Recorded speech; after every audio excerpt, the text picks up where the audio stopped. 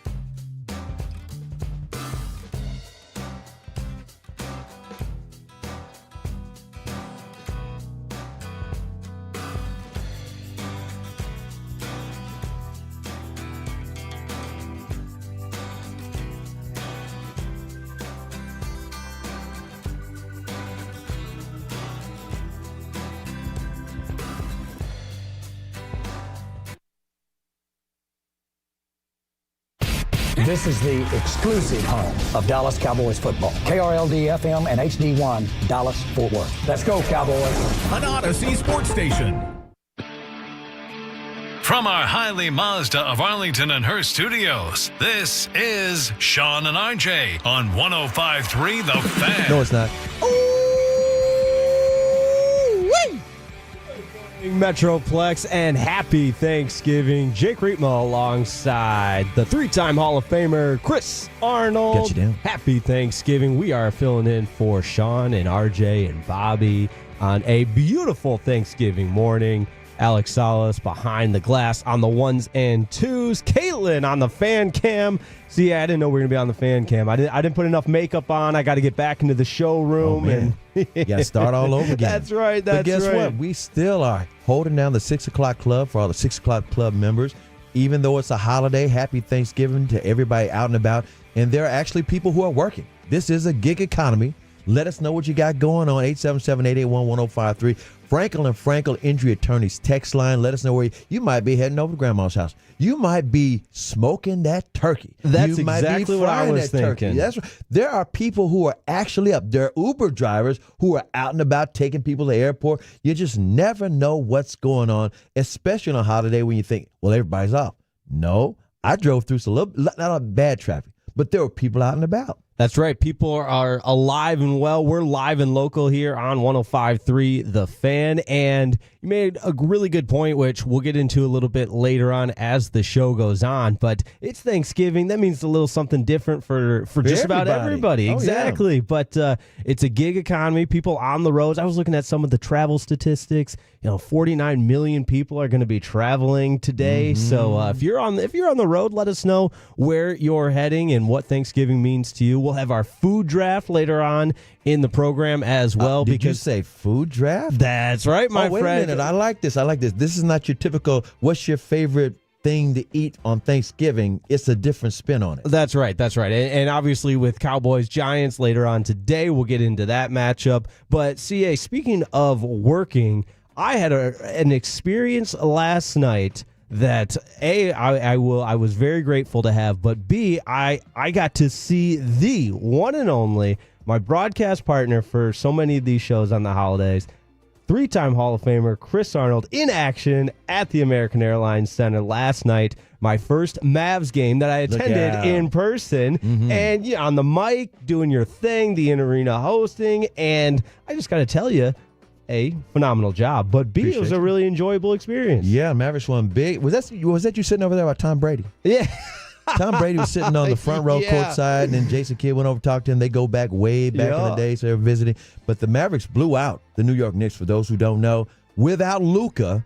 And despite Jalen Brunson scoring 37 points, the Mavericks, I think they led almost from start to finish. The Knicks had a 4-2 lead at the beginning, but that was it. The Mavericks blew them out. They were up by over 20 points. Defense was the staple. But listen to this.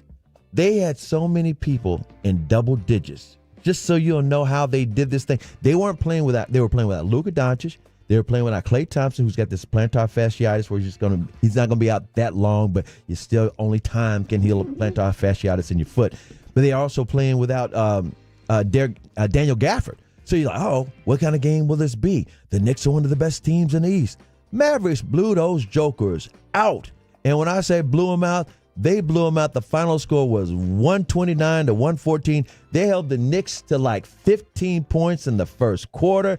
Dirk was in the house. I mean, it was one of those nights where everybody like, man, I cannot believe how well they're playing. But they handed up on them so easily, and they did so not only with great defense, but like I said, several players scored in double digits for the Mavericks. In fact, it was Najee Marshall continuing to shock the world, doing all kinds of things offensively and defensively, 24 points. Kyrie Irving with a very smooth 23 points, letting everybody know in New York you must have forgotten. Quentin Grimes, 21 points. He used to play for the Knicks. They drafted him. He's coming off of a stomach virus. Spencer Dinwiddie, another fine game from him, 21 points. P.J. Washington, 19 points. Derek Lively, 12 points. And again, Mavericks looking good without Luka Doncic. In fact, they're 4-1 this season without Luka. One other note, upcoming games, and I'm telling you, I said this when Luka hurt his wrist, and they say he's going to be back before you know it. They're going to have a winning record without Luka. I'm not saying they're going to go undefeated without Luka. They already lost to Miami without Luka. Let me tell y'all something. The games they got upcoming, they're going to play Utah, they're going to play Portland. They're going to play against these teams, Toronto, that don't have good records. And watch the Mavericks execute. And the reason I'm saying they're going to execute, because when they lost to Utah a couple of weeks ago, they had a hell of a team meeting. Oh, a little wake-up call. Sometimes you need those. That's all you need. Is like, what the hell? Jason Kidd said, where's the bench? But he also said, how we lose to Utah, who had not won a home game in Utah? They're going to punish Utah when they play them again. It's going to be the last time. A little revenge action. You know what I was also really impressed with, and when I ran into you, I was with my good buddy Jared Sandler. Yeah. We're watching it, and we got a little action on the game in certain areas. But Spencer Dinwiddie, because Sandler and I were talking about this, sometimes he gets into that high volume shooting quite a bit, but he was so efficient last night. Yep. And was such a spark off the bench. 8 of 11 from the floor, plus 9, 21 points for the game. I like the way he conducted himself. He got others involved as well. I mean, 9 assists, 21 points. 8 of 11 from the floor. That's efficient, and you're getting others involved. That's what you asked for coming off the Exactly. bench. You're getting Dallas Mavericks Spencer Dinwiddie, not Los Angeles Lakers Spencer Dinwiddie. And by the way, Spencer was talking after the game on the post-game radio show, and he was talking about how, when he plays for different teams, they ask him to do different things. So his mindset is different in different ways. And then all of a sudden they want him to turn on the offense in L.A. when they asked him to be a 3-and-D guy. It's like, what do you want from me? And he also was playing point guard for the Mavericks because guess what? No Luka. And you also have no Dante Exum, who won't be back till January. So once again, Mavericks bench is showing that they are deep, and they had a sluggish start to the season. They were losing close games on. This thing's on fire right now. No doubt about it. And defensively, you mentioned it. I think they held the Knicks to something like 20% shooting in that opening quarter. Yes. And, some of that may be the Knicks off night here and there, whatever. But it takes good defense. By the way, the Mavericks have not lost to the Knicks since Jalen Brunson went there. Yeah, and again, I saw that. The Mavericks love JB. 5 in a row. He left, but they're like, you ain't gonna win. It's like the son in me. You're my little brother. You ain't winning. Yes. And shout out to Mark Folwell, who was on the ESPN broadcast. And kind of crazy, Mike Breen was a late scratch. Yeah, he got sick. Here's what's so wild. Mark Followell was somewhat sick, and he actually made it to the game just in time to take over.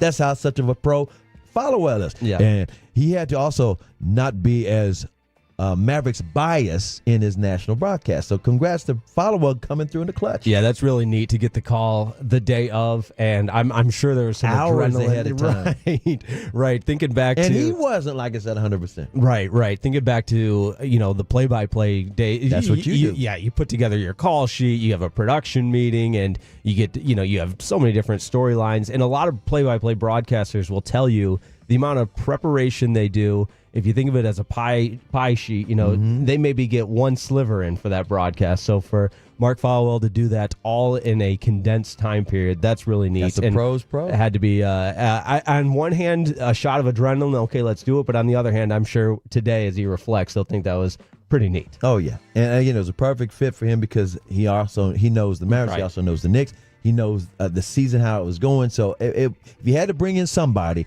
bring in the pros pro Followell. No doubt about it. But we're live with you on 105.3 The Fan. It is a Thanksgiving edition of the Sean and RJ Show. Jake Riepma filling in alongside the three-time Hall of Famer, Chris Arnold. And we got some Tolos texting in on Thanksgiving morning. This is the 6 o'clock club. 972 says, CA and Jake, happy Thanksgiving. I'm at the gym, getting that workout in, and then headed to the Cowboys game later day. Peace. In fact, there may be people preparing their tailgate situation to go to AT&T Stadium. So we're hearing you. We're with you. 682 says, glad to have y'all on this morning instead of another market bleeding over for us. He's talking about that national broadcast that you can switch the dial and find out. Wink, wink, nod, nod. You don't want to go nowhere else but right here. 817 says, good morning, fellas.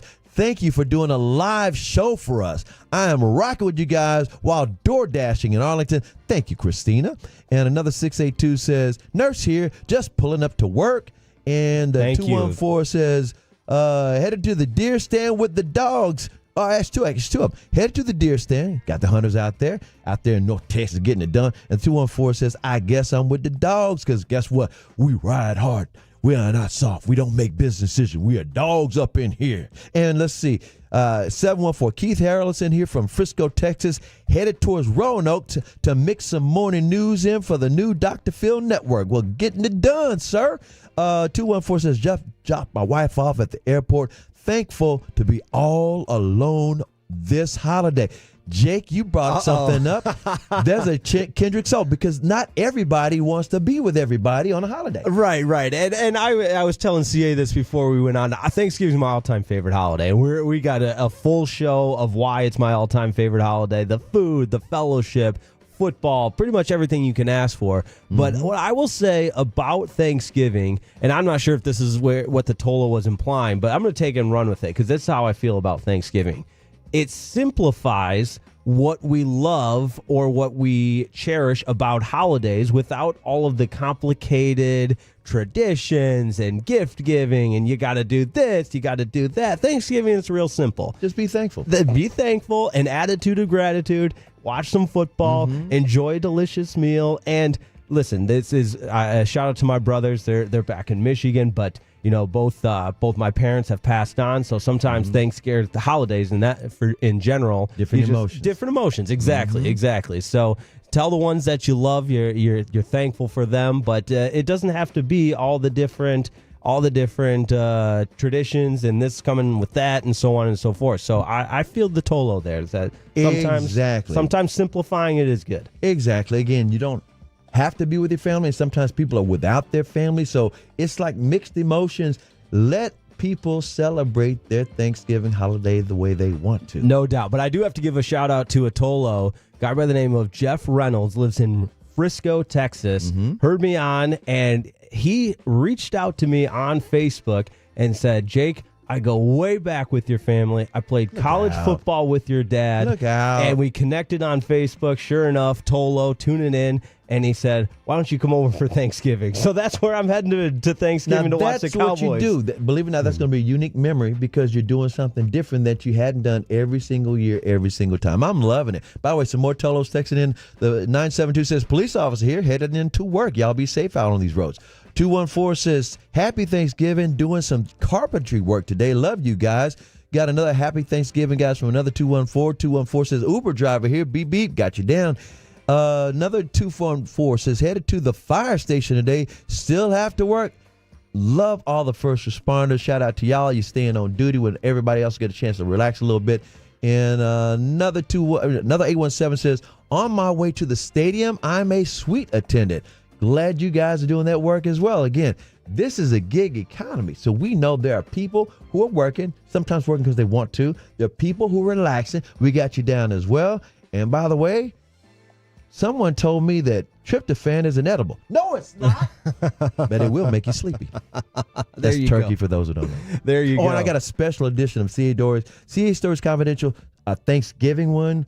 Oh, I've had some turducken. For those who know what a turducken there you is, go. I've had some. All right, I'm looking forward to that. We'll get into that at 7:40. We'll get into the X's and O's of the matchup. I've got a casino corner for you later on in the program. I know CA likes that. We're going to make some money on this Thanksgiving Day. But CA, we do have to give a shout out to the KNC Masterpiece and their Peace-a-thon. Yesterday, I know you were in the building for a portion of the program, but the fundraising that goes on for charity, really such a neat initiative, and shout out to those guys and everybody that came in collectively. I know it was a team effort. I think the Tolos raised over $70,000 last they checked last night.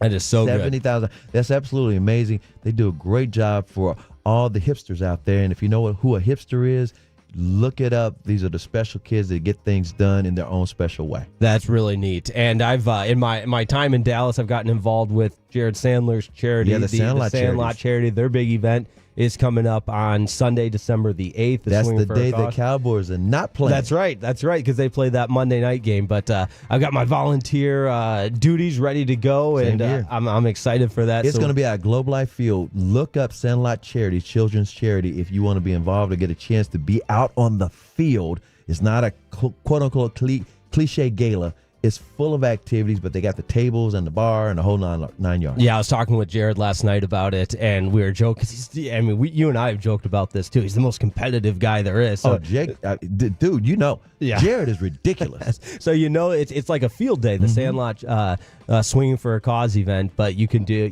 there's games, you can bring kids, the whole thing. So definitely check that out as well. Some more Tolos checking in, which we appreciate at 877-881-1053. From the 214 UPS feeder driver, getting that holiday pay. You gotta love that. Yeah. We're getting holiday pay too, right? That's right. I don't think so. Little bit. There you go. Another 214 says, "Good morning, guys, from the 6 a.m. club. Have a great day."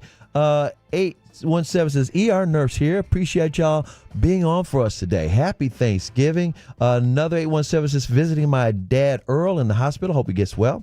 And let's see, the 903. Real quick, CA, shout out to all the nurses. We've had a couple of them check in on the 877-881-1053 Franklin Injury Attorney text line, and we appreciate everybody, the first responders, suite attendants, everybody we that ain't is, forgot about y'all. No doubt about it. There's no us without you. That's right. I was just about to say, that's what makes a live local show so fun on a holiday. And as my late grandmother used to say, come one, come all. That was her thing. So everybody is welcome here on 105.3 The Fan. You got the local Kroger guy from the 817 says, "Hey, happy Thanksgiving, guys. Delivering your last-minute dairy needs to your local Kroger." That's a dairy dude. They used to call him Milkman back in the day. Let's see. 903 says, "Headed to Queen City, Texas, hometown of Jason Peters." And I got an Amazon delivery guy. And then 469 says, "Delivering and listening, y'all fellas. Happy Thanksgiving." And I think you know about this. 214 Jake and CA, it's your boy Woody. Thanks for coming in today. We're here for you guys because we like what we do too. No doubt about that. Don't forget the Cowboys pregame show will begin today at 12:30 from the Miller Lite West Plaza at AT&T Stadium. Zach Wolchuk and Brian Broaddus will break it down. All kinds of stuff going on for that, including Chris Arnold's player profile with CD Lamb. Yeah, we talk about how he leads the NFL in targets and receptions and catches. And by the way, CD's also going to talk about what he does after the game on Thanksgiving. And he talks about, of course, the great surprise victory over Washington and Cavante Turpin. I mean, he's full of information. It's going to be fun. That's going to be really good as well. And then Will Chambers and Blake Elliott will get you going with the Tailgate Show right after us. That begins at 9, presented by the Low T Center. And all kinds of stuff coming up with the Cowboys and Giants. And we are going to get into that matchup, roll up the sleeves a little bit, talk a little X's and O's, and get you ready. We're going to set the table a little bit. See what I did there? A little Thanksgiving action. Put all the things on the table. No doubt about it. That's coming up next. And then, as I mentioned, we'll have a casino corner later in the hour as well. Don't go anywhere. We're just getting started on this Thanksgiving morning on 105.3 The Fan.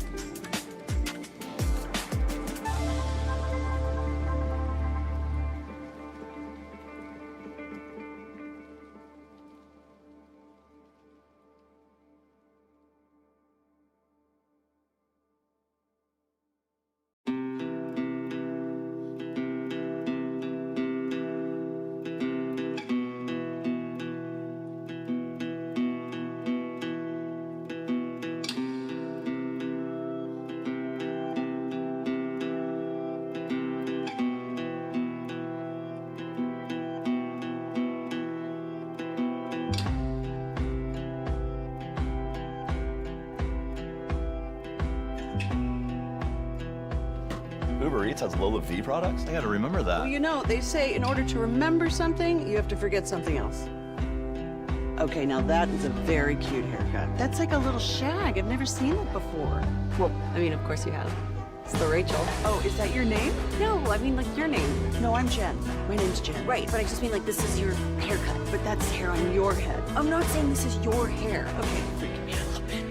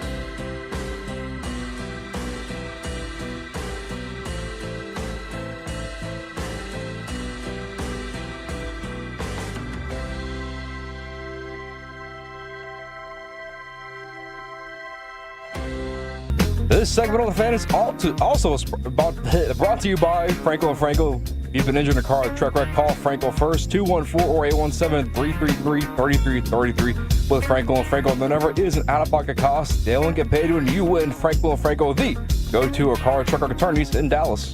Turkey got your tongue?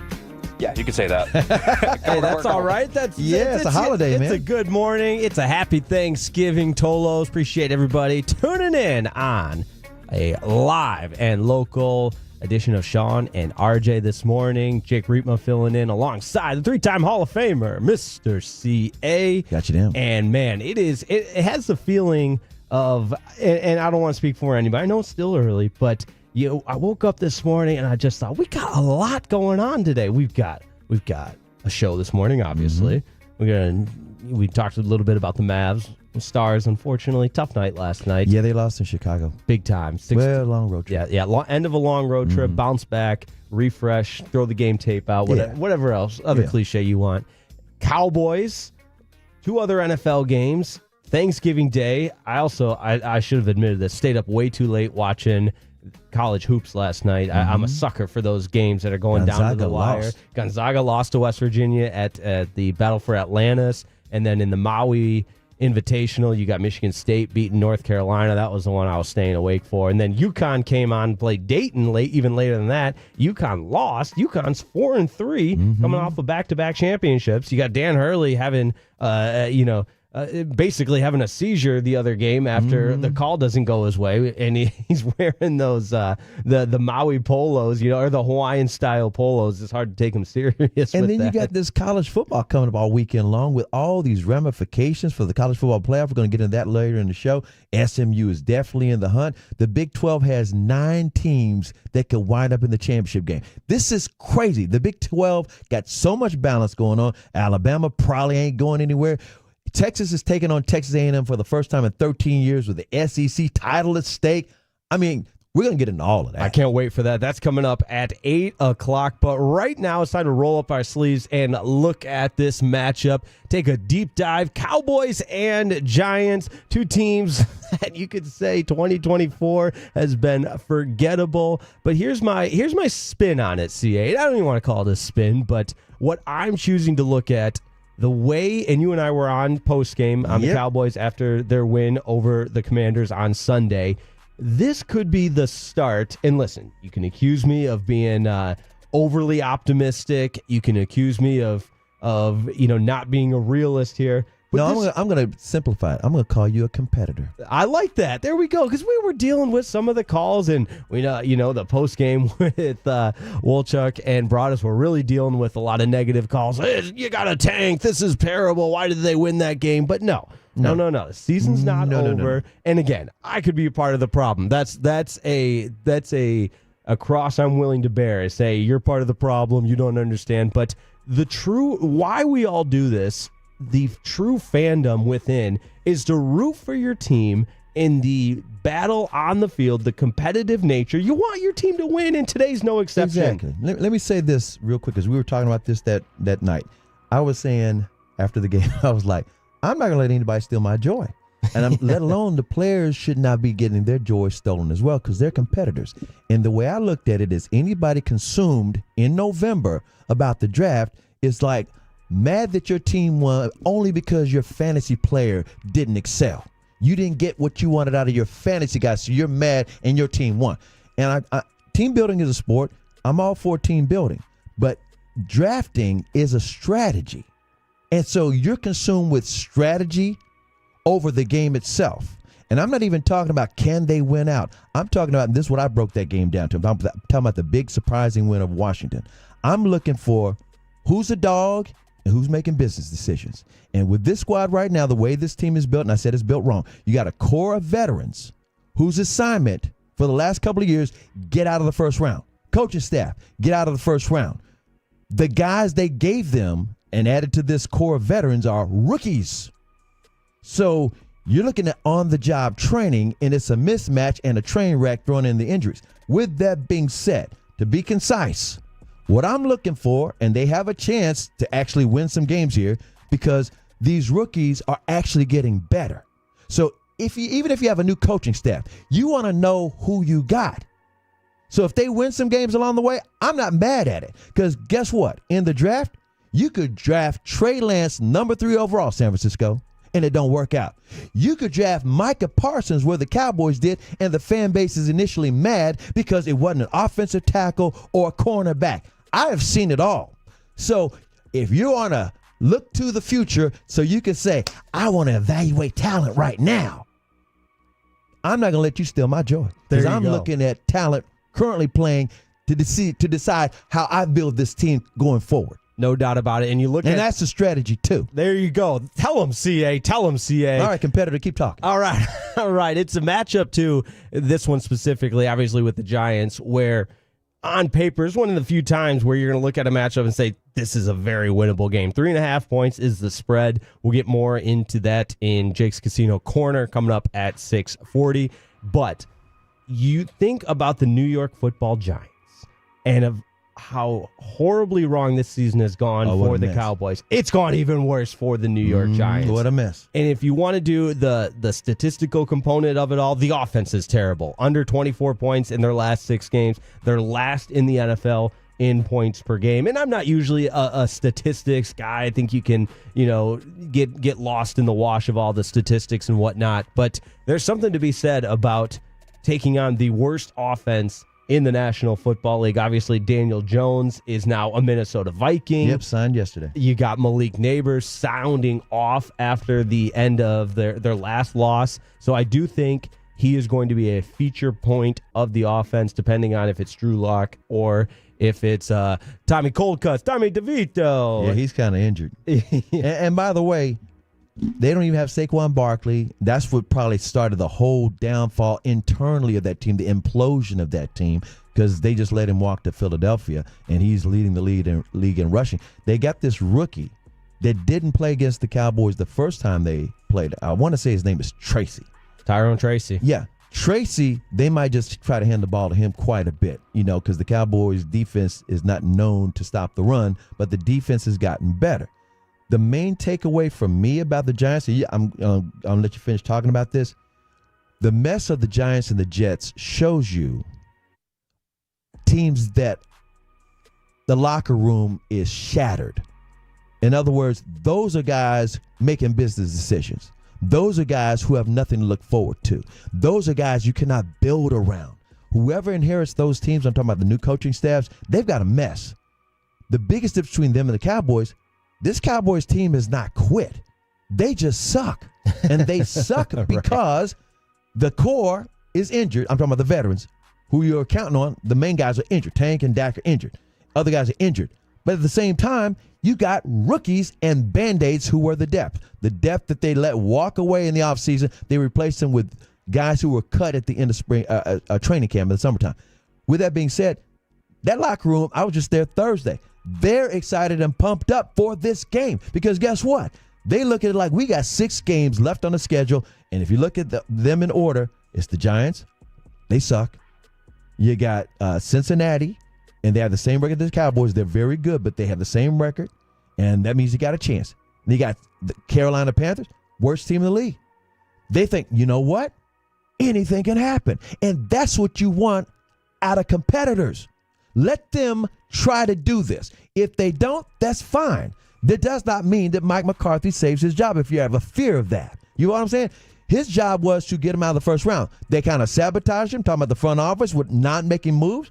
But I'm not mad at what transpires because I want to see this because I want to be able to sort it out. That's a strategy for those looking at the draft as the only thing. You got to have trades, you got to have free agency, and you got to have the draft. My strategy is to see what you got. When the game is between the white lines, you see exactly what guys are made of. We saw what Cooper Rush, we know what Cooper Rush is made of, but at the same time, this is a Giants defense that is filled with holes. They're allowing more than 30 points per game in their last 5 games as well. Mm-hmm. So Cooper Rush coming off a game that I thought he was relatively productive, 24 of 32 for 247 yards with the 2 touchdowns. You combine that with feeding Rico Dowdle. We finally saw him as a feature back where he was toting the rock repetitively. It wasn't committee no more. No doubt about it. So this has all the makings for another Cowboys win. And listen, that famous last words, right? We'll go ahead and play that if it doesn't play out that way. But I think, too, there's something to be said about stockpiling some wins in a row. And you start believing, you start feeling a little bit better about what you're made of and what this team can be. Not to get crazy with any of these expectations beyond that, but man, right here, right now, Thanksgiving, you got an opportunity, win your first home game. Goodness. That's where I was about to go with this. To me, the Cowboys have to overcome AT&T Stadium. They don't have to overcome the Giants. They have to overcome the fact that they can't win a damn home game after winning 16 straight games. The last win was last December the 30th against the Lions. I was at that one. Yeah, and the Lions been on a mission ever since to go to the Super Bowl, and they're playing the best football in the NFL right now. We're going to talk about the Lions a little bit later because they're playing at 12 today or 11:30 this morning. At the same time, keep this in mind. The Cowboys' average loss this season at home is about 23 points. 23 points. They're doing it to themselves. If they would lose this Giants team, I'd have to flip a pencil. I'd have to say, you've got to be kidding me. It's got to be a jinx now because on paper, they should win against a team that has nothing to play for. The only way the Giants, to me, could win this game is if they just say, you know what, we have nothing to lose. Let's try crazy stuff. Trick plays. That's what I'm talking about. I do. If they go by the book, the Cowboys' defense is playing much better, and they even got. Have you noticed they got Micah playing 3 technique? I did. Yeah, they got him playing in the middle of the field. He's stopping the run. Yeah, we did see some guys last Sunday against Washington step up defensively with some really, really impressive games. You want to see more of that? That's what I'm saying. You're able to see some guys who you say, I'm going to keep this guy. He's not making business decisions. Wait a minute. He's better than I thought. It's like little things like that helps you evaluate the talent that you have as opposed to not looking at it and saying, sweep it all out, and then guess what? Believe it or not, there are people who actually like to, let me just evaluate. I don't care about watching the game. I just want to tweak. I want to play. That's their way of being involved in football because they don't play. There you go. Mike Zimmer's defense, I think, is getting better, especially post-bye week. They've gotten incrementally better where you've seen some progress there. And again, don't take this as, Jake says they're a playoff team. And no. No, I do believe there's value in building an organization internally the right way. Thank you. And you win. That's by winning games. Let me tell you something. Who wants any of the players from the Philadelphia 76ers, Joel Embiid, who went through the process and realized you don't, it's a business decisions. You don't want that if you are trying to win a Super Bowl. Unless you don't care about winning the Super Bowl. I'm talking about those who are infatuated with drafting and combines and off-season activities as opposed to the games themselves. Right. The draft is a process internally. And that's just a chunk. Yes. As an organization, we always get, and I'm guilty of this too, you get fed up with the first round pick, where you're picking, but it is a marathon, not a sprint. You got to hit on late round guys. You got to hit on off-season acquisitions and so on and so forth. And that's just a part, again, you've got to trade, you've got to sign some free agents, Derrick Henry. You got to do all the things to augment it. You can't ignore 2/3 of team building and focus only on the draft. You'll never get anywhere. 100%. So again, I'm just kind of animated about people who say, you got to tank. Ask Stephen Ross, the owner of the Miami Dolphins, about tanking and tanking for Tua and how the coach Brian Flores got fired because he really wanted Justin Herbert, and then they wanted to try to get Tom Brady and Sean Payton to be their coach and general manager and quarterback. It's Google it up. Yeah, the ironic part about that is they lost draft picks as part of the punishment. Thank you. And he couldn't be around the team for a year and a half. Exactly. I'm just saying you can't do this. It doesn't work that way. All right, we are going to make the people some money, the Tolos some money. Coming up next, we got Jake's Casino Corner. We've also going to go around the NFL later on, and we'll talk some of our favorite Thanksgiving traditions, a CA Stories Confidential later in the program, and our much-anticipated Thanksgiving food draft. But up next, we got the Casino Corner. Don't go anywhere. We're live and local on Thanksgiving here on 105.3 The Fan. Hey, Tolos.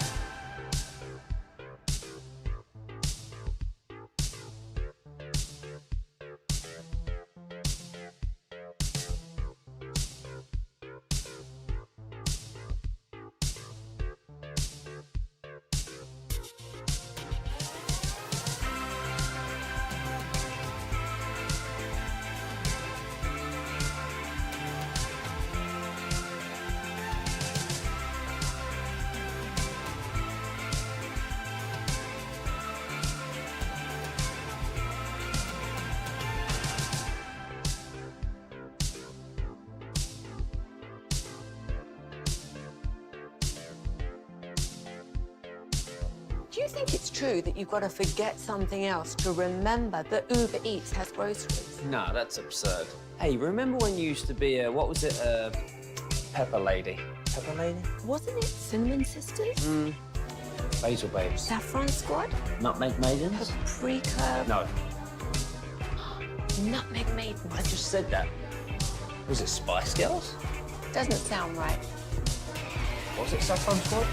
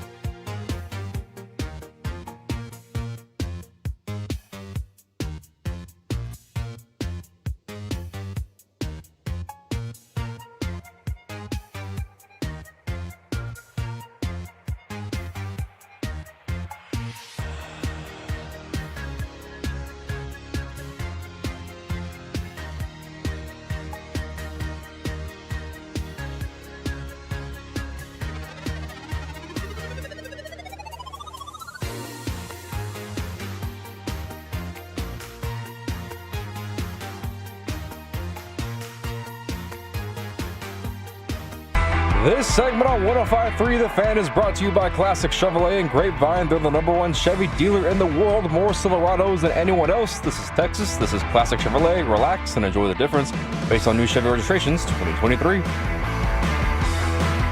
Happy Thanksgiving, Tolos. Fired up as always to be with you on 105.3 The Fan. 877-881-1053 is the number to get involved with the show. We're going to make the people some money on our casino corner. I'm Jake Rietma. He's Chris Arnold. Got you down. Alex Salas behind the glass on the ones and twos. Caitlin on the fan cam. And we are fired up to be with you on Thanksgiving, filling in for Sean and RJ and Bobby.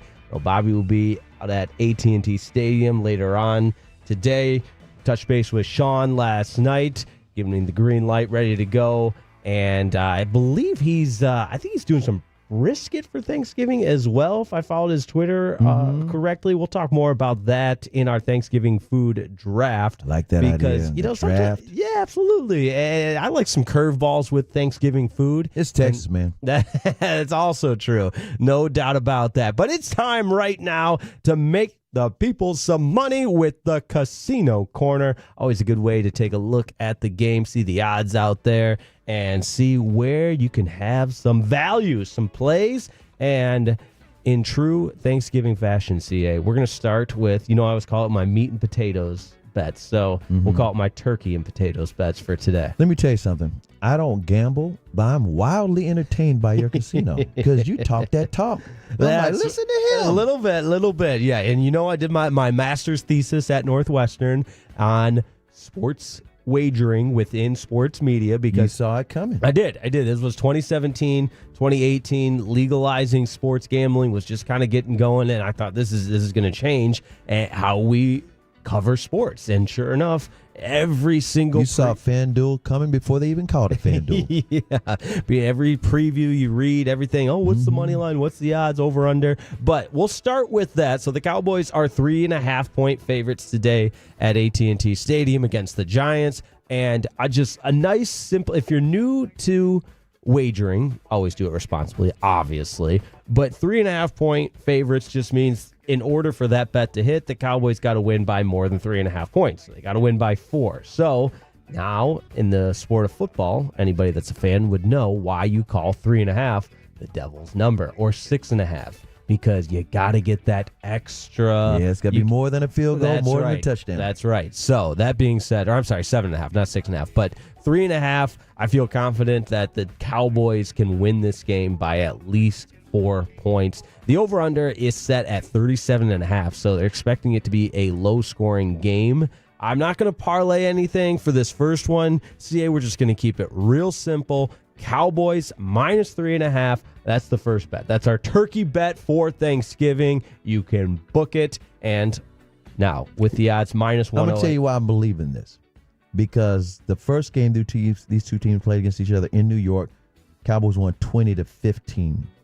And Giants can't score 20 points this year, so it's going to be low scoring. When you got the Cowboys can't score points at home. Yes, but that being said, if there's ever a candidate to score some points on, it's the New York Football Giants, one of the worst defenses in all of the National Football League, and one of the worst offenses in the NFL. So, but the Cowboys do have to do their job, go out there and execute. Now, I love the anytime touchdown bets as well, because then you're rooting for a player and you're never really out of it because your guy can score at any time. So what I want to do in this bet is parlay two different guys that I think are going to get into the end zone. And listen, it's nothing crazy. It's nothing off the wall or anything. I think Rico Dowdle scores a touchdown today. I think CeeDee Lamb scores a touchdown today. You parlay those together. That means you combine them, and they both have to score a touchdown in order for this bet to hit. It's plus 532. So the odds makers are saying they don't think that's going to happen because a $10 bet would win you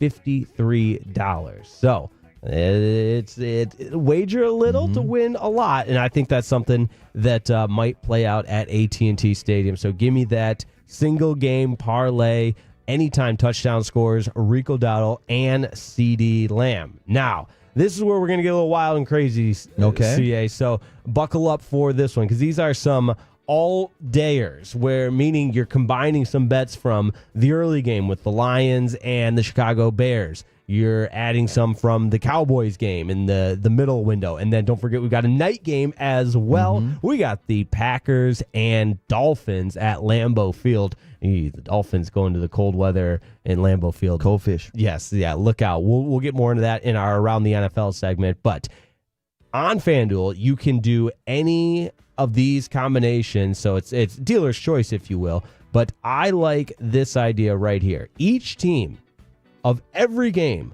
to score at least one touchdown. That's all that has to happen. Each team.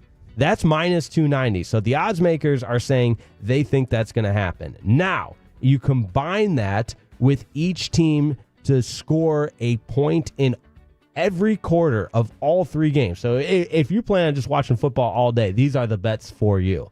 You combine that together in a single game parlay, and your odds improve to plus 120. So it's not a crazy number, but that's saying you're essentially going to, it's almost an even bet. So a plus 100 would be an even bet, but that together being plus 120, you wager $10, you win $10. And I like the idea of being glued to the TV for a each bet. Quarter. Yeah, a bet that has to play out for the entirety of the quarter. So we'll get a little crazy with that one as well. Now, also like the quick hitters. So let's say, you want that instant gratification, right? You want to see what's happening right away. So you can wager on the Cowboys' first drive attempt. What's going to happen on the first drive? An offensive touchdown. Not as good of a chance of that. Plus 380. So that means for a $100 bet, you would win $380 because that's the way the wagering system works, which sometimes you get talking in code, which I should review. So a plus 100 bet is meaning you plus $100, and however many the odds are, that's how much you would win. So in this case, plus 380, you'd win $380. I don't think they're going to score a touchdown on their first drive. So I'm staying away from that one.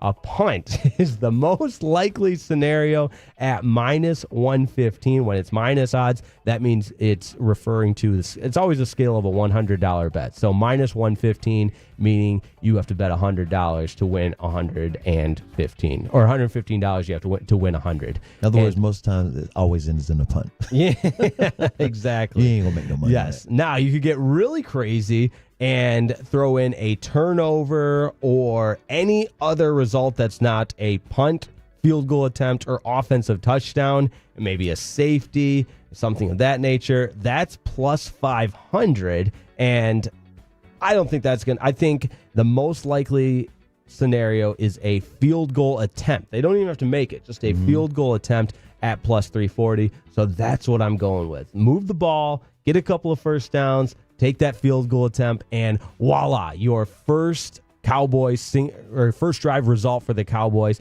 at plus 340. I'm going to sprinkle a little bit of money on that one as well. Now, you can also... Butter's also Butter. That's his nickname. Aubrey, except for... except for Washington. Yeah. Oh, my God. I don't see that happen again. Yeah. Let's hope that was just that was special teams on both sides. That what made that the most insane end of a game I've ever seen in my life. Yeah, that was just football. Wild. All right, I do unfortunately think Malik Neighbors is going to have, at least he's going to be targeted. Yeah, a lot of targets based on his post game comments. I think he had 15 targets last time against the Cowboys. Now he was just getting started. Yes. So his over-under for an individual player is at 67.5. And these are also fun bets because then again, you're watching one player. So I'm going to take the over on 67.5 with Malik Neighbors, but I'm also going to parlay that. You mentioned Tyrone Tracy. He's been, I guess you could call it a bright spot for the Giants, though there haven't been a lot of bright spots, but you can, if you think the Cowboys are going to slow him down, you can parlay that. His over-under on rushing yards is 63.5. You parlay those two together with Malik Neighbors on the over of 67.5, Tyrone Tracy Jr. under 63.5 yards rushing. That's plus 219. So I think that's decent money for just a two-leg parlay, decent odds there. So I'm going to go ahead and take that one as well. On that Malik Neighbors thing, I don't know this for a fact, but I would think the Dallas Cowboys defense, Zimmer, would have one of his cornerbacks travel with him instead of just doing their basic, stay on your side of the field. I think because you got Diggs and Bland for the first time, I think since 2 years ago. And then you also have Jordan Lewis. So it's like, have somebody travel with him. Absolutely. And when you're one-dimensional like the Giants are with Malik Neighbors, you just shut him down. But that's going to do it for the Casino Corner. The biggest one, Cowboys minus 3.5. Just take that. Cowboys minus 3.5. They're going to win this game by at least 4 points. He's CA. I'm Jake Riepma. We're going to go around the NFL next on 105.3 The Fan.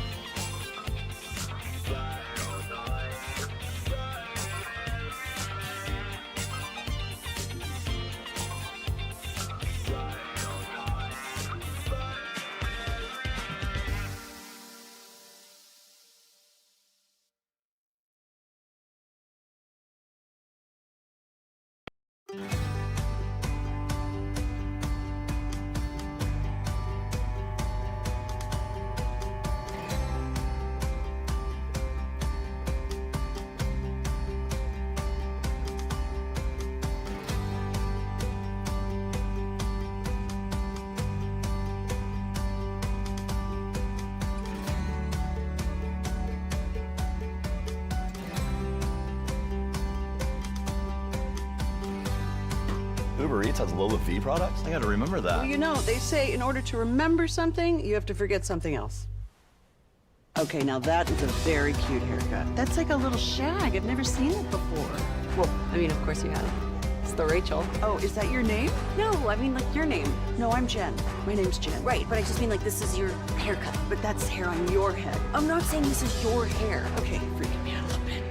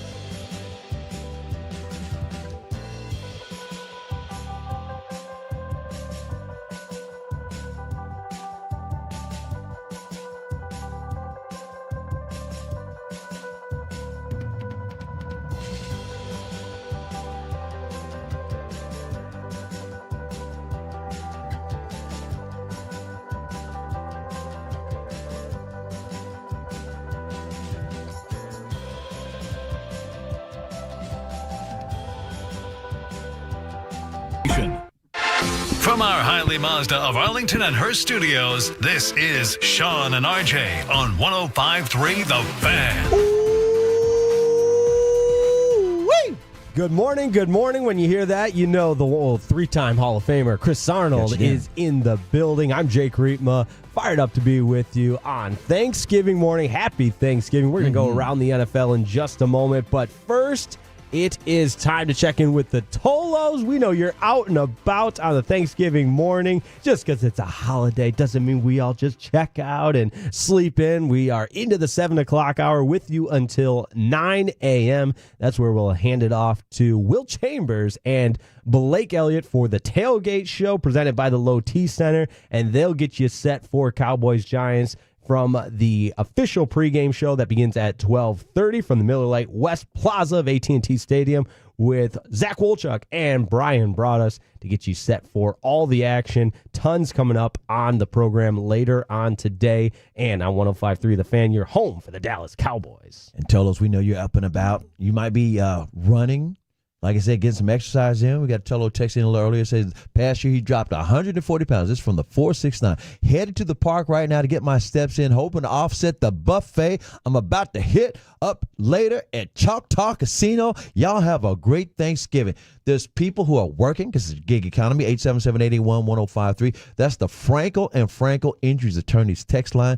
We're so glad y'all letting us ride shotgun with you and you and you. There are people going over to hang out with family. There are people getting up early, getting those briskets and turkeys and everything else on the grill, or even frying a turkey. There are people, like I said, coming out from college and going home to mama's house and hanging out with the family. There are people doing stuff, like I said, gig economy. We know there's Uber drivers out there. We know people are dropping people off at the airports. You might be working at the airport. We ain't forgot about you. The first responders, they've been texting in all morning. Hospital workers, we ain't forgot about y'all. The only people who are quote unquote off are some of the educators, the teachers. Appreciate y'all having a little break. And it's right well now. earned. It's well earned. They deserve that. And I'll throw one more in there from my earlier days of the Wednesday before Thanksgiving, often referred to as Blackout Wednesday, Drinksgiving. It is a popular time to go out. College So, days. hey, if you're recovering from a night out last night, we are with you for that. And if you just got home. Yeah, that too. And Godspeed, my friend. I know I can remember a few Thanksgiving dinners or lunches, I should say, meals, whatever you want to call it. And you're trying to hold those eyes open, and maybe you're with a significant other's family, and you're not feeling so great from the night before. Hang in there, power through, because listen, Wednesday night before Thanksgiving, I get it, but you got to power through. Nothing worse than sulking on a hangover. Exactly. In fact, what is that? When you have some more, I forget what they call that, like bottoms up? No, I forgot what.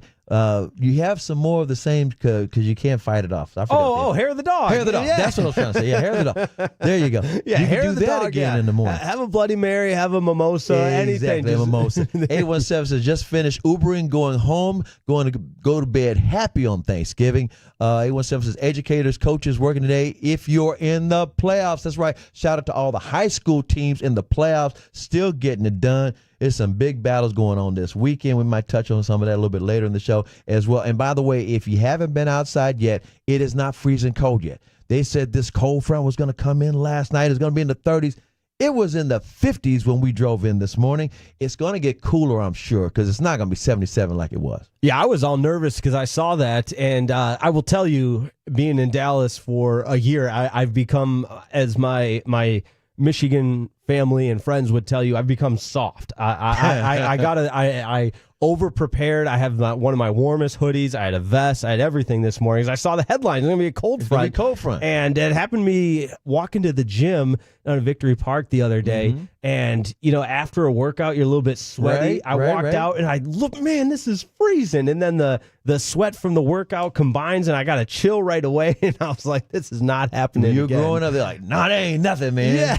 It's not 10 degrees. No doubt about it, man. Those winters in Michigan, I tell you what. But that being said, we appreciate everybody tuning in, fired up to be with you. It's a Thanksgiving edition of the Sean and RJ Show. Jake Reitman alongside Chris Arnold. Time to go around the NFL because in addition to the Dallas Cowboys and New York Football Giants kicking off at 3:30 at AT&T Stadium, 2 other games on the docket for Thanksgiving. And don't forget, I almost forgot about this game last year. It was the first year they did it, but the Black Friday game. Yeah, the Amazon game. Yeah, there you go. The Amazon Prime game. It's Raiders and Chiefs. We'll get into that in a little bit, but I loved what AP, the coach for the Raiders, called it. The best team, Antonio Pierce, the best team versus the worst team. That's that simple. Oh, he knows. Yeah. He accused some of his players of business decisions back early in the year. No doubt about it. But our first game up, Lions and Bears. Lions 10-1 on the season. They've been a juggernaut all year. They've won 9 games in a row. They're the best team in the NFL. They're the most dominant team. Don't get me wrong. The Chiefs are the back-to-back defending champions. They have the same record, but they're not blowing people out like Detroit is. Detroit's on a mission. No doubt about it. They've just been punishing the opposition. A few weeks ago, that's the Cowboys, right? And it's true. A crazy stat in as we enter Week 13 here in the National Football League, teams are 1-12 following playing the Lions. So there's a hangover after playing the Lions as well. Speaking of up. hangovers, yeah. But in addition to that, the Lions, I mean, even when they played their absolute worst a few weeks ago on Sunday Night Football against the Houston Texans, they overcame 5 Jared Goff interceptions and still won that game. So they're connecting on every level. They punish you, but they do have a lot of guys out with this quick turnaround, as all these teams that are playing on Thursday are dealing with. You play Sunday, and then to turn it around and play again on Thursday, that's pretty challenging. So out for the Lions, Taylor Decker, the veteran offensive lineman, and then Carlton Davis, who's been an awesome addition to that Lions secondary, who, by the way, Lions have not given up a second half point in back-to-back games. They've thrown second half shutouts. So not only are the offense gets a lot of the attention, but Aaron Glenn, the defensive coordinator for the Lions, in addition to Ben Johnson, I think those are probably two of the most coveted head coaching candidates for the offseason. Aaron Glenn as a defensive coordinator and Ben Johnson as an offensive coordinator. I'm impressed with the defense because you guys lost your best player. Yeah, Aiden Hutchinson against the Cowboys. You're exactly right. And they're still getting it done. Yeah, they went out and made a move for Zadarius Smith, who was with the Cleveland Browns at the deadline. And he's had a sack here and there, but other guys have really, really stepped up. The young secondary, Kirby Joseph, who I know Bobby was talking about, is one of the more underrated players in the National Football League, even making a case for Defensive Player of the Year, leading the NFL in interceptions. And I believe he's tied now with Xavier McKinley. But that duo of Kirby Joseph and Brian Branch, who played at Alabama, and has been really, really good in the secondary. They have not allowed a passing touchdown in over 4 weeks, which is really, really impressive. But the Bears, listen, hot start, and not even a hot start, but they won a couple of games early. Everybody's excited about Caleb Williams and Roma Dunze and who's Swift, the running back. They had a lot of weapons, and you know who they're mad at? Just one word: Eberflus. I was just about the coach, and he used to be the Cowboys linebackers coach back in the day. Yeah, it didn't take long to turn on Matt Eberflus, because I think he was kind of, I wouldn't say hot seat, but certainly it was a prove-it year for him, and he has proved that he doesn't belong. He's not a game manager. Yeah. Between the ending of the game against the Commanders on the Hail Mary, the season has just kind of gone into the toilet since then. So the Bears are 4-7. This is the early game. Ryan Bates is out for the Chicago Bears, as is Elijah Hicks, the defensive back. You look at this game from a wager perspective, Lions heavy favorites, and the Lions have covered quite a bit as of late. And this is actually somewhat interesting, especially when you consider how good of a season the Lions had last year as well, going all the way to the NFC Championship game. The Lions have not won on Thanksgiving in 7 years. You're kidding me. They 7 host years. it every year like the Cowboys. But they need That's to break, crazy. They need to break the streak. I mean, obviously, this is the year then. This is the year. The Matt Patricia years, we won't talk about that, but they lost a close one to the Bills 2 years ago. And then give the Packers credit last year. They came into Ford Field and just had their way. That's when Jordan Love started his streak of like, here, let's throw some touchdowns. There you go. And let's surprise the Cowboys in the playoffs when we get there. There you go. 11:30 kickoff. I didn't know that. Ford 7 Field. in a row? It's been a while. Yeah, Dan Campbell, I'm telling you, watch them go for the jugular. Yeah. They're going to blow the Bears out. Yeah, well, that's been the MO with this Lions team, is they're not just out to win the game, they're out to embarrass you. And I forget what Packers player said that, but he said the Lions, they try to clown you. And they do their trick plays, and that is a part of it. But my thought philosophy with that is it is the highest level of competition. That's right. These are paid professionals. That's right. If you don't like it, keep them out of it. Exactly. And by the way, they're on a mission. Everybody wishes that their team played like the Lions. Think about it. And I'm not even talking about trick plays. We're talking about handle up the business, being on a mission, focus, and you know what you're going for. 100%. That locker room atmosphere with the Lions is just insane this year. Yeah, they take the personality of the coach, Dan Campbell. I mean, he did it, played in the league, and played for the Cowboys from Granbury, local here, and played at A&M. Texas A&M, absolutely. All right, we know the afternoon game, 3:30 kickoff at AT&T Stadium. Oh, by the way, the 972 says Lions lost last year because Nance jinxed the kicker. Jim Nance. Oh boy. You know I was at that game. I've told you way Were too you? many times. I didn't know that. Yeah, I was at the game so a quick story, my girlfriend, her whole family, San Francisco 49ers. Oh, the kicker for I got you. Go ahead. Oh yeah, just I was at that game thinking that this is it. The Lions are going to the Super Bowl, and we all know what happened there. But the Nance jinxed the kicker for Which game? I think the Tolo's talking about the Thanksgiving game. I could be wrong. Perhaps, yeah. Tolo, which game? Yeah, 877-881-1053. The announcer jinx is alive and well. We know that. But out for the Giants in this one, Armon Watts with a shoulder injury, and linebacker Aziz Oladari, and questionable Tommy DeVito, as well as Deontay Banks. I don't think DeVito's playing. No. Tommy Cold Cuts. Tommy Cold Cuts. Tommy Cutlets. Tommy, just whatever the nickname. Hey, forget about it.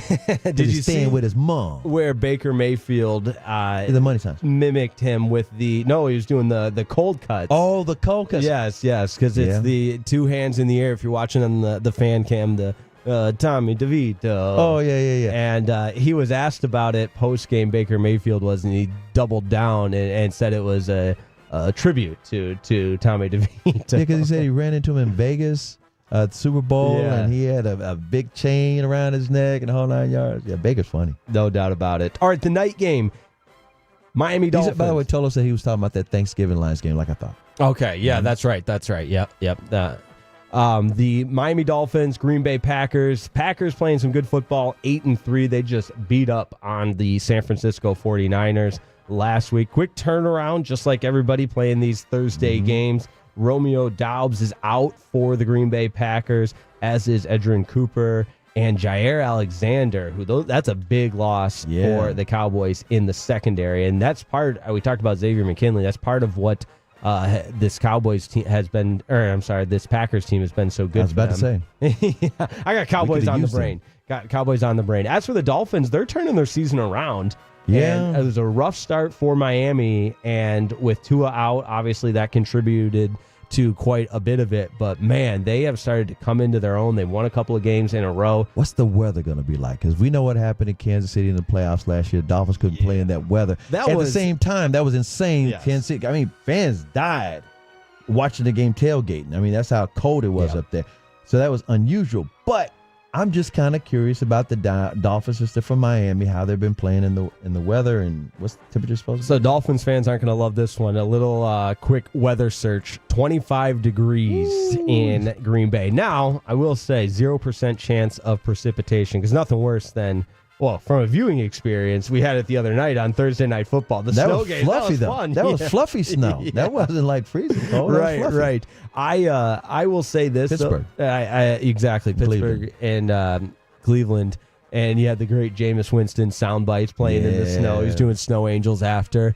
As someone that played, I could not stand bad weather games because the playing surface would get all messed up. Because it wasn't always fluffy snow. Exactly. Sleet. Now, I will say this. Wintry mix. Right. I can tell you playing, a lot of it had to do how much you're playing. Because if you're playing every play, it's not as bad. But in college, admittedly, I was a reserve on defense, but played on special teams. So nothing worse than standing on the sidelines for an hour and then, all right, go out there. Make a play. Yeah, run 100 miles per hour, cover a kickoff, and run into somebody. Because back then, there's still kickoffs in college football, but you know what I'm getting at. That was always such a challenge. So I might sound soft. Now, see, I never wore long sleeves. Never. Always bare arm, no matter what the temperature was.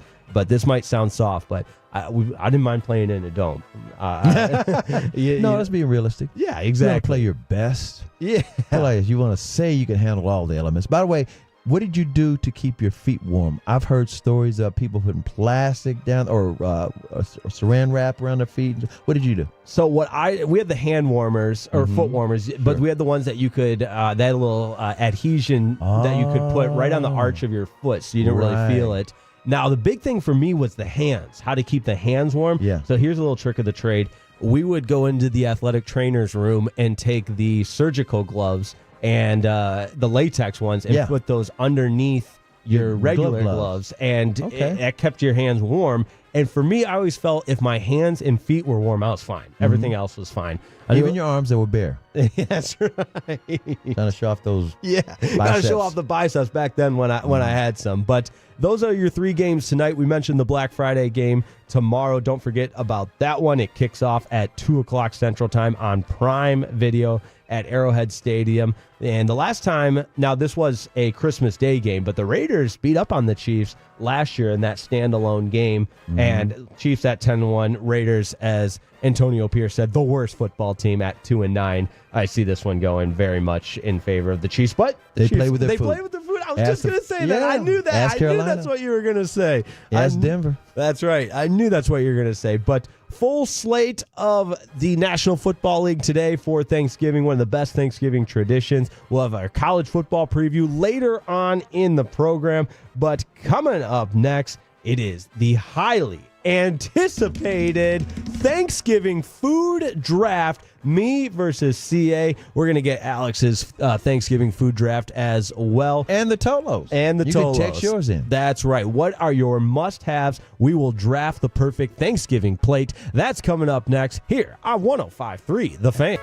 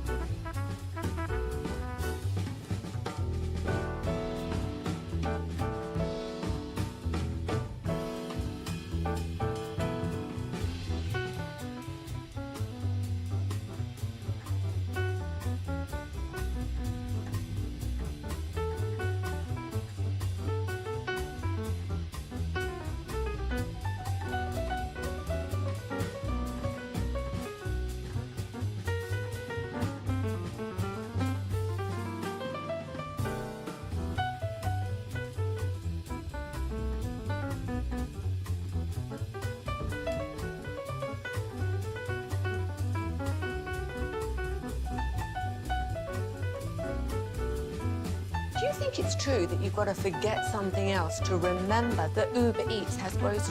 No, that's absurd. Hey, remember when you used to be a, what was it, Pepper Lady? Pepper Lady? Wasn't it Cinnamon Sisters? Basil Babes. Saffron Squad? Nutmeg Maidens? Paprika? No, Nutmeg Maidens. I just said that. Was it Spice Girls? Doesn't sound right. Was it Saffron Squad?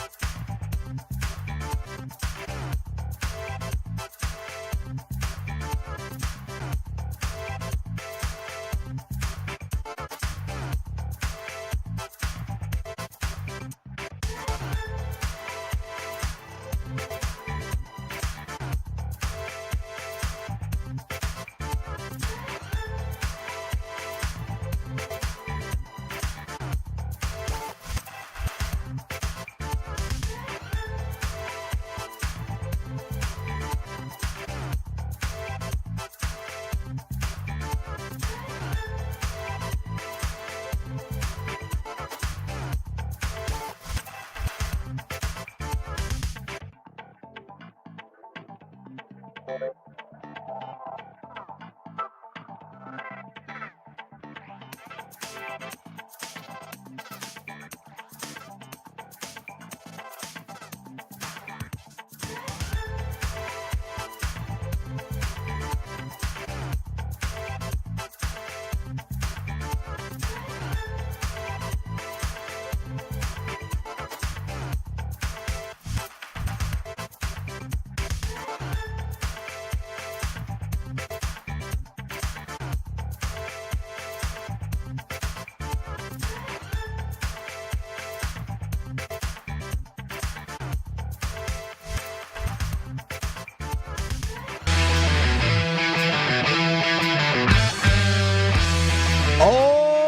yeah, it is that time we've been waiting for. Jake Rietmo alongside the three-time Hall of Famer Chris Arnold. Got you down. Alex Salas behind the glass on the ones and twos. And we've got our much-anticipated Thanksgiving draft. But before we get into that, I want to say hello to all the Tolos out there that are tuning in. 877-881-1053, The Fan. That's the number to text if you want to send us your Thanksgiving draft, your perfect plate, what that looks like.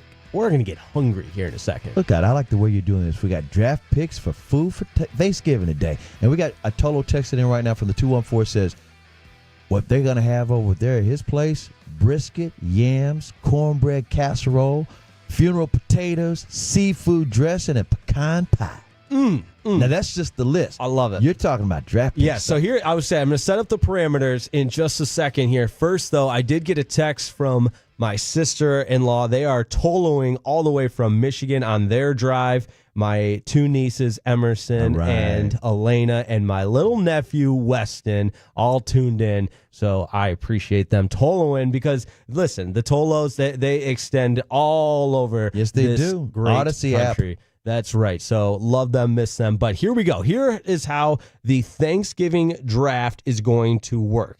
Everybody, listen, it's not a if I pick turkey, then you don't get to pick turkey. No. We all get a main course.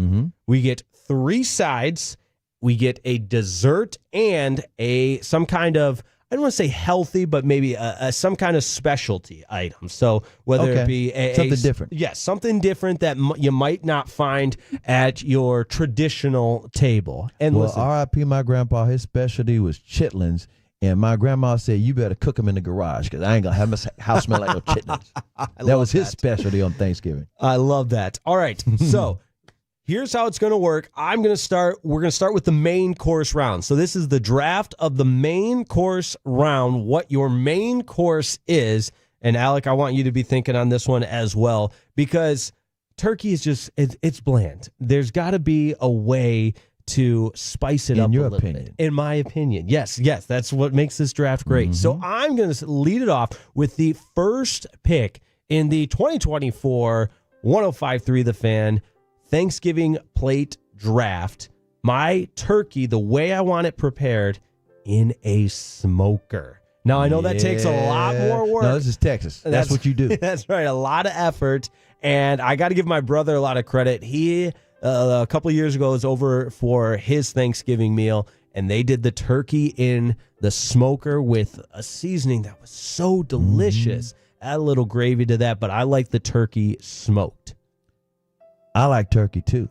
I like all different kinds of meats on Thanksgiving, but Thanksgiving, you got to have some kind of turkey. And way back in the day, not that far back, I was introduced to fried turkey. Oh, yeah. And they also inject the turkey, and it's juicy. Oh, my goodness. And, of course, you can, be careful. If you're going to fry turkey, you better make sure that turkey is already thawed out. I was saying you can't do it frozen, right? I saw a warning video. Yeah, a warning video. But, yeah, smoked turkey is absolutely delicious, but I'm also going to throw in the mix fried turkey. Fried turkey. I like it. I got smoked. You've got fried. Alec, what are you going with? So it's funny because a few years ago we ended up trying the Popeyes Cajun turkey. Yeah, and with it's marinated in the Cajun, seasonings and spices and whatnot. And let me tell you guys, that is good. Fire. Fire. I love that. It is convenient. You can order it at Popeyes, pick it up in the drive-thru, take it home, and cook it. And you can even add your own flavor to it as well. But Look out. it's so good with the Cajun. See, Yeah, I think Broadus Yep. would be proud of Love that that pick. turkey from Popeye. There you go. I also listen. I will never begrudge or shame anyone that does the catered meal ordering out. I think that's totally fine. Sure. it's valid. Yeah. It's whatever works for you. All right, we're gonna do this as We're grateful and thankful. That's right, a snake draft. So that means Alec, you're gonna get the first pick for one of your side dishes. What are we working with? Because I have to add this too. This is an area where my entire family would ridicule me. They'd make fun of me for this, but I've got a thing with my food. I don't like when they touch.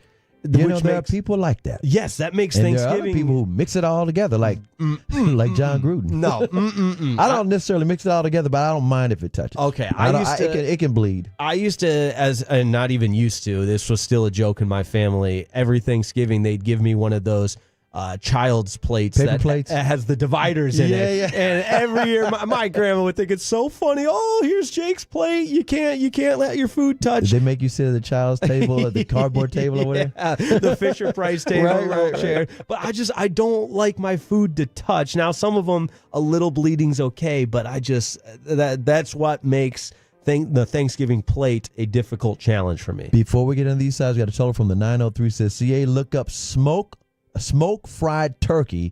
It's smoked and then fried. Also, salute to all the grocery store workers today. That's total, Alex and Terrell. Appreciate you, Alex. 100%. That sounds like the best of both worlds. Yeah, that's smoked fried turkey. I'm gonna try that. All right, first round of the side dishes draft.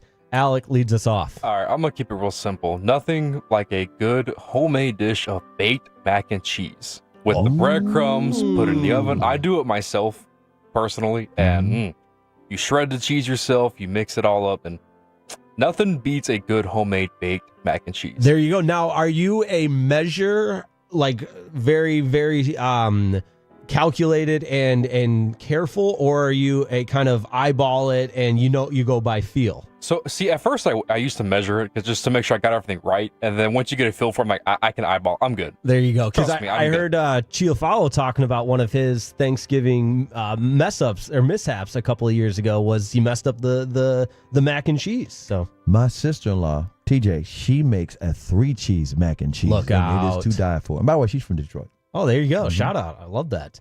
All right, as the way where you're sitting, CA, you get the middle pick each time because we're snaking back That'll and work. forth. That'll There work. you go.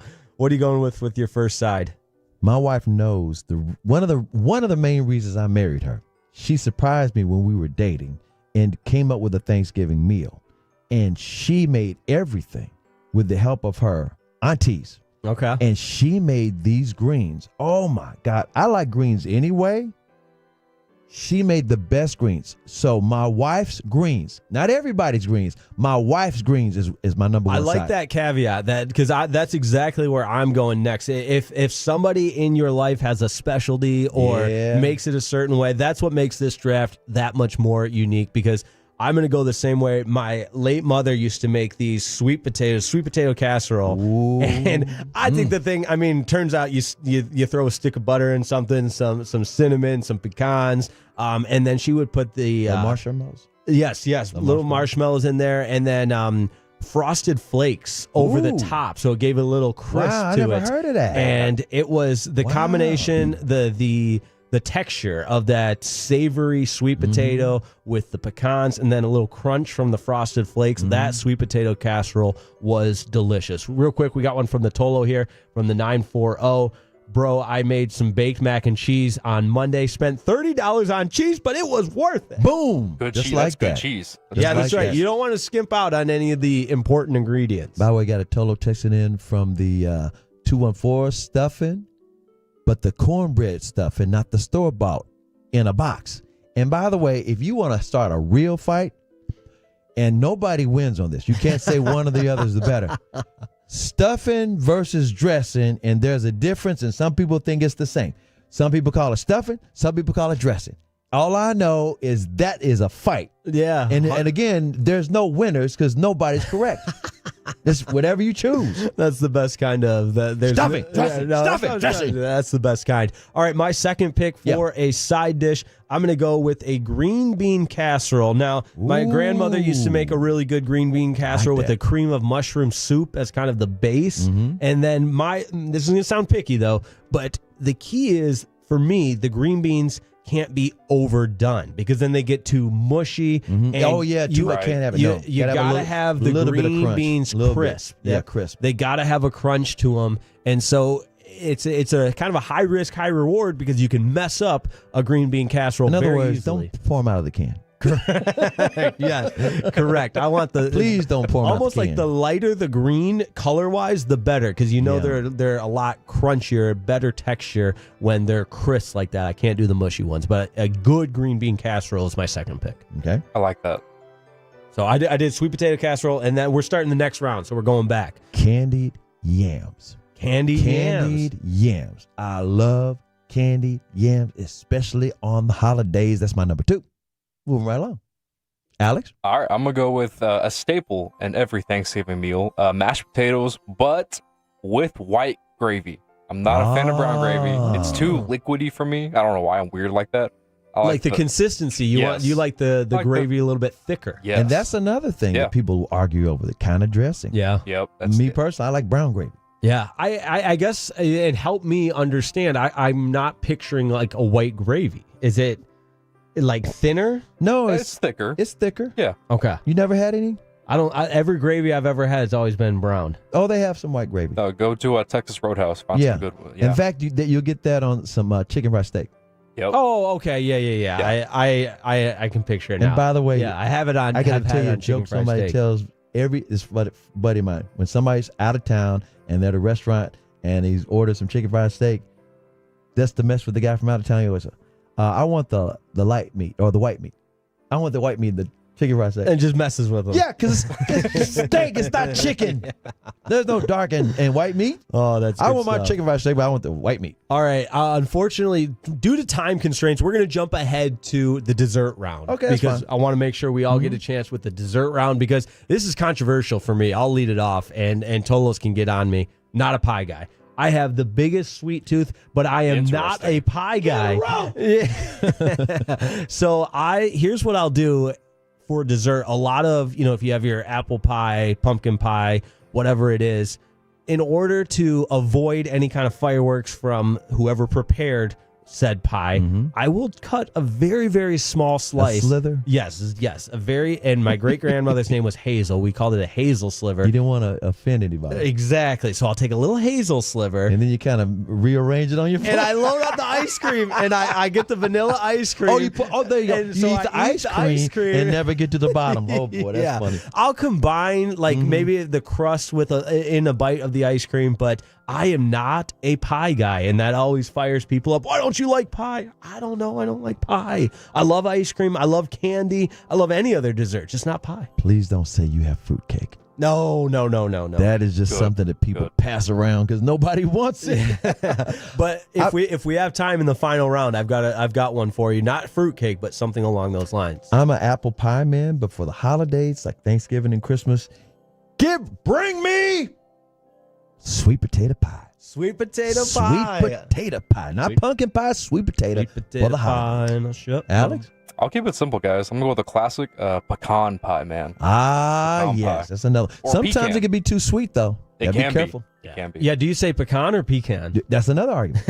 It's wherever you're from. And it's not even about different states. It could be different parts of the state. Yeah, 100% on that one. Yeah, for whatever reason, the pie doesn't do it for me. But all right, final round as we wrap up our Thanksgiving draft. Your curveball, wild card, a specialty item that maybe somebody's never had before. I'll lead it off with this one. Maybe it'll help set the example. But my late grandmother used to make a frozen fruit salad, yogurt based. And it was essentially, it looked like you were cutting a slice she would bake it in like a bread maker, like a loaf of bread. And it was a frozen yogurt with various fruit mixed into it. And it wasn't. It doesn't. And Grandma, miss you, love you. It didn't knock your socks off, but it was unique. It was unique, and it's what told me, all right, it's Thanksgiving. My brother loved it, and I would eat it, but the frozen fruit salad, you knew Grandma Glow was making that as Thanksgiving. I don't have a specialty that I want to throw in there. I really don't. It's most of the stuff for Thanksgiving that I like. There's something it's the traditional. keeping it. I will real. say I won't eat cranberries. No, cranberry sauce. I noticed nobody took that on their draft. No. It jiggles too much. Alex? I got two. I lost both of my grandmothers this year, and they both brought something special every Thanksgiving. From my dad's side, she would always make homemade tamales during Thanksgiving and Christmas. That's a New Year's thing down here, too. Exactly. And then my other grandmother, she knew we all love football a lot, so she made homemade buffalo chicken dip just to have during the games. Okay, there you go. Yeah, just to make... Just have during the games. grandmas. Yeah. So staples. I love that. That's a really good twist on it because those, and to your point, like it's something bigger than just what the food represents. The memories, the camaraderie, the family dynamics. Absolutely. So that's a great way to conclude our. You run a great draft, man. Thank you. I should be the commissioner. We need the little draft. Let's do this draft every year. jingle. But coming up next, we've got a special edition of the CA Stories Confidential Thanksgiving edition. Where are you taking us? Oh, let me tell you something. It's Cowboys Thanksgiving. I've covered over 30 of these games. There's a couple that I haven't been at, and I've also had some turducken. Oh, we're going to go there. For those that know, they know next to 105.3 The Fan.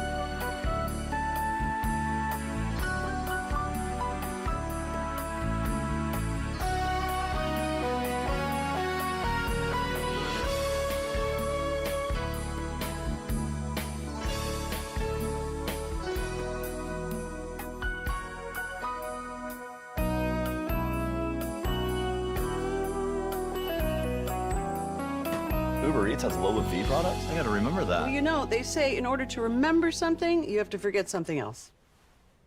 Okay, now that is a very cute haircut. That's like a little shag. I've never seen it before. Well, I mean, of course you have. It's the Rachel. Oh, is that your name? No, I mean like your name. No, I'm Jen. My name's Jen. Right, but I just mean like this is your haircut. But that's hair on your head. I'm not saying this is your hair. Okay, freaking me out a little bit.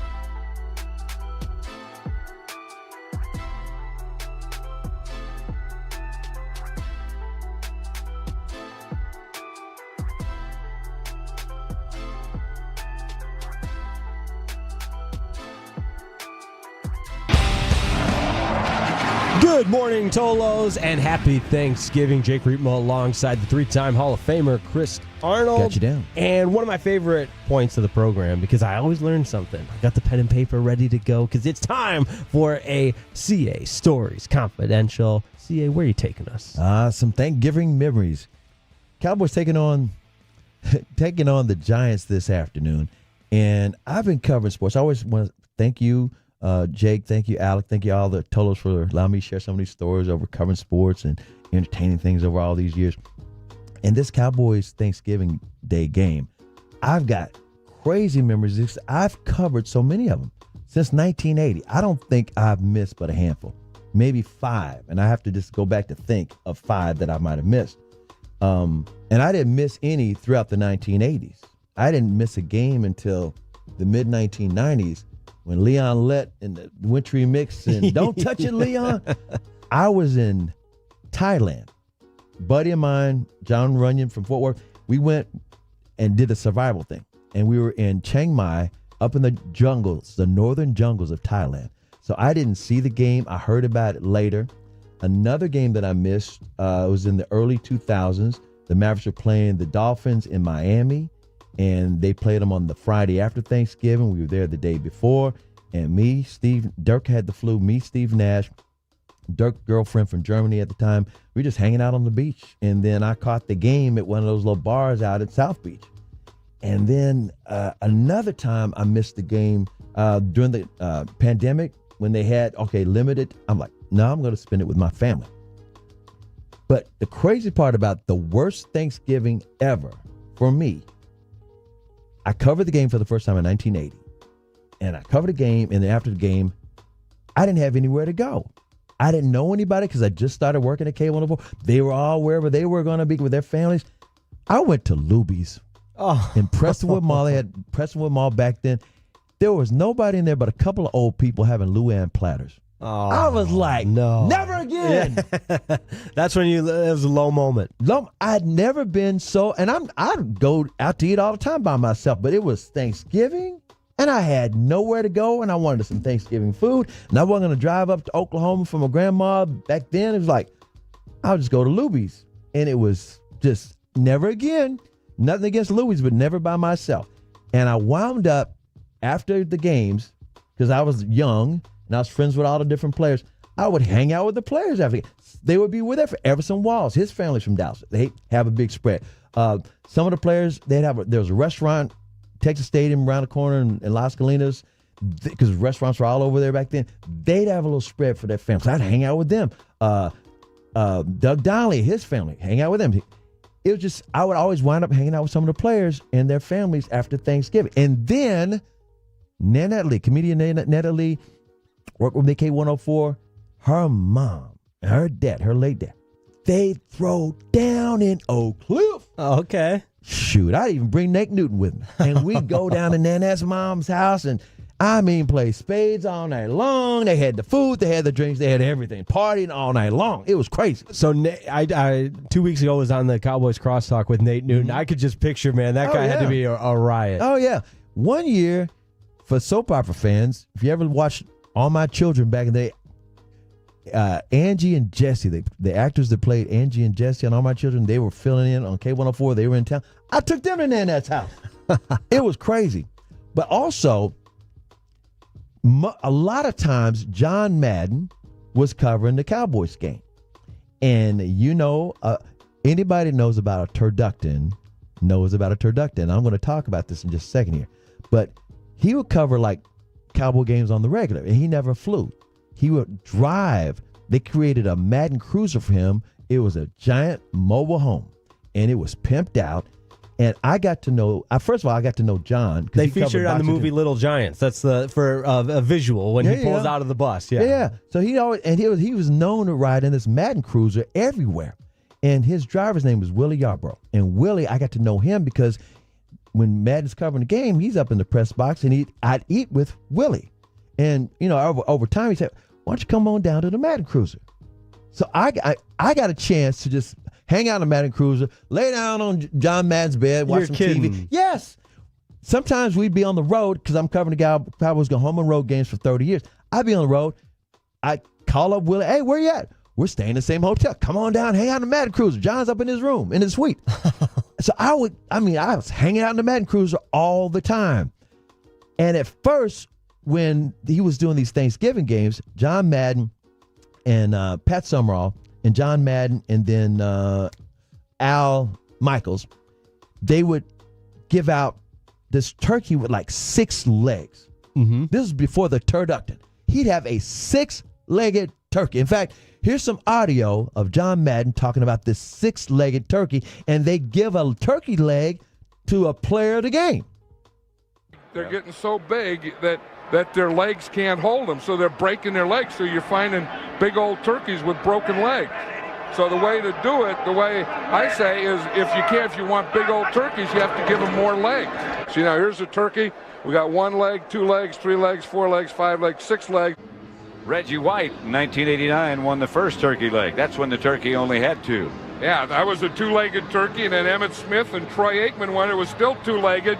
And then when Eric Kramer and Jerry Ball won it, I think it was 3 or 4 legs. And then we had to get more for the offensive line. Well, that's what happens to those turkeys. And then that's where we keep them. I mean, you wonder, where they go. They just keep them in the trophy case in America. A turkey leg.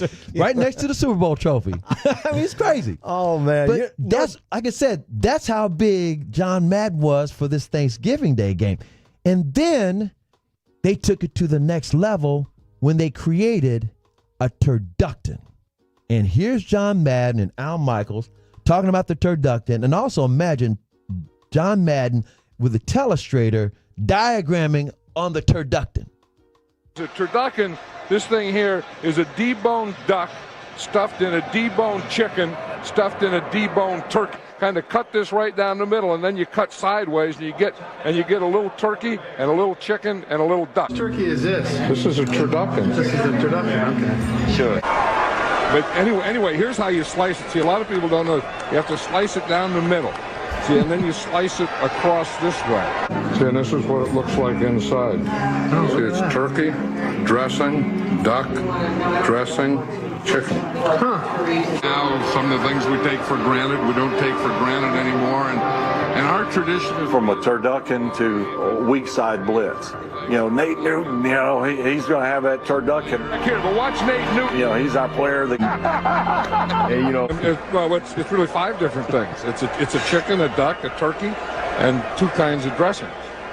And are you going to have one on your Thanksgiving table? Yeah, I'm going to have one. I have to bring it though, but because here's a picture one. Turducken. Yeah, picture. That is it. And you see, you cut it like right down here. See, and then this is what it looks like inside. See, so you got turkey, then duck, and then dressing, and then chicken. Oh. And then you just have to do it that way. He got his hands all looking in it. good and smelling good and tasting good. We got to dig in and start eating now. Happy Thanksgiving, everyone, and enjoy the game. So after one of those games, after one of those Thanksgiving games, Willie said, "Come on down. We still got some turducken left." I said, "Okay." So after I did the interviews, I go into the Madden Cruiser. And by the way, Madden's up there in Jerry's suite. So I'm going to the Madden Cruiser, and Willie says, "Have some turducken. You ever have something?" "No, I never had any." He said, "Are you with the players? I figured one of the players might have given you some turducken." I said, "No, I haven't had it." I tasted it. It would have been good, but it was cold. Oh, no. It was cold. It had been the whole game. Moment. Yeah, that makes sense. I was like, oh, man. But not many people can say they've had turducken. I wanted to take some home, pack a plate. Yeah, exactly. Take some home and heat it up, but I didn't. And so I want to tell everybody happy Thanksgiving, and we missed John Madden, and we missed the turducken. And by the way, when I did the player profile interview with CD Lamb, which we're going to play later on in the pregame show, CD says he hopes he gets the turkey leg. I hope that too. I hope that too. That is awesome. That's good stuff. No doubt about it. CA, thank you for that. That was awesome. Making me hungry too. I'd love to try some turducken. But coming up next, we are going to go around college football, get you ready for the college football weekend that's coming up, and then we will close it out in the final hour on this edition of the Sean and RJ Show. Happy Thanksgiving on 105.3 The Fan.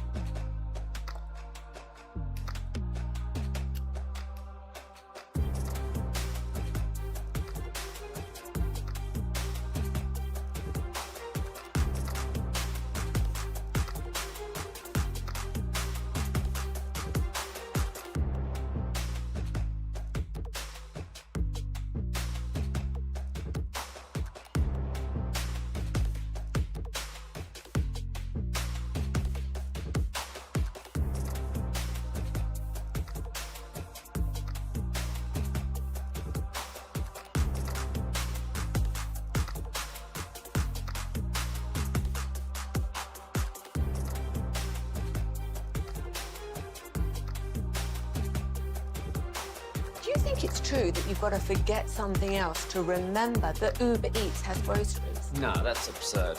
Hey, remember when you used to be a, what was it, Pepper Lady? Pepper Lady? Wasn't it Cinnamon Sisters? Basil Babes. Saffron Squad? Nutmeg Maidens? Paprika? No,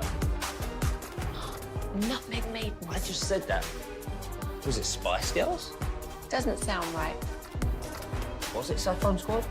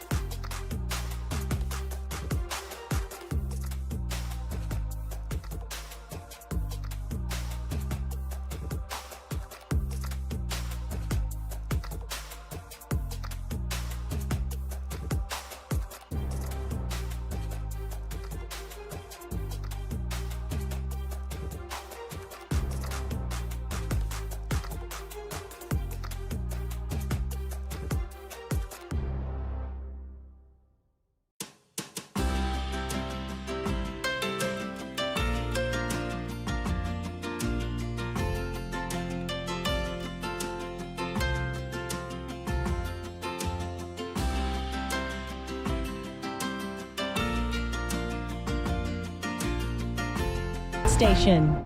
From our Highly Mazda of Arlington and Hearst studios, this is Sean and RJ on 105.3 The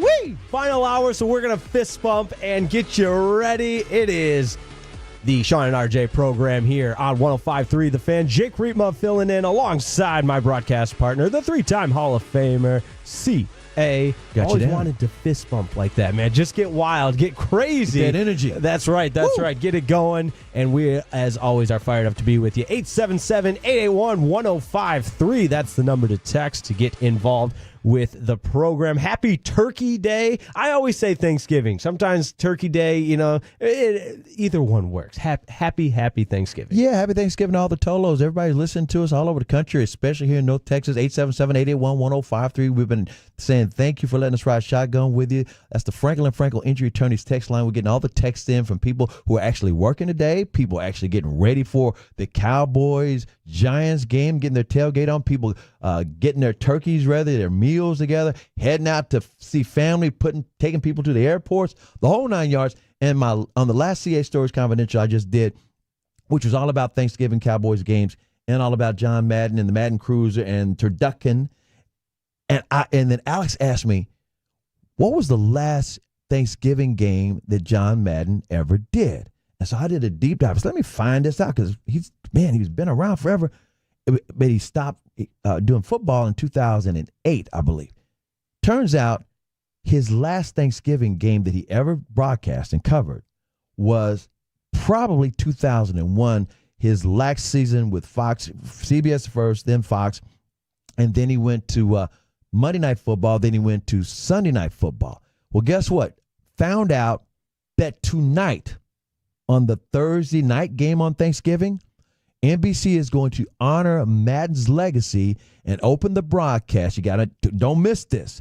A 2-minute open featuring the original Madden Cruiser traveling from the Pro Football Hall of Fame all the way to Lambeau. Oh, and all the so stops cool. along the way.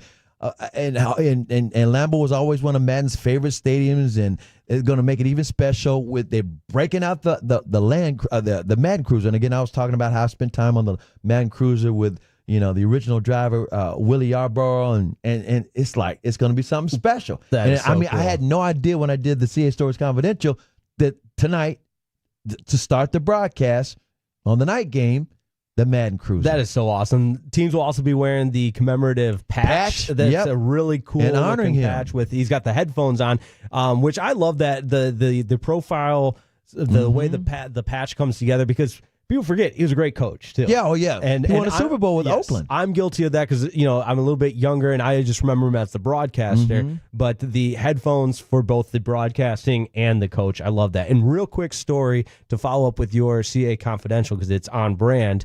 I got to meet John Madden one time, and it was when Nice I was just a college intern working for a small radio station in Midland, Michigan, and my boss said we're going to go to Lions training camp that day. My boss was Jared Sandler.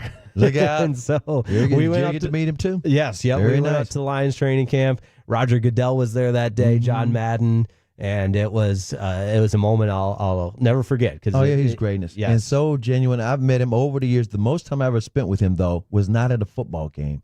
Was at boxing matches in Vegas. He would go to the big boxing events. He loved boxing. Really? Yeah, and he'd hang out in the press I area. knew you were a boxing guy, but that's really and so neat. that's why I spent a lot of time with him. Look at that. Yeah. On a day like Thanksgiving, you give thanks, attitude of gratitude, and John Madden was somebody that embodied that. Couple of quick sports updates. Last night, the Dallas Mavericks beat the New York Knicks, beat them down handily. No Luka, but the Mavericks had no problem. Great defense and several guys in double digits. By the way, we're talking about people getting together for Thanksgiving. Whatnot. Spencer Dinwiddie said he is cooking. He told Coop on the postgame show he is going to be cooking some steak himself for all his family and anybody who wants to show up and come by. At the same time, wasn't a good Thanksgiving Eve for the Stars. They were in Chicago and long road trip. They gave up a lot of goals at the end there, and they move on. That's right. Turn the page, be back. They're still one of the best teams in the Western Conference, playing a good brand of hockey. Just shake off those last two losses. It'll be just fine. We talk about the game. There's 3 games in the NFL today. Cowboys, of course, this afternoon. Got the pregame show with Eric, and you got Broadus, and then Wooly Bully and Broadus halftime, all the way to the postgame show. College football. Oh, man. The plot thickens with this college football playoff scenarios and all the different teams that are still in play this weekend. This was so great about it. SMU is in the AAC championship game. No, ACC. Yeah, ACC. They've guaranteed ACC championship. First year in the conference, they've guaranteed a spot. They've already punched their ticket. They await either Miami if they beat Syracuse or Clemson. But either way, Rhett Lashley and that SMU crew congratulations. in their first year in the ACC, got to give them all kinds of credit. And the quarterback, the local guy, they made the switch. South Oak Cliff. That's right, Kevin Jennings. Jennings is doing it, man. I've even heard some, and I don't think he'll get an invite to New York for the Heisman, but the way he's played, he's kind of worked his way up into be not necessarily one of the finalists, but certainly among the conversation of one of the most outstanding players in college football, and it's all happening right here in our backyard. That's right. So appreciate this. They're making some noise. Here's the scenario for the ACC. SMU's definitely in the championship game. If Miami beats Syracuse, they're in the championship game against SMU. Clemson gets in if they beat South Carolina, and Miami has to lose to Syracuse. But SMU is definitely in the championship game.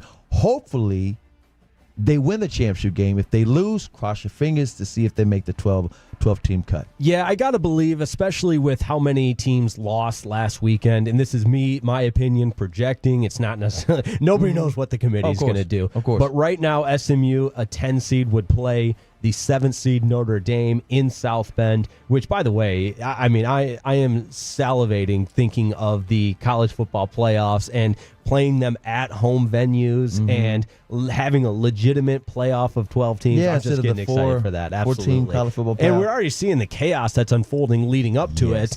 And one of the knocks, and I was guilty of this, you wonder what kind of impact that would have on the college football regular season. And I think it's only enhanced the college football regular season. It has. There are people, naysayers, saying, it'll devalue the regular season. No, it doesn't. It makes a lot of teams have the opportunity to go. In other words, used to be you lose one game, you can't make it.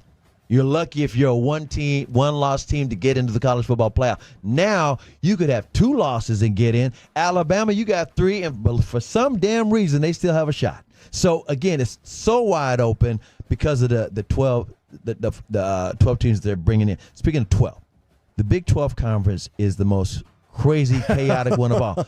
Do you realize there's still 9 teams still alive to go to the conference championship game and somebody can go to the playoff. Yeah, so 2 weeks ago, I was in Morgantown. My girlfriend's the team reporter for West Virginia. Big and 12. They are a 4-loss team that still has a chance. Isn't that crazy? Now, 6 different things have to happen. I don't think they will. The simplest, though, is, and what a job Kenny Dillingham's done in his second year at Arizona State, but they control their own destiny, the Sun Devils. And I heard him talking this week he's 35 years old. Right. And one of the youngest head coaches in all of college football. He's an alum. He talked about how much the program means to him and how he wants to be there forever. And in this day and age, you don't really hear that from a lot of collegiate coaches, but you got to give Arizona State a lot of credit. They're the 12th seed right now, so technically, if the season ended today, which it doesn't, this is all going to change. It's all going to continue to play out, but they would have that last spot in the college football playoff and take on Ohio State. Now, it's all going to change because we got some marquee matchups this weekend, and I want to circle back to Atolo because there was a Atolo that texted about this game tonight. Tonight, Thanksgiving night, you got the Tulane Green Wave at 9-2. Tulane playing Army. No, they're playing Memphis. No, I'm sorry. Yeah, they're Memphis. playing Memphis, who's also 9-2. So that game kicks off tonight at 6:30. That'll be a good one. And just side note, Tulane got one of the best uniform logo combinations in all of college football. I know, I'm a sucker for the uniform conversation. I always get super into that. But my goodness. But by the way, when I brought up Army, that's because Tulane is going to play Army in the championship. Yes. And the results this weekend is going to determine who's the home team. There you go. In the AAC Conference Championship, American Athletic Conference. Yes. Now, we've gone way too long without talking about the matchup of the weekend, especially right here in this great state of Texas. A rivalry renewed. First time playing since 2011. And crazy, the most expensive college football ticket maybe even in the history, average price talking, but Texas and Texas A&M. In College Station. College Station, Kyle Field. I'm fired up for that one. It is going to be the ticket to have and the time game to Saturday night. Even though A&M lost to Auburn in overtime, this is the craziest rule, the 2-point conversion kind of thing. It was just stupid. And they did that because way back in the day, A&M and LSU, they went to 7 overtime. We're not going to do this anymore. That doesn't tarnish this. These two teams have not played each other in 13 years, and guess what? The winner will still play Georgia in the SEC championship game. There's so much at stake, plus the pride, plus the hate. You think Texas OU is a rivalry? Texas A&M said, hold my beer, because they also hate UT. UT is in the driver's seat, the number 3 team in the nation. The bottom line is this going to be wild. This going to be wild, and it's been a long, long time between these two teams not playing each other. 13 years is a long time. And this is really what put it in perspective for me. The last time these two teams played each other, Texas kicker Justin Tucker. Yes. Kicked a 40-yard field goal as time expired. A walk-off. To earn the win. Justin Tucker was in college. Yes, and he's still playing for the Baltimore Ravens, who, by the way, this Sunday, they got a game against. I better Google it real quick. This is the game against Saquon Barkley versus Derrick Henry. The Eagles versus the Ravens. The only reason you look at this is because you got the two greatest running backs in pro football right now. Oh, yeah. But back to a UT. Little Derrick Henry, a little Saquon Barkley action. Yeah. That'll be a good one. Absolutely. That's on Sunday. But at the same time, this game, Texas versus Texas A&M, the blood is so bad. One of the reasons that Texas A&M left the Big 12 to go to the SEC is because the Longhorns got their own network from ESPN, the Longhorn Network. And they said, this recruiting disadvantage. Yeah, they're trying to, we're leaving because the SEC got the, we're going to take our talents to the SEC because Texas got that Longhorn Network, and they're going to be able to get every kid from Texas. And anyway. Now they're reunited. Now they're Conference reunited. Realignment. There you go. It's just crazy. And speaking of great running backs, Genty and Boise State, Mountain West, they've clinched a spot in the title game. It's going to be either UNLV or Colorado State. It must win that game to get into the college football playoff. And Gente, of course, is from Frisco. Yeah, Went to absolutely. Frisco Liberty. Yeah, Frisco Lone Star. Boise State right now, and I had to double down on this with all the new rules of the college football playoffs. It's not necessarily for the first round bye. So 4 teams will get a first round bye, and common knowledge or happenstance, whatever have you, might suggest you think, oh, the 4 power conferences will get the winners, conference champions. It's any conference champion. So the 4 highest ranked conference champions will get those first 4 round buys. Yeah, and right now it will be Boise State. Will Chambers, to his credit, had a big argument with Tolo texting in. There's like, no, Big 12 got an automatic. No, it is not automatic. They get to choose the 4 champions. Right. And one of this surfaced. You got to be ranked. Yes. Joel Klatz, who is Fox #1 college football analyst on with Gus Johnson, they do a tremendous job, had a really good observation that one of the beefs, if you will, with the current landscape and the current format of the college football playoffs is the first round buys are great for that first week. But the way that they've set it up without reseeding it, you're looking at the number 1 seed having to play the winner of that 6 and 11 game, which, if you say, anything can happen, obviously, but let's say that 6 seed, whatever it may be, you're playing a really tough, the 8-9 matchup. You're playing a really tough first round game because you have the bye, but they're coming off a game that they're likely playing at home. And at that point in the season, yes, a bye is nice, but you're setting yourself up for a very difficult second round matchup by virtue of being punished for having a first round bye. Exactly. Again, you don't know. Put it like this. Be careful of what you wish for, because you don't know if that's going to be a weak team. Like I said, it could be Alabama that you wind up matched up with, who's a very dangerous team, even though I don't think Alabama's going to get in there. I don't either, but I'm saying that kind of a talented team could be waiting for you. And I don't think Alabama's going in either, but it's so much chaos and disorder. We haven't even mentioned the Big Ten. It looks like it's an automatic setup, right? Oregon rematch against Ohio State? Not necessarily. Ohio State, they have to beat Michigan, and they should. Michigan is a mess, but it's a rivalry. Yeah, it's like Texas game. OU. Yep. It's like A&M Texas. If Michigan beats Ohio State, chaos and disorder in the Big Ten. And I think that's what a lot of people, me included, will root for chaos. Oh yeah. And then that's Alex Medford's middle name, Chaos. Yeah.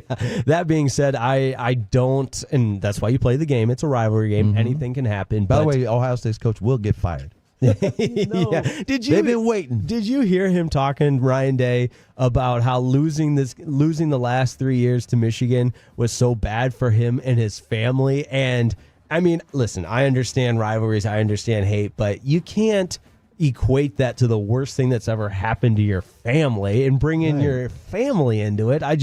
I heard that. He's pulling every violin string to try to keep his job. No, because at Ohio State, they want national championships or a victory over Michigan every year. One quick note before we wrap it up on our college football segment. I talked about the average ticket prices, but I didn't give any figures for the Texas A&M Texas game. Yeah. This is insane. So the average ticket price for Texas A&M for a home game this season, $330. That's still a pretty penny to pay for a college football game. And by the way, this is a huge stadium. It's not like it's an intimate stadium, limited seating, and you're lucky to get in. No, it's a huge, or as Post Malone calls it, big-ass stadium. Yeah, here you go. It's on my bucket list to get there. There's nothing I love more than doing college football road trips. It's special. But been there a couple of times. The average ticket price right now on the secondary market for Texas and Texas A&M. Oh, I love over-unders. We'll do a little over-under. We're going to play. I'm going to say, I know what it is. I got it in front of me. But over-under, the average ticket price is $1,000. You take an over or under? It's got to be over because this is rare. Yeah. Yeah, I should have set it up better. The average ticket price. How much over? That's the question. Yeah, $1,100. Woo! Which is, and this is not even a playoff game. Correct. This is not even a Super Bowl ticket. Triple the average price the rest of the previous games of the regular season. Yeah. It's going to be nuts. And again, the fact that it's in College Station, because the Aggies hate UT more than UT hates the Aggies. In other words, UT versus OU, that's big. But guess what? That's because OU hates UT. UT's got 2 rivals, and they hate both of them bad. But A&M, that's the rival. They hate them.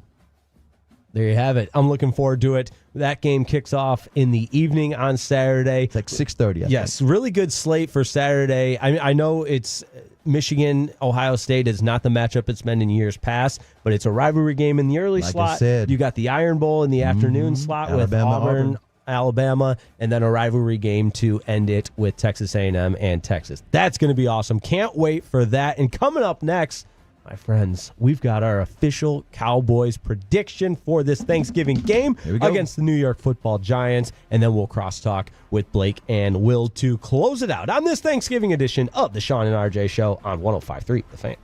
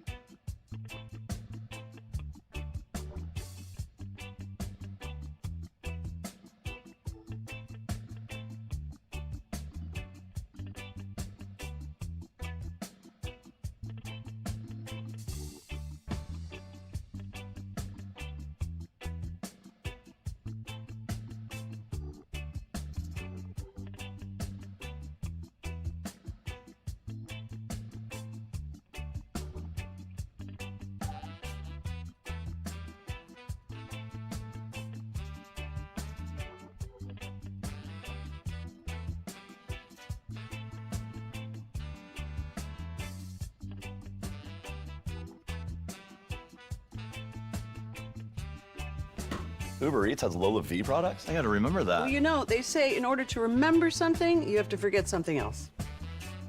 Okay, now that is a very cute haircut. That's like a little shag. I've never seen that before. Well, I mean, of course you have. It's the Rachel. Oh, is that your name? No, I mean, like your name. No, I'm Jen. My name's Jen. Right, but I just mean like this is your haircut. But that's hair on your head. I'm not saying this is your hair. Okay, freaking me out a little bit.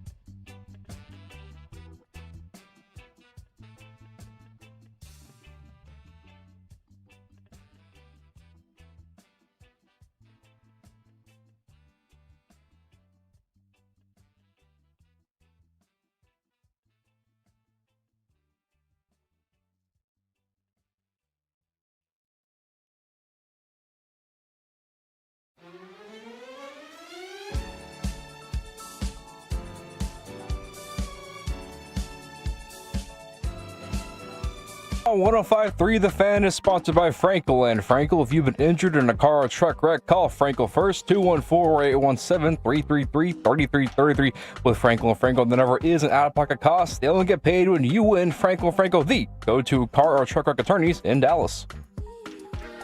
Happy Thanksgiving to everyone in the Metroplex and beyond. We've had a blast this morning filling in for Sean and RJ. My name is Jake Riepma. He's the three-time Hall of Famer. Chris Arnold, Mr. CA, Alex Salas on the behind the glass on the ones and twos, and we've gone long enough. We've broken it down: the X's and O's, the casino corner side of things, the confidential stories side of things. We have talked at length about this Cowboys-Giants matchup, and for good reason, because it'll be right here on your home for the Dallas Cowboys, 105.3 The Fan. And, of course, the tailgate show is coming up next with Will and Blake, presented by the Low T Center. And then, of course, the official pregame show that kicks off at 12:30, live from the Miller Lite West Plaza, the AT&T Stadium. Zach Wolchuk and Brian Broaddus bringing you up to kickoff, all kinds of features on that. I believe they even talked with Kevin Burkhardt and Tom Brady, who'll be calling the game. And Brady was at the Mavs game last night. Yes, he was, courtside. That was really neat to see. Mm-hmm. I was at the Mavs game last night, got to see CA in action. That was the highlight of the night for me, absolutely. Also, and the Mavericks won. They did.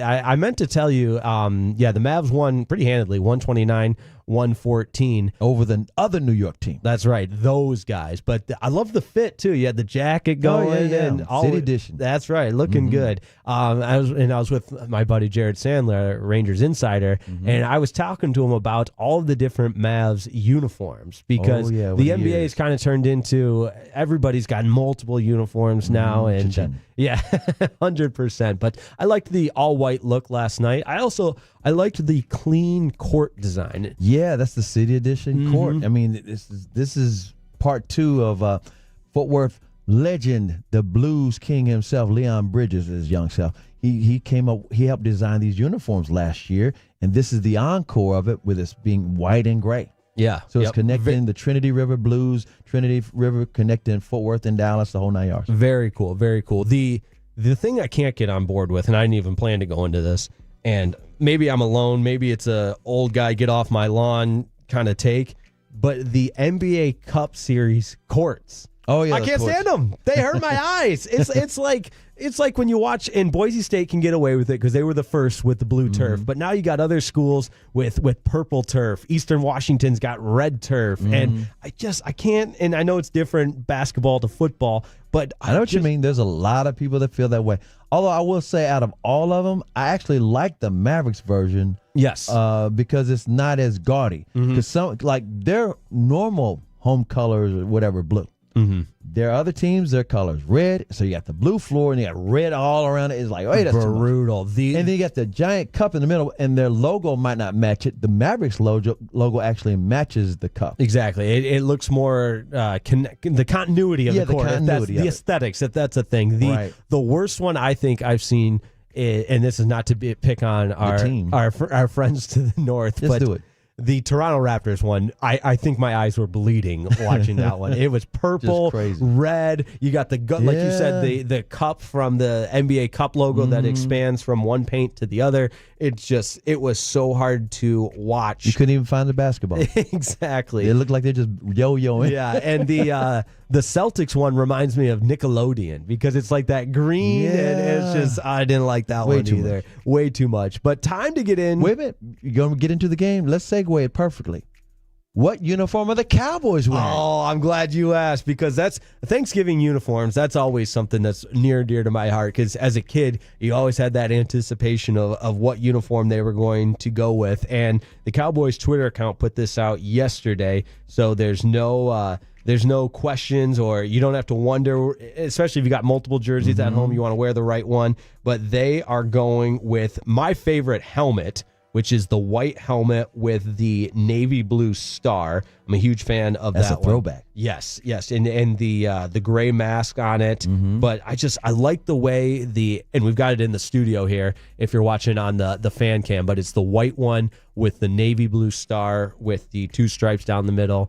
And I also love, I think the white helmet with the gray mask is a good look. Now, additionally, it's the navy blue top with the white shoulders and the numbers on the shoulders and a little bit of a throwback there, which you love to see, but it's a good look. White pants as well. So white helmet, navy blue jersey. With the white shoulders. White shoulders and the white pants. Big fan. And the Madden patch that we talked about. That's right. So that'll be fun. That'll be fun to tune in. And the earlier game, the Lions not going with their throwbacks on Thanksgiving. So 2 thumbs down to whoever made that decision. Lions and Bears, just regular old. I think so. Yeah. Current stuff. Yeah, which. And who knows what the Packers might be wearing tonight? Yeah, I don't know if the Packers. They do have a throwback. I don't like that. No, it's tough to. They look like lemon heads. It's just a bright yellow. Yeah, like what is this? But time for our official prediction, and we're on tomorrow morning as well, filling in for Sean and RJ. So we'll be able to have an instant reaction. We'll do star up, star down. It'll be a lot of fun, but we'll be able to see right away how good our picks were. Alec, are you in tomorrow morning? No, I'm going to be on with Alec Mefford and James Triley in the midday tomorrow. Oh, right on. Then I'm going to be listening. I'm going to be tolling to make sure that you follow up on your predictions. We want accountability in this segment. So that being said, who's the brave one that's going to lead us off with their pick? Me? All right. Well, you guys know I always use my friends over there in Vegas because they don't care about feelings. They don't care about anything. They care about money, and that's why they put the spreads out that they do. They've got the Cowboys -3.5, over under at 37.5, and that's exactly where mine's going on this one. I like the Cowboys to cover 3.5. I said that earlier. I like the over to hit, but just barely. So I'm going to go Cowboys 23, Giants 17. That's not bad. Again, Giants don't score 20 points, and the Cowboys, when they beat them earlier this year, barely, it was 20-15 in that game. It was a real weird score. I'm going to go with this. Dallas Cowboys feeling really good after that crazy, insane end of the game victory against the Washington Commanders. So I was out there at the start. They're feeling really good, but they're still kind of banged up. They're going to activate Brandon Cook. Brandon Cook's the wide receiver. He's going to be another weapon for Cooper Rush. CeeDee Lamb was telling me their whole game plan is for the offensive line to keep him upright, to provide some protection, which means CeeDee's going to catch a lot of passes. I'm looking for them to finally throw another slant to Kevontae Turpin. Yeah. I don't expect the Giants to be stupid enough to kick the football to him. You know what I mean? Right. Yeah, I don't think we're seeing 2 special teams touchdowns. But I can see Turpin used in a slant. They have only run him with slants a couple of times. As great of a weapon he is, and you know, against the Houston Texans or maybe the game before, he ran in for a touchdown. He's a weapon. And I think McCarthy's going to actually pull the trigger on him a little bit more. Turpin and McCarthy become real tight. They're really, really tight. I don't see the Cowboys scoring a lot of points, though. They don't score a lot of points at home. They have a problem not only winning games at home, they have a problem scoring points at home. I can see the Cowboys winning because the Giants are a mess. They have no locker room unity. They're mad at each other. They're pointing fingers. They're mad at the front office. They're mad at the coaches. Coaches mad at the players. Players mad at each other. Picking the Cowboys to win 13-9. Okay, a real defensive struggle. So definitely taking the under. Definitely. That type, and I don't only because they're playing at home. Yeah, I'll say I don't disagree with any of that you said. Unfortunately, I got to be out there to watch that mess. The only thing I'll say is my 2-team parlay with the touchdown on each game, that would not bode well for me. Or my 2-player single game touchdowns of CeeDee Lamb and Rico Dowdle. That your score prediction would not bode well. There for might be either. one touchdown scored. I'm thinking it's Turpin on a slant.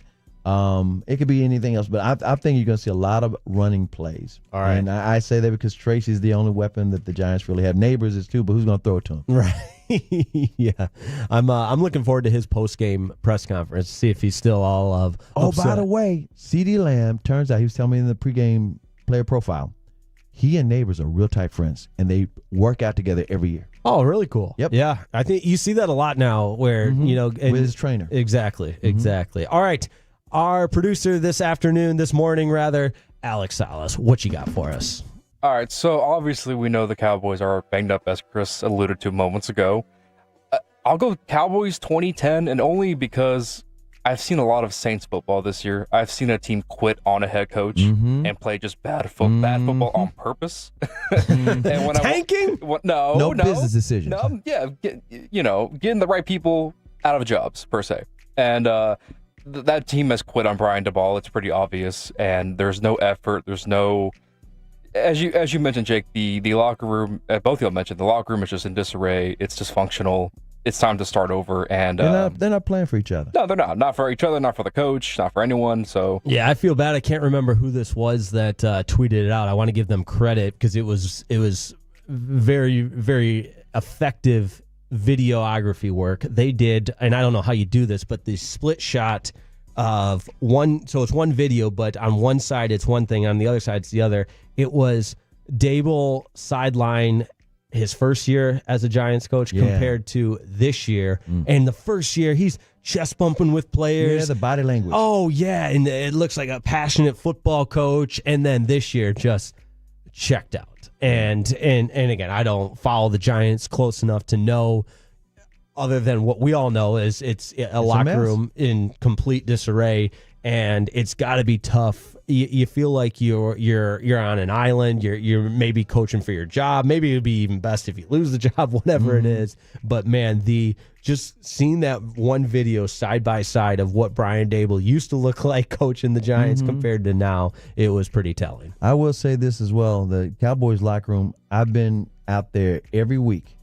They have not quit on the coaches. They have not quit on each other. They've been injured. The reason they're not winning is because, I've said it a number of times, they're built wrong.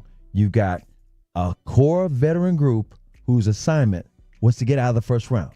The coach's assignment, get out of the first round. And then they add rookies to the mix. Not real depth. Those were Band-Aids cut at the end of training camps from other teams. You lost all of your real depth. You don't make any free agent signings. You don't make any trades. It's just a mess.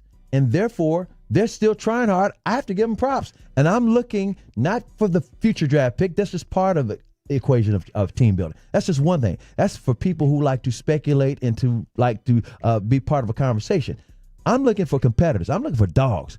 I'm looking for who's making business decisions and who you can build around out of this group of young guys who wound up on this team because they were selected.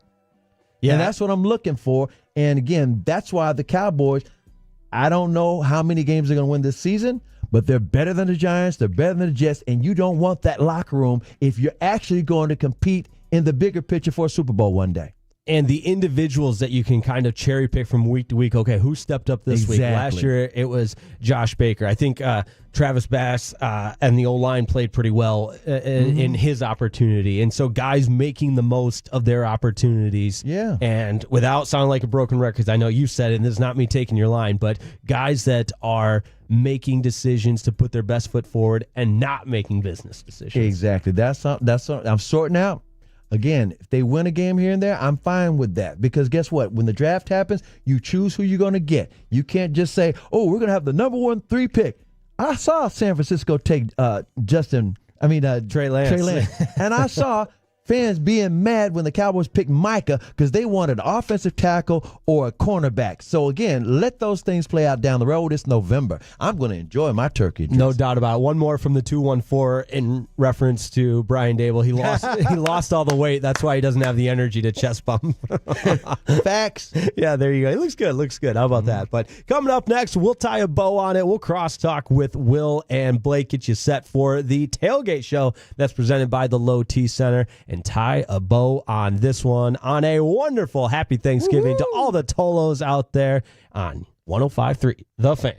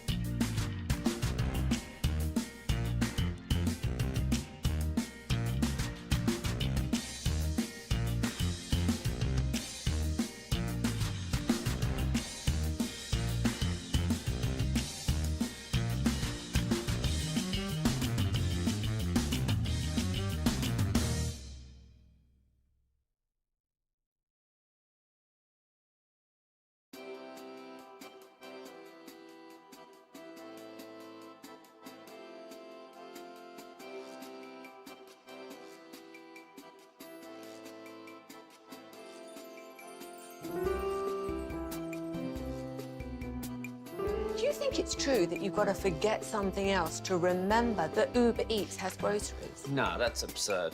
Hey, remember when you used to be Pepper Lady? Pepper Lady? Wasn't it Cinnamon Sisters? Basil Babes. Saffron Squad? Nutmeg Maidens? Paprika? No.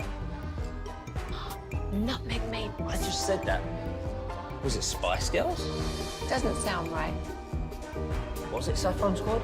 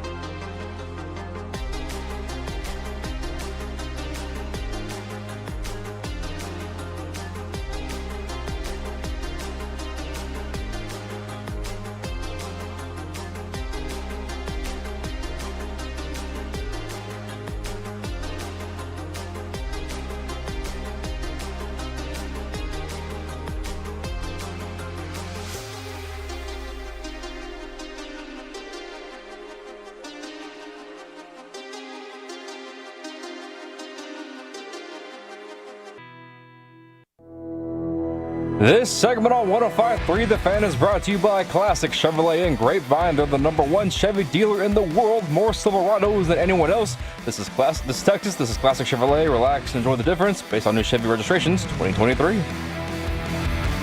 Good morning, Tolos, and happy Thanksgiving. What a day it's been so far already. Jake Riepmo alongside the three-time Hall of Famer, Mr. C.A. Chris Arnold. Catch down. We've covered you pretty much any angle you can think of from this Cowboys-Giants matchup. Talked a little college football as well. Had our Thanksgiving food draft, which I think everybody knocked out of the park, by the way. And it's now time to get you set for the Tailgate Show presented by the Low T Center. And for that, we welcome in the one and only duo of Will Chambers and Blake Elliott. Happy Thanksgiving, guys. How are you? Happy Thanksgiving, guys. I was on the air not too long ago, so not a lot of sleep for me. Fan After Dark, 8 to 11. So just went home, got in the covers, took a shower. Anything you didn't get to last night that you'd like to today? No, I got some questions for you guys because I know me and will be on and ask this question. My mom asked me this as she called me this morning before the show. She always does. She said, y'all should do a segment. Who are the people you're most thankful for getting you into sports? Obviously, all of us into sports. Me and Will detail our answers later in the show, but I'm not going to be able to hear from y'all. I like Get the shots drop ready. Yeah. Jake Riepma and CA, answers might be different. Answers might be similar. Who are you thankful for getting you kind of into the job you're in now? I could talk about this topic for a really long. It's a great topic, by the way. Shout out to your mom. I'm going to call her for topic ideas because this is excellent. But so my father coached Division II football my whole life, and I was just raised in a coach's family. It was exactly what you would expect from an old school, hard-nosed football coach. Dan Campbell. Yeah, 100%. So that kind of course, like set the foundation for sports, my love for sports. but I was always told I talk too much and I ran my mouth quite a bit. And I was much better at talking about sports than playing sports. My college coach told me if I could play half as good as I could talk, I would have been an All-American. Wow. But it just was a good way of saying you're not a good player. I think all of us at one point have had somebody tell us that like, you might want to just tone it back a little. Right. And I can remember sitting with my dad at post-game press conferences at Northwood University, and the guys that had the mic in his face and the cameras, and I just kind of the light bulb turning a little bit. That would be a really cool job. And then when I found out what play-by-play broadcasting was, like this is what I want to do. There you go. Beautiful, beautiful layout for you, CA. 2 things succinctly. My daddy took me to the barbershop on Saturday on a regular basis, so I'm giving him credit for it. But the guys in the barbershop watching the sports and arguing like Coming to America, that boy good. Yep. It was just the excitement in that barbershop every Saturday. Everybody's watching TV, watching whatever was on sports. And I was like, man, this is cool. And then when I was this was like when I was really, really little. And then when I was like a Cub Scout in Oklahoma, we got to one season be ushers at OU games. And the excitement of being at a college football game, and I'm like in elementary school, I'm like, whoa! And then just playing pickup basketball after that, and who knew I'd be on the radio and TV after that. You know, it's so different. We were talking about this last night off the air on Cowboys Crosstalk with, of course, Nate Newton and Bobby Belt. Morris Claiborne. Oh, yeah, Mo Claiborne. From LSU. Yep, the cornerback. We were just Cowboys. talking about atmospheres, you know, at college games, because I told him I had gone for the first time to Death Valley in Louisiana, you know, to watch the Alabama LSU game. A couple weeks ago. And Mo was telling me about, you know, his first experience there as a freshman, like the first night game and not playing, but then the first game that he started there and just what it's like, because it's a totally different feeling. I grew up going to a lot of Bengals games, even though, I was kind of a but I was a Bears fan. And going to it, and there's definitely at the time during the 80s, they had their like couple ups and down seasons, but the big ones were big. They went to the Super Bowl twice. Yep. Boomer Sinus. But still, the atmosphere at like an Ohio State game was way different. Yes. There's College just is something wild. different The about energy. a college game and an NFL game. The vibe is really different. I would add to that the pageantry of it all as well, like the leading up to the game. Even the tailgate. Oh, 100%. The band. I remember the first time I went to Neyland Stadium for the Tennessee Vols game. It's not just you show up to the game. It starts the night before. Then you've got the band. You've got the when the players walk by. There's so much that contributes to all that holistic atmosphere. And to that point, I think this is the biggest game in Texas A&M history coming up Saturday. Man, Saturday 6:30. They have been. It's still going to be good, but I wish they'd have won last week, so it was even more grand. It is still very big, and I agree. Yeah, the but winner plays Georgia. If they'd for have the won SEC last title. week, Well, look, yeah, but it's still big. It's still big. because Winner plays A&M Georgia. now has their backs against the wall. They have to. I heard earlier in the week they're like, well, you know, like there's no the pressure's all on Texas, and I'm like, what? No, I totally disagree. The pressure, first off, it always seems to mean more for A&M because Texas is like Big Brother. Yep. That's the first thing. Yep. Second thing, Texas loses, they're still in the playoff. Yep. They're not going to Atlanta, but they're going to the playoff. Number 3 in the nation. A&M loses, it's over. They have to not only beat Texas, beat Georgia. They got to beat Georgia. If they lose to Georgia, I don't think they're going to get in. Yeah, Texas could take the Lane Kiffin school of thought and lose and then just hang out until the playoffs. I hate that, by the way, but Lane Kiffin and among other coaches have said, I don't want to be punished for playing in a championship game. They want the bye, right? All these teams want to bye. But without reseeding, the bye isn't as good as you think. Okay. They want to play Georgia. Not only that, you and I have been talking about this for a few weeks on the Fan Jam, and I was talking about it with Blake while we were getting ready for the show, and I'm like, you are in a better situation right now as the 5 seed. Ohio State right now, if the playoffs started this weekend, Ohio State would be the 5 and would host Arizona State. W. And then they would go on the road to face Boise State. Stop to get to the Genty and you're good. to get to the semifinal. Number 1 Oregon is going to have to be likely Georgia. So who would you rather be? Would you rather 100%. be Oregon, number one, with the bye and have to play Georgia? Or would you rather be Ohio State and have to play Arizona State and Boise? 100%. Everybody's saying, Nick Saban said it on McAfee's show the other day. You're punishing those you're trying to reward them with the first round bye, but in turn you're punishing them. Yeah. I think they should re-rack. Oh, 100%. Yeah, that's the simple. Well, Ohio State has flat nobody lay- to blame but themselves because they shouldn't have lost to Oregon. Well, look. I'm just saying the bottom line. Yeah, no, I mean, what I'm saying is Ohio State's in a better position. I'd much rather be Ohio State than Oregon. Yeah, 100%. I want to be fair to you guys because we're up against it. What do we got going on the program later on today?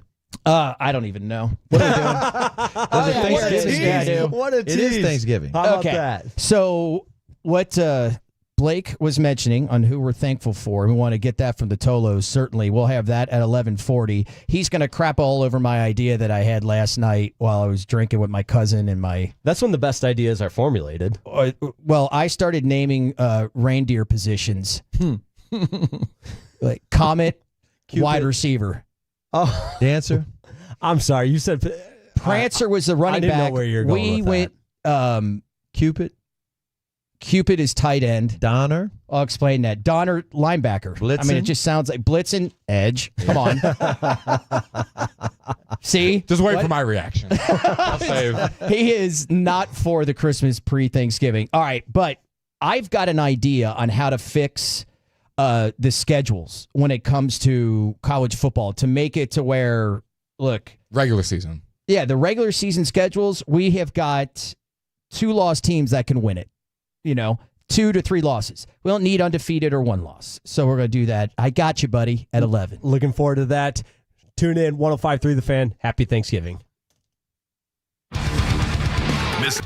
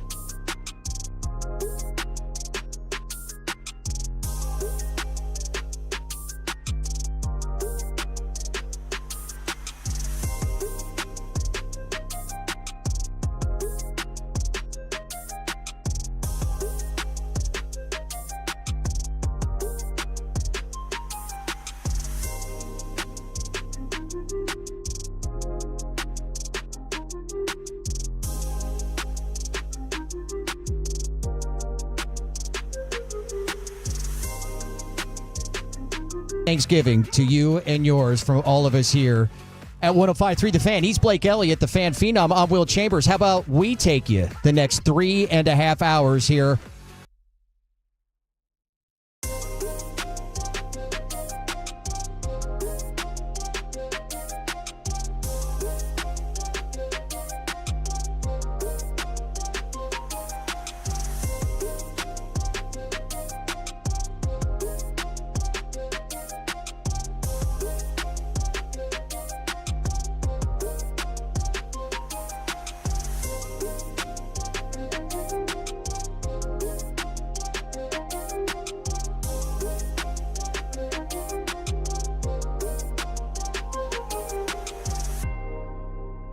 On Thanksgiving, as always, the Lions hosting a game, and of course the Dallas Cowboys, who now take on the New York Giants after getting the win. Both teams were riding 5-game losing streaks going into last weekend.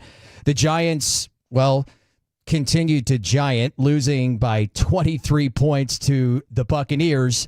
The Cowboys get the win against Washington in one of the craziest games, if not the craziest game I've ever seen. Yeah, so I've been on the air multiple times since that game. I've voiced my opinion on that being a Madden-like Yahtzee game of everything happening. We haven't heard Will Chambers' reaction to that crazy game. What was going through your head from start, midway through, and then after the game in that crazy fourth quarter? Well, throughout the game, I'm going, okay, I got to give credit where credit's due here. The defense, the healthiest it has been in a while, was playing really well. There is an element to this whole, I'm watching the Commanders offense, like, this is not clicking and it's not right. Is that whole cliff, the second half of the season, is that a real thing? And then the fourth quarter hits, and for me, it was so enjoyable to watch. It was so crazy, and I don't know how many of you out there, and 877-881-1053, hit us up, as usual, on the Frankel and Frankel Injury Attorneys fan text. Happy Thanksgiving to you. What are your plans today, to watch? How soon do you get with your family? I don't know if any of you watch it like I did, maybe just solo, Cowboys Commanders, but I had the quad box up.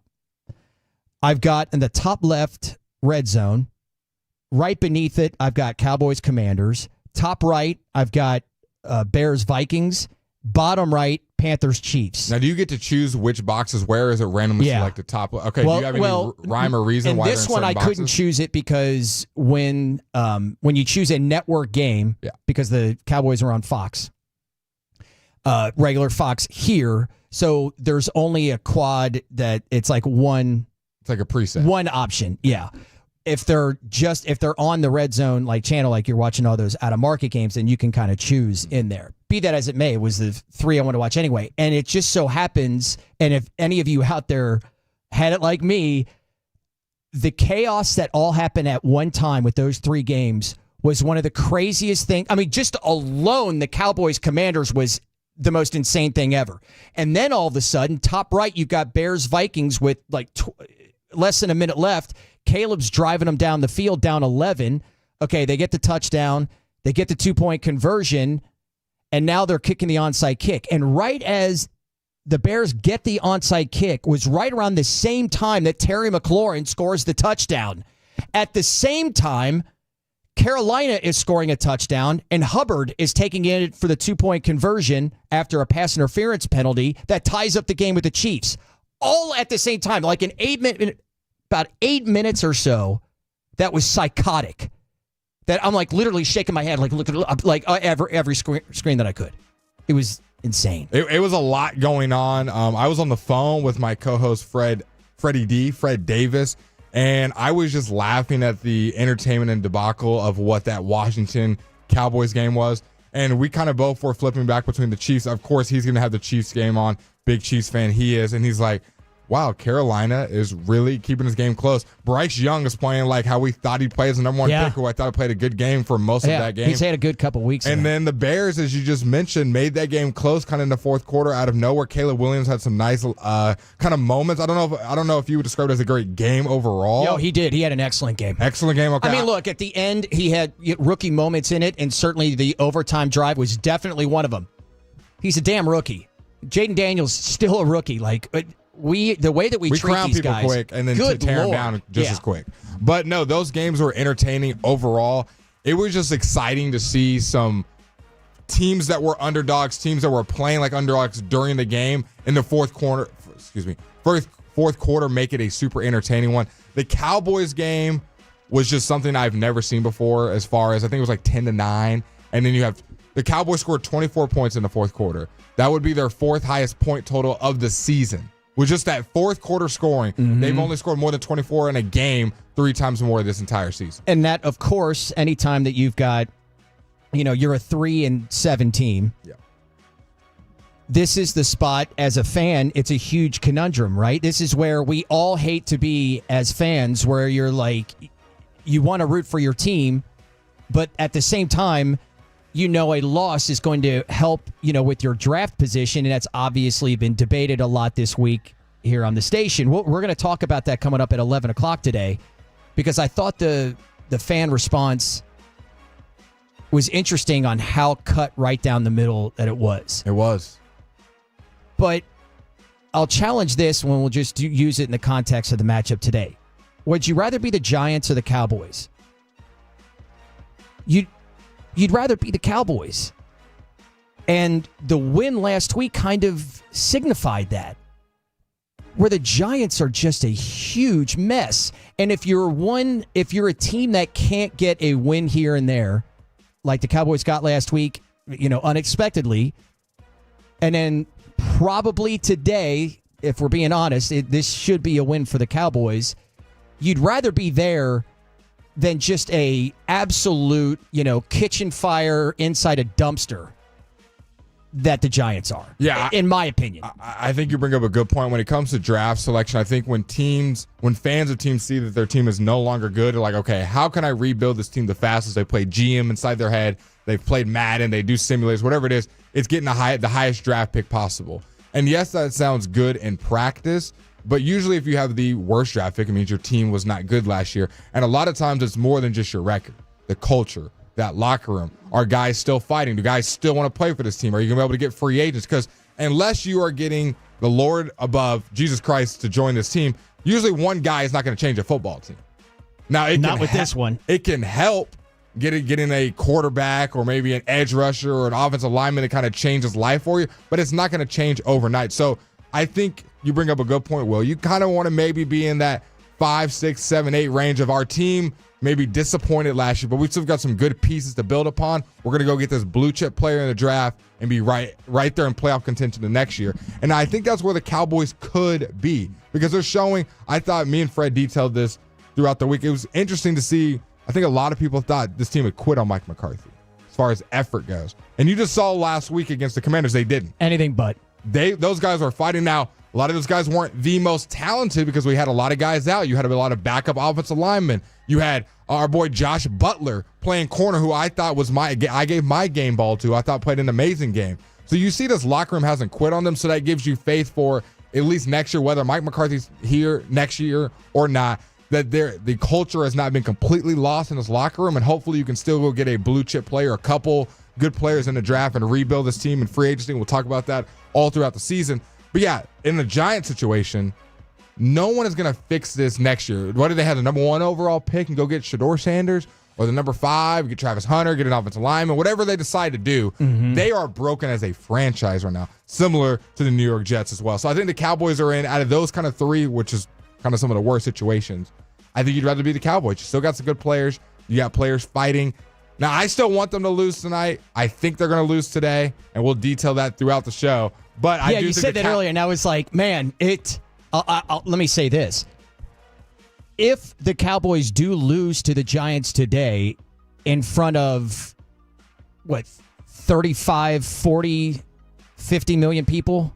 I was about to say, for the whole world to see, yeah. Yeah. This is usually the most watched game of the year. This would be rock bottom. This would be rock. Almost setting up more because Giants are missing their 2 tackles in this game. Yeah.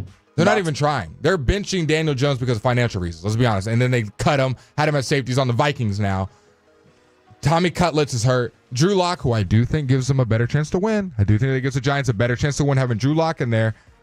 Like, they are playing for nothing. They're playing for what I just said. They want the highest draft pick possible and trying to rebuild this team. The Cowboys, Micah Parsons said it many a times, we're not quitting. We're not caring about draft picks. That's for the media to do. That's for Blake and Will and our boy Ross Lubinsky to do. Rose. Shout out Rose. Shout out to Rose. Just real quick, I mean, to just to show like what kind of dumpster fire it is that you're talking about, Will, they cut Daniel Jones, and the very next day, Tommy DeVito comes in, plays quarterback, and is injured the very next day. And if that's not just Lady Luck just kind of showing that she's not on your side, I don't know what will. And for the injury report for your Dallas Cowboys, we just mentioned that the 2 tackles for the Giants will not be there. For your Dallas Cowboys, these are the players that will not be there. Deron Bland is a full participant, so he will be active. Kalen Carson, who goes to the injured reserve, he will not be there. Brandon Cooks making his long-awaited debut since being out since I believe week 3 with that knee injury. He's a full participant and it should be good to go. Trayvon Diggs was limited. He's questionable for today's game with the groin/knee. Chuma Edoga is a full go, so if you need a backup swing tackle, he's there. The biggest one right here, Jake Ferguson, still out with a concussion, has not practiced all week. He is out for today's game. Tyler Guyton. How big was, by the way, on that real quick, how big was that for Schoonmaker last? I mean, look, highly criticized. For a guy that has had a rough go with injuries and lack of production, to have him, and that's the thing, we were talking about it last night, Bobby and I were, that, and Nate Newton doing Cowboys Crosstalk, that these games are huge for guys like that. You know, Brian Spann-Ford. There's 6'5", 230-pound young guy out there. I thought those guys stepped up. There wasn't like, man, if you had Jake Ferguson, this game would have been different. But you weren't out there like, man, Jake Ferguson would have took that for a touchdown. I was like, okay, Schoon was doing his thing. I think in that first game he had 10 catches. Like, he was the second leading receiver right behind CeeDee Lamb. So Schoon, I don't think he's like carving out of taking Jake Ferguson's role, but he's at least showing, hey, I can be the backup for this team, or maybe even a starter for another team moving forward. So shout out to Schoonmaker going and making a name for himself. To finish off that injury report, Tyler Guyton with the shoulder. He was a full participant. We know he's been on and off the injury report. Eric Kendricks has not practiced all week with the groin and shoulder. He is questionable for today's game, kind of the green dot leader of your defense. Marshawn Nealon, who played last week, making his debut from being out for a while with that knee. He has not practiced all week, and he is doubtful for today's game. CeeDee Lamb, who we know has been on and off the injury report, he was limited. He was a full participant on Wednesday. He is a full go and should be good to go with that back and foot.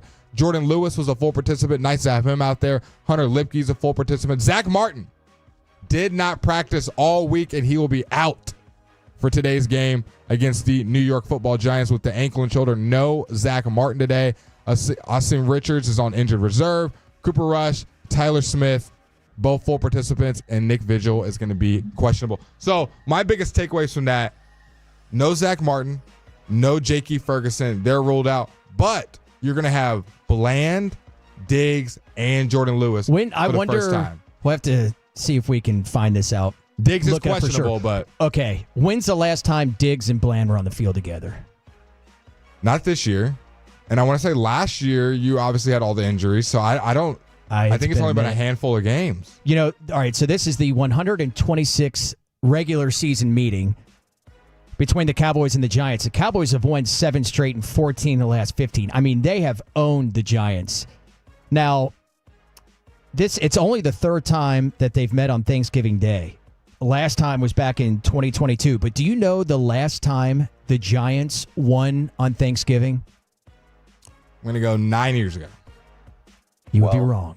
It's got to be they're either playing a combination, or they're either playing Detroit or they're playing the Cowboys. That's the only two options up until, of course, a couple of years ago. So I'm going to guess something super old, like 1993. Not even that old. Wow. 1982.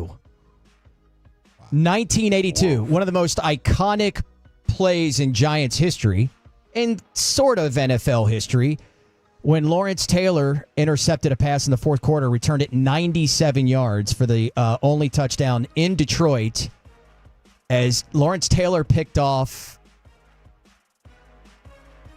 Gary Danielson. Wow. There's a trivia question. How about that? Who did Lawrence I Taylor saw it pick today. off I'm in like, the Thanksgiving oh game? my God. Well, they got Drew Lock tonight. CBS College Football's number one analyst. I was like, oh my gosh, that's the last time that they won on Thanksgiving. I was 3 years old. That is absolutely nuts. Okay, speaking of Thanksgiving, we've got the football tradition, how everything began, all the special elements of the holiday and the football games. We'll tell you that. Give you all those stories coming up at 10:20, but let's take a look at the other two today. I'd say maybe they're bigger games. Maybe. Maybe. A little more implications. The Lions are a wagon. Do they roll over the Bears? And can Tua change the direction of the Miami Dolphins in cold weather games? That, as we're just getting started with Blake Elliott, Will Chambers here on this Cowboys game day on a Thanksgiving here on 105.3 The Fan.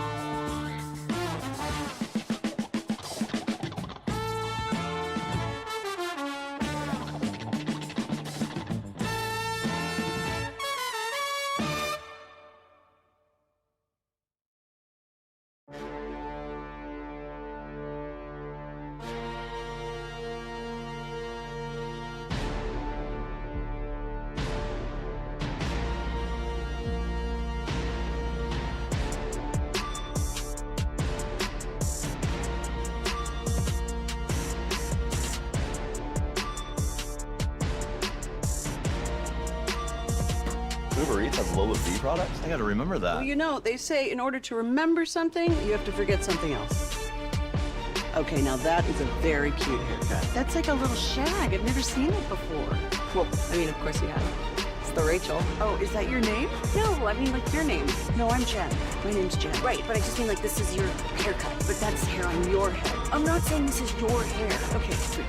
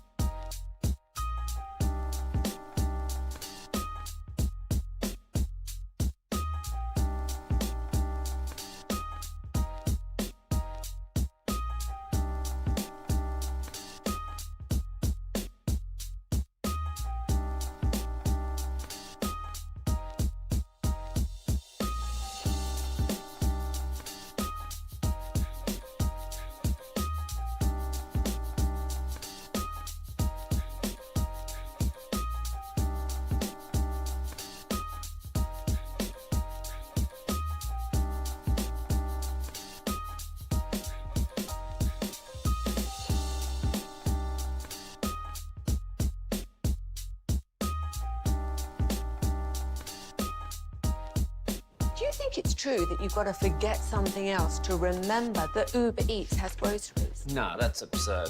Hey, remember when you used to be a, what was it? 22 times. It's been 7 in a row the Lions have lost on Thanksgiving Day. Dang, and the Lions have been good for the last couple seasons years now. They haven't been a fest like we thought they are. Dang, well, 7 years in a row. If you don't remember last year, the Lions were good. This was kind of the coming out for Jordan Love. Yep. Where he was on fire against Detroit. Now, I mean, the Bears lead the Thanksgiving series 11-8. The Lions are an absolute wagon right now. And I had been thinking during the week, well, you know, the last 2 weeks, ever since the Bears got rid of Shane Waldron, and now Thomas Brown calling the plays, they've looked pretty good. They outplayed Green Bay 2 weeks ago and had a chance, really, I mean, that huge comeback against Minnesota, had a great shot to win that one, getting the ball first, and then faltered pretty much like they do now, having lost 5 straight, all starting with that Hail Mary. But they've played well the last couple weeks. Caleb Williams has played well the last couple weeks. And no, I can't find a way for the Bears to even cover. Do the Bears cover this game? I mean, with 10 points, and I'd say the Bears are playing really well. But, I mean... It's in Detroit, right? It's in Detroit. Oh. And they've been smacking folks. When Detroit has been favored, I feel like they've been covering the spread. We've seen 14-point spreads. We've seen 10-point spreads, 9. And I've been picking them to cover, and they've been doing it. They've been beating teams by 40, 50. It is not a problem for the Lions, but I'll make a bold prediction here. Okay. I think the Bears cover. I think the Bears make it interesting on a Thanksgiving. I don't think they win. I'm not going that far. But I think this game comes down to the fourth quarter. Jared Goff has to make a play, and he ends up making it. And the Lions win by 7. Rex Ryan. Because as you said, it's 10, right? Yeah. I think they win by 7. Rex Ryan made an interesting point sometime yesterday, maybe Tuesday, on, I think, Get Up, where he was talking about the home field is actually the home team is at a disadvantage on Thanksgiving. Right, all the food, all the family? Yeah, the family all coming in, all the tickets, all the other stuff, where you're on the road, you're not really worried as much about it. I'm like, okay, I had never thought about it or considered it. I still, they're just pounding teams. Remember when it was a thing going into the Green Bay game? You're like, wow, they haven't even played a game in the outdoors yet. Correct. Beat Green Bay soundly. Then the crazy game in Houston on the 5 interception game. Yeah, we're watching it going, this is absolute insanity on Sunday Night Football. Then they spanked Jacksonville and Indianapolis, which are 2 not very good teams. But they handle them, because we've seen teams play absolutely not good teams, handle. Yeah, and it's 14. And the Colts points. have a pretty good defense too, so it still beat them 24-6. One of the interesting notes today, especially for those of you with fantasy football implications, having Jahmyr Gibbs. He's likely going to get the bulk of the carries because David Montgomery is dealing with a shoulder injury, and it's a short week. I'm sure he'd like to be out there as much as possible, going up against a team that essentially gave up on him to just go over to Detroit. But the Bears' defensive front ranks 26th in run-stop win rate. So Jahmyr Gibbs could have a big day today. Jahmyr Gibbs, big day. Look at that little fantasy help, little preview. You get everything on the Low T Game Day Center presented by the Fan. And here's the thing, too. If you were, like I was saying earlier, I had the quad box up last week. Caleb Williams was outstanding for the majority of the game. He showed a lot of things that you were, wanting to see out of a rookie, and like we were saying before. We got to understand that these guys are not going to be Superman yet. And everyone's like, oh, well, we crowned Jaden Daniels too. We're like, Jaden's going to be great. Don't worry about it. Caleb's going to be great too. We throw Drake in there? No, not yet. But I think he's played really well. I don't know if Drake's May is going to be great. Bo? My opinion right now is I think Bo is going to be a very good quarterback. Is he going to be great? I don't know. Kirk Cousins-esque? Yeah, maybe. Okay. Something like that. He could be like maybe floor Kirk Cousins, ceiling Drew Brees. Oh, not a bad career. He's been balling, man. Yeah, myself, I counted him out. Didn't think he'd be much of a guy, and he's making it a little run for offensive rookie or rookie of the year, with him and Jaden. And what if next year when we see J.J. McCarthy and he forgot about does him. well with Kevin O'Connell? Because he was lighting it up in the preseason. I mean, this could be a quarterback class for the ages. Okay, so that's a look at the Lions and the Bears. Now, tonight, an even more interesting scenario or situation with the Packers and the Dolphins. The Dolphins have not won a game under Mike McDaniel with temperatures under 40 degrees. And it's going to be below freezing in Green Bay. So they're 0-for. They're 0-for. Because we know that infamous Chiefs game where it was like close to 9 degrees and Tua looked like he couldn't pass the ball more than 3 yards. And I'll say this, Will. It's funny when the narratives match the stats. Like, because that's a popular thing to say that Tua can't play well in cold games. And then when you do like a deep dive, it's like, well, he's actually 3-4 in those. We just look at the 4 losses. No, you just let us know. He's 0-for in games under Mike McDaniel when it's under, what, you said 40 degrees? Yeah. Wow.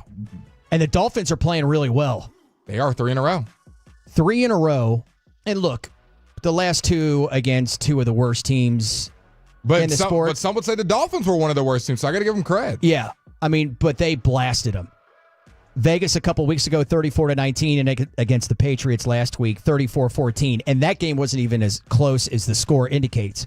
Green Bay absolutely walked all over San Francisco. That one, to me, was expected. You know, when you don't have Brock or Bosa, Trent Williams was coming into the game, a little banged up. That's probably the three biggest needle movers as far as the spread goes. You don't have your quarterback, edge rusher, and left tackle. It's like, all right, well, this game, if you're not looking at the injury report, it's going to be completely different than how you expected it, just looking on the box score. But the Packers looked real good, too. Yep.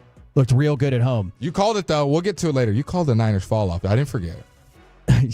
Right. They're tough with Josh Jacobs. In cold weather, being a tough physical runner. Yep. I think everybody looks at the Dolphins the same way. Like, all right, they look fun. They're a lot, but I don't trust them to be tough enough to win in situations like this. And that's why there's been so much talk with Tua this week and wanting to change the narrative about how they play in temperatures like this. Here's your chance. Devon Achane, baller, fantasy stud, scored 20-plus fantasy points in 4 of his last 5 games. And the Packers' defense has allowed the 9th most receiving yards per game to running backs this year. How about that? Play A-Chain. You heard it from Will Chambers himself. No, okay, so sticking on this Dolphins stick right here, kind of going back to almost our first topic. If you're the Dolphins, is winning these games more important than kind of getting a draft pick to kind of rebuild the team like a high draft pick? Winning these games. See, that's a different... They're in a different boat. Yeah. This goes to, as well, earlier in the week when we were talking about, the Cowboys' incredible win, but, man, how much it really hurts them because you've got really this logjam with the 2 and 3 lost teams right there. Like, I had the standings up. I can pull it up for you. Half of them are doing it on purpose. Not on purpose, but are hopeful to get a top pick. The other ones are just been hurt, and they can't help themselves, and they would love to win games. Because right now... You got 5 teams with 3 wins, 3 with 2 wins. So, the Cowboys... Like, I look at it with, like, the Cowboys and the Bears. Both are 4-7. And right now, the Cowboys have the 11th pick, and the Bears have the 12th. Yeah. Per NFL Tankathon. And then the Dolphins sitting at 5-6, are way up there too. But what's their season really look like? The Dolphins can still make the playoffs, and you want to play well. You're in different situations. Where I look at it with the Cowboys are 4 guys away from being 4 guys away. Correct. So if you're a fan of the Bears or you're a fan of the Dolphins, yeah, you do still need some more pieces. But not a ton of them. You've been kind of building as well. You kind of, especially if you're the Bears and Dolphins, like these are teams that people expected to be in the playoffs this year. Yeah. A lot of people pick the Dolphins and Bears to make the playoffs. So you don't want to be like, oh, we got 3 wins, we're getting another draft pick. It's like... I'll even say the same thing for Carolina. Carolina has had enough years where they have been at the top. They just need that fan base. They just need some wins in there. Correct. They're still going to be drafting somewhat high. Correct. And they're going to get players, but like... Wins mean more than the 4th or 7th pick. Absolutely. Yeah. So that's where I understand it from a certain aspect of a Cowboys fan going, no, I don't want them to win. We need them picking up, as high as possible. Closer to the top. Yeah. I would contend that's not enough. That you need multiple first-round picks. Yeah. You need a lot of picks. Yep. I don't, we'll talk again coming up in hour 3, the fans' conundrum when it comes to this team. So, yeah, I would say that there's no question Miami and their fans are looking for wins right now. I mean, that's a talented roster. It is. I mean, you've got maybe with the best receiver duo and Jalen Waddle and Tyreek Hill. A-Chain, who we talked about in links, one of the better, more underrated running backs, got speed on him as well. We know there's speed up and down this roster. Their corners, I think it's Ethan Bonner. He's been balling as well. So you've got, or I think he might even be playing safety right now, defensive back for sure for them. They have a lot of pieces. You just need to see them put it together, and they have a chance tonight against the Green Bay Packers. I think Green Bay will handle them. Personally, I think this will be the biggest blowout of the day. That's my call. Oh, really? I think this will be the biggest blowout of the day. I think Green Bay is hitting all the right strides. I think Miami got a little bit of a 3-game win streak, as you detailed, against some not great teams. I think they're playing better, and Tua's been on his game. I think he's only got 1 interception in this 3 games. Yeah, 11 touchdowns, 1 pick. He's been playing well. I think this is a reset game of them realizing we're not a great football team, and I think the Packers handle them similar to how they did the Niners. You just talked about the corners for Miami playing pretty well. Jordan Love will throw you the football. He will. I would like to see this be a interception tight in every one. game since last year. Help me out with this one, you two. One of the last times Miami played in a very cold game was in Kansas City. Was that a playoff game? Was a playoff game. Okay. I don't believe that was a blowout. Was it? Look at the exact score. Because I want to say I remember them playing somewhat well, or at least to the point where they didn't look soft and all that. And there's been chatter around the league. In fact, a former Dolphin player. 26-7. Okay. Well, not exactly close either. There was a former Dolphin player talking about how the team, where he came from, like from last year, was soft. So I think they're going to play to try to. I mean, they're already talking about getting rid of that narrative. Yeah. Tua in that game, 20 of 39 for 199 yards, a touchdown and an interception. Their leading ball carrier, Raheem Mostert, 8 carries, 30 yards. You think this one is the blowout? I think I think out of all 3 of the games, I think it's the least sexy blowout. I think a lot of people would call this game that's going to be somewhat close. I think this one's the blowout. We'll see. It's going to be very, very cold up there in Green Bay today, per the usual. All right. Mavericks. Boy, it's not so bad when Luka's not in the lineup, huh? Not so bad. Role players stepping up. What have they seen from these guys? How can they implement Luka back into this roster when he comes back? We'll discuss all of that next on the Fan Game Day show presented by the Low T Center. Hey, Tolos, RJ Choppy here, preparing for another stressful holiday season. And this year, I am prioritizing my well-being. And that's why I went to my local Wasn't it Cinnamon Sisters? Hazel Babes. Saffron Squad? Nutmeg Maidens? Pre-curb? No. Nutmeg Maidens. I just said that. Was it Spice Girls? Doesn't sound right. Was it Saffron Squad?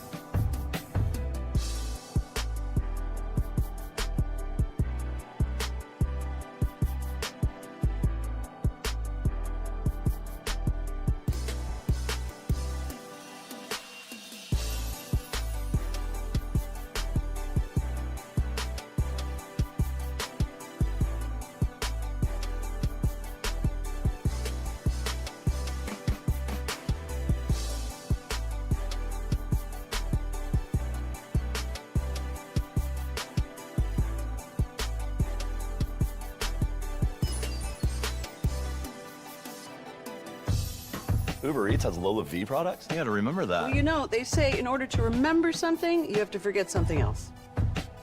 Okay, now that is a very cute haircut. That's like a little shag. I've never seen it before. Well, I mean, of course you have. It's the Rachel. Oh, is that your name? No, I mean, like, your name. No, I'm Jen. My name's Jen. Right, but I just mean, like, this is your haircut. But that's hair on your head. I'm not saying this is your hair. Okay, freaking me out a little bit.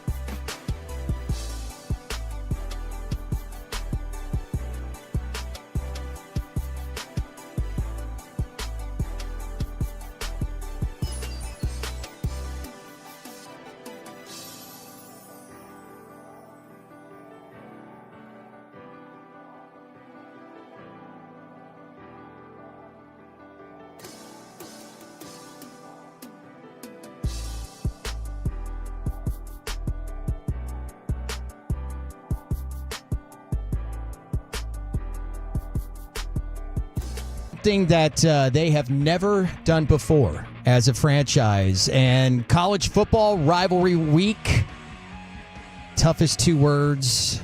I got a rivalry with that word. It's a tongue twister. What's not a tongue twister is joining us on the Fan Game Day Tailgate Show, presented by the Low T Center, with myself, Blake Elliott, Will Chambers, and our boy Ross/Rose Lubinsky on a Thanksgiving day where we've got plenty of football. But let's put the football on the side plate for a second because basketball is on the platter today. We got, we'll get into college football in Texas versus A&M coming up at the top of the hour at 10 o'clock. The Mavericks, 4-1 in 5 games without Luka this year. They were 4-8 last year. So we'll talk about how to implement him once he does return. But Tom Brady was in attendance last night to watch the Mavericks just dispatch the Knicks and make a little history as well. Yeah, they did make a little bit of history. The Dallas Mavericks have been playing a different brand of basketball without Luka. If you haven't been watching because maybe you saw no Luka, why would I watch? If anything, I think this is where you should have your eyeballs on the team the most. I've detailed all season, and I've detailed this before. I think maybe even with you on the air, Will, sometimes injuries are not the worst thing that can happen to a team, especially if short term and if it's to a star player. Now, obviously, you don't want like your quarterback to get hurt. That's not going to show a lot about a team. But maybe the starting running back gets hurt and the backup showed you something. When I came up with this theory, not like it's some crazy theory, but in my own head, is when Mark Andrews went down last year for the Ravens and they were able to see Isaiah Likely and they're like, oh, we've got another good tight end. And now they can run 2 tight end sets like nothing. And they know that they have 2 guys that are comparable that they can put out there. That's on the other side. But for the Dallas Mavericks, Luka not being in the lineup, you are now able to see what are these role players going to look like in extended roles without Luka in the lineup. And this is what they look like. 4 players scored 20-plus points for the Mavs in last night's win versus New York Knicks. Najee Marshall leading the game with 24 for the Mavs. Kyrie Irving with 23. Quentin Grimes with 21. And Spencer Dinwiddie with 21. You might be saying, Blake, okay, that's cool. They scored 20. They probably do that all the time. Nope. The Mavs accomplished that feat in Atlanta as well the night before. This means Dallas has recorded back-to-back games with 4 20-point scores for the very first time in Dallas Mavericks history. It's a very hard feat to do. It might sound easy just on the feint of the scoring 20 points, but 4 guys doing it. Usually, you got 2 guys that do it. One other guy got 17, 16. You're going to have a Luka, Kyrie scoring 25-plus. You're now with no Luka out there, and Kyrie sharing the ball very well. You got a lot of guys filling it up in the box score. P.J. Washington at 19 and 10 as well. It's a conversation I had last week with CA and asking him, okay, we're seeing this team showing or playing these games with some depth. Is it real? Is it really a deep team, or is this just something that we're seeing? And he contends, and I think for what we've seen over the course of the last week, that it looks like a team that definitely has good role players, which ultimately means when it comes, at least for me, when you're looking at projecting where the Mavericks can be, and I know it's a wide chasm between what many will predict whether it's the Western Conference Finals or be, like a play-in to the playoffs type of team. I want you to continue, but can we agree that Western Conference Finals should be the floor?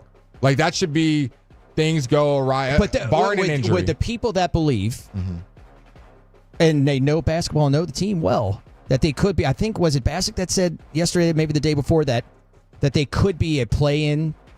I disagree with that. I disagree with that wholeheartedly. He's saying that's what he thinks they'll be at. I'm not sure if he said it. I heard somebody say, and I was wondering, and I don't know for sure because I don't know really what to believe on the West as a whole. Like Denver's really good. We know that they're a championship level team. They have absolutely no depth.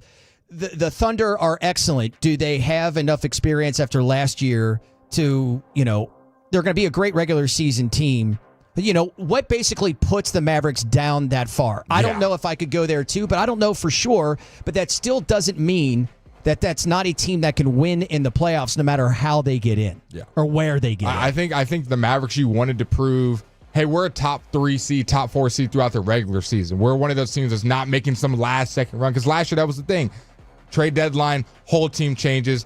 They were in the play-in for a good part of the season as far as moving back, and then they were flirting with the 7-8 spot. Then they jumped to the 5 spot, and we know they upset some teams in the playoffs. Some would call it an upset. I just say it was good basketball. But hopefully this season was, hey, we know we were in the finals. We got Klay Thompson. We got Najee Marshall. We've got all these guys. We're going to be a top 3 team, and we're just going to take care of business in the playoffs and hopefully make a long run. Now, obviously, they've faltered down. Right now, they sit at number 8 in the Western Conference. As they sit at 11-8, 6-4 in their last 10 on a 2-game winning streak.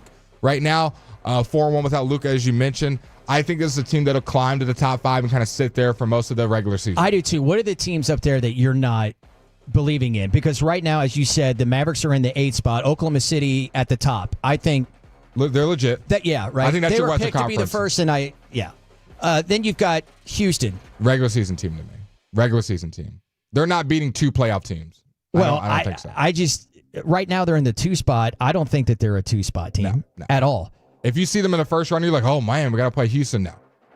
And then that goes to the next team you're about to mention, the Warriors, who play all 15.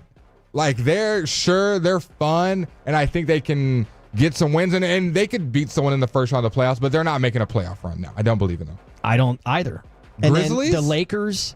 Now the Lakers are an interesting one. Yeah, they are. Because with JJ Redick, he's kind of changed the narrative around this team being a little bit sloppy and uncoordinated and undisciplined. They now have some discipline. They got another scorer in Dalton Knecht who is legit. Legit puts up numbers every night. Anthony Davis is playing like an MVP. Couldn't believe when he was, I think I was texting Choppy, like, I can't believe he's dropping. What are you, in the 16? draft. Yeah. I mean, like, God, he was so good. And I know what it is, where the belief is what you're seeing him at Tennessee. He's going to come out and maybe do it right away, but then that's the highest he's going to get. I don't know if I trust that. No, the Lakers are a team that I don't think a lot of teams want to match up with early in the playoffs because they could make some noise. The Grizzlies, do you believe in them? I mean, they still ridden with injuries. I don't believe in them long term.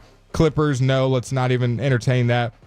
Nuggets are always going to be a problem just because of Jokic, but they have no depth.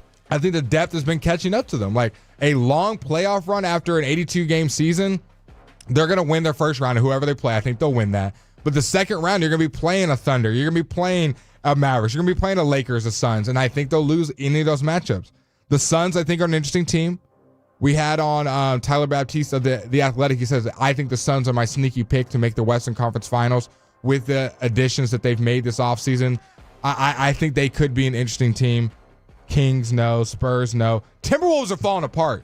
I don't know if you've seen it. The Timberwolves are falling apart. Anthony Edwards believes his team is soft. Well, you know who's not soft? The Mavs without Luka. Najee Marshall with Luka this season, 14 games. Here's his stats. 8.5 points per game, 3.5 rebounds, 3 assists. Najee without Luka, 21 points per game, 3.8 rebounds, 1.4 assists per game. Najee Marshall has had 6 career 20-point games. 6.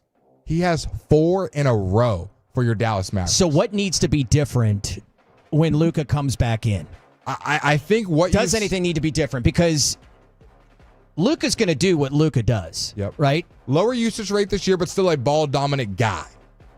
I think when he comes back, my biggest thing is I hope he's sitting on his couch and he's watching these basketball games and he's saying, man, I can trust these guys. Najee Marshall, and he trusted Najee. I'm not saying Luka thought these things, but hopefully he's seen this at nauseam with wide eyes. Okay, Spencer Dinwiddie can score if I give him the ball in the spot. Oh, Quentin Grimes and Jaden Hardy. You really trust that? Maybe not Dinwiddie as much, but no. Grimes and Hardy, if I set them up, they can do these things. Like, these role players are not going to be still averaging 20 when Luka comes back. But hopefully there's a little bit more trust on the court where Luka doesn't feel like he has to do it all himself. That doesn't have to be Superman. He can just play in his pockets, kind of like Kyrie Irving's playing right now. Kyrie's still giving you 23, 24 a night, and they're winning basketball games, some comfortably, some at the end. But, like, Kyrie has been setting his guys up, setting the table, and then also getting his. Luka's still going to average 30-plus and do his thing. I just hope some of the ill-advised shots, the step backs with someone in his face, he doesn't have to force as much, because if it's late in the shot clock, I can set something up for P.J. Washington in the post. I can give Najee Marshall the ball in the two-point lane. Fun fact, Najee Marshall is top 5 in the league in second in two-point efficiency. This guy has been undeniable from the two-point lane. He's getting the three-point shot going as well. But I just hope he just has more trust in his teammates where he doesn't have to do as much. So when he does get the ball, especially in the fourth quarter, he's got a little bit more energy. I haven't shot the ball 20 times in the first 3 quarters. Mavericks win by 15 at home against the Knicks on Wednesday night, 129-114 for the second game in a row. 4 players with at least 20 points. That's the first time in team history. They'll take on the lowly Jazz. Oh, they should Saturday. blow them out. They should, but that should be. I need to see Omax Prosper. I need to see Brandon Williams. I need to see Markieff Morris. Maybe me and Will Chambers can get on the floor against the Jazz. Maybe. Their coach is hilarious, by the way. I don't know. Their coach always has a funny quote after the game. The Dalton Connect quote, did you see that one? Like, everyone knew he was on fire except for our team. They didn't know how to guard him. I'm day-to-day with a wrist. Tahoe Tolo, it's the best Mavericks team he's ever seen. Will they continue to do it? Can they go on a little bit of streak? Can they climb the ranks? They sit at 8th in the Western Conference. They are 1 game back of the Nuggets, half a game back of the Clippers and Lakers. They could be a top 5 seed after the end of this week. 877-881-1053. The Frankel and Frankel injury attorney fan text. We know that some Tolos getting their day started with some flag football in Plano. Got some dishes coming in on Thanksgiving. I want to know from all of you out there, Aggie fans, is this the biggest game in Texas A&M football history? We will preview the big one against Texas and all the other huge implication games in college football as we open up hour number 2 next here on 105.3 The Fan. Thanks to Comerica, you can listen to Sean and RJ anytime you want on our...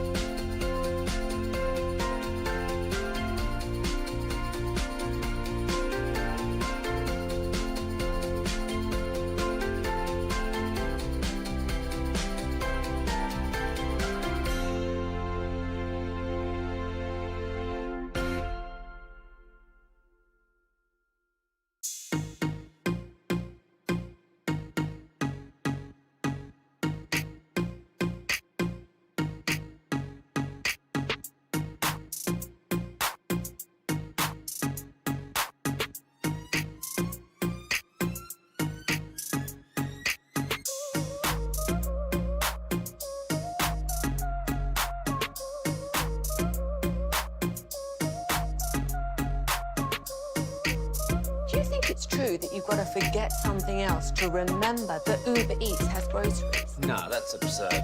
Hey, remember when you used to be a, what was it, Pepper Lady? Pepper Lady? Wasn't it Cinnamon Sisters? Basil Babes. Saffron Squad? Nutmeg Maidens? Pre-curb? No.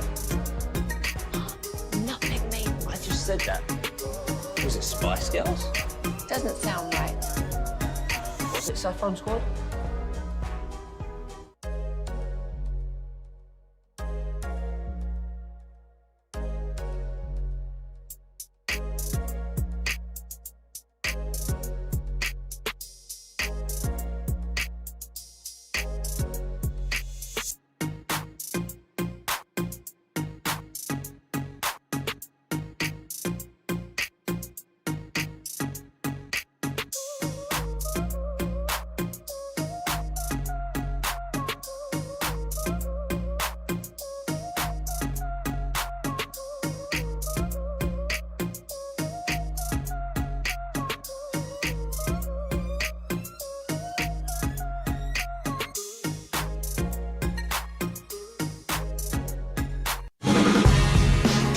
From our Hiley Mazda of Arlington and her studios, it's the KNC Masterpiece on 105.3 The Fan. Game day here on 105.3 The Fan, alongside the Fan Phenom. Blake Elliott, I'm Will Chambers. Ross Lubinski back in the Pimp Cup as we take you up to 12:30 and the official Cowboys pregame show live from the Miller Lite West Plaza, AT&T Stadium with Zach Wolchuk and Brian Broaddus. They will, of course, have Mike McCarthy talking with Brad Sham. We'll talk with our insider, Bobby Belt. CA's player profile this week is CeeDee Lamb. They'll also get a visit from one of our favorite guests, Mike Pereira from Fox Sports. Will be working today's game along with Kevin Burkhardt, Tom Brady, who was at the Mavs game last night, Aaron Andrews, and Tom Rinaldi. On Saturday, we got a big slate. Chris Arnold and yours truly will get you started with the Fan Jam at 9 o'clock and then at 10:30 coverage of the game. The Wolverines go into Columbus to take on number 2 Ohio State with coverage beginning right here on the Fan at 10:30. 2 o'clock, it's the Iron Bowl. Auburn at number 7 Alabama. And then Washington at Oregon, the nightcap at 6:30. So big rivalry weekend as we talk some college football here on this game day Thursday. Yeah, you might be saying, this doesn't sound like KNC. This isn't Kevin, Corey, and Bassett. We gave the boys a day off. We did. Enjoy Thanksgiving with their folks because you are listening to the Fan Game Day Tailgate Show with myself, Blake Elliott, Will Chambers, presented by the Low T Center, as we're giving you all things previewing these Thanksgiving games. But let's switch the palette out of NFL professional football. Let's go into the college landscape. I know you're excited, Will, and you get to talk about this on a Thursday, not a Saturday morning. How are you feeling about this college football Saturday plate we got coming up? We've got the next few days because football. I didn't realize this until about an hour and a half ago, but you've got Tulane playing tonight against Memphis, 2 9-2 teams. Now, we're all going to be probably watching, Dolphins and Packers. But, hey, I'm going to check that out because Tulane, the Big 12 is so nuts right now that if they end up playing their way out of this, there's a 4-way tie atop the conference right now. 9 teams have a chance to reach the Big 12 title game. And if a 3-loss team wins that title game and Tulane wins tonight against Memphis. A 9-2 Memphis. Good then they win the American. It's there. It's possible, and they play tonight that they could make the college football playoff. And then you got games tomorrow as well. With Tulane, and I know it's a popular theory right now that they have a chance. There is a chance. I just don't know if the committee is going to put a green wave Tulane in over, say, a Colorado if they win and they make it to the Big 12 championship with all the stuff that they've got going for them. Considering that the 2 Power 4 teams that Tulane played, they lost to. Yeah. And Oklahoma and Kansas State. And you got Colorado, who's got some big games coming up. They got Oklahoma State tomorrow. And then if they win that, there's a good chance they will be playing in the Big 12 championship. That's right. Playing against a top 15, 16, 17 seed. That would be 2 big wins, in my opinion. And I think with the cachet of having a Heisman Trophy front runner in Travis Hunter, having a guy like Shedeur Sanders who will be a top 5 pick. I feel like the committee is going to want to put that team in over Tulane, but Tulane does have a chance. They just need some chaos in the Big 12. The Colorado game, by the way, with Oklahoma State, that's tomorrow at 11 a.m. Also, Boise State hosting Oregon State. The Egg Bowl between Ole Miss and Mississippi State is tomorrow afternoon, and then tomorrow night, Georgia and Georgia Tech. So Friday's got not only Raiders and Chiefs, but some big college football games. But there is no bigger game this weekend, with all due respect to Ohio State and Michigan and Auburn and Alabama. This weekend is all about Texas and Texas A&M. And my question out to you Aggie fans at 877-881-1053, or you can watch us on YouTube as well as Twitch. Is this, to you all, the biggest game in A&M history? Ross Lebinsky, a Texas fan. I don't know. I feel like Texas fans can weigh in on this and have a good feeling on it. You think it is? Oh, absolutely. And I was saying to you during the break, I was just like, this is coming from a guy who watched Texas right as they started to take that dip downward, right? Like, I saw the very tail end of Colt McCoy and then everything that followed. Yeah. I saw them go to the playoff last year. This feels like a Texas-sized Super Bowl. Like, everything on the line. An SEC championship title berth. Yeah. And a college football playoff berth. And it's the first time these two teams have met since I was literally in middle school. And it feels like Texas OU in the sense that, like, I feel like genuine kind of like anxiety about it just because it feels like it's that big. What's the anxiety? Texas is going to roll A&M. The Aggies will show. Once again, it's going to be a big game, and they will not show up. You heard it here first. A&M will get rolled in this game. You think you're first on that? The Texas Longhorns will take care of it. I'm the first out of us three right here. Texas will roll them. It will not be a game. I completely disagree with this, but go ahead. I think in the first quarter it'll be close. I think the second half you're going to see A&M fall apart once again, and the A&M Aggies will be the little brothers they always have been and will continue to be. If that plays out, no one's going to be surprised, by the way. That's not what I am predicting. And by the way, the 940, how about SMU controlling their destiny to a bye? We will get to that either in this segment or at some point today because I got a lot on SMU here as well. I think the biggest element of this is playing at Kyle Field. Big time. It is going to be raucous. So insanely loud. Was it the last time that they played the Justin Tucker game? Was that at? It sure was. Was that at Kyle Field? It sure was. Was that when they were calling penalties or threatening to call penalties because it was so loud in there? Oh, that I don't know, but I don't doubt it. I mean, because it was already confirmed when that game was played that A&M was leaving the Big 12 to go to the SEC. So I don't doubt it 100%. Quinn Ewers has an ankle. They got a pretty good backup, but Quinn Ewers is slated to play. Decent backup. He's all right. He's not bad. Might have heard of him. A&M played with their food last week. Their defense is so good. Nick Scouton, I think, is one of the most special defensive players in the country. If they get pressure on Ewers, it's a big problem. He struggles pretty much with everything. I mean, with any quarterback, more pressure, they're not going to play as well. But it's a significant drop-off when it comes to Quinn Ewers. And that's where I think is the biggest one for me. A&M has to shorten the game. They got to run the football. They got to do basically like play Ohio State football, right? Where they're just like, I mentioned Ohio State last week is like a boa constrictor, where it seems really slow in the first half of games when you're like, well, they only have a couple series. They run the football a lot. They take a lot of time off the clock, but they can boom, boom, boom. I mean, they can strike at you fast. A&M doesn't have that type of capability, but they can run the football. They can be physical. And look, all of the pressure, there's pressure on both teams. You know, if Texas loses, they're not going to the SEC title game, which means that they are not getting a bye. They will still be in the playoff, but that could push them. We talked about that 5 seed being really the honey spot. I think if they lose to A&M because of what you said, like with their loss, especially to Auburn last week, it'll drop Texas probably below the 5 spot. Probably, yeah. And that puts them in a very precarious situation going into the playoffs. So there's a lot there. And then not to mention A&M. If they lose, they're done. They're donezo.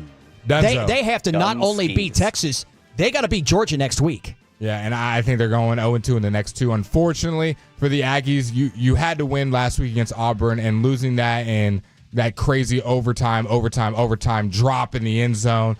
I would love for the Aggies to win just because it would make this rivalry, great, crazy word, even more heated. And as the weeks went on, it would make these games even more important.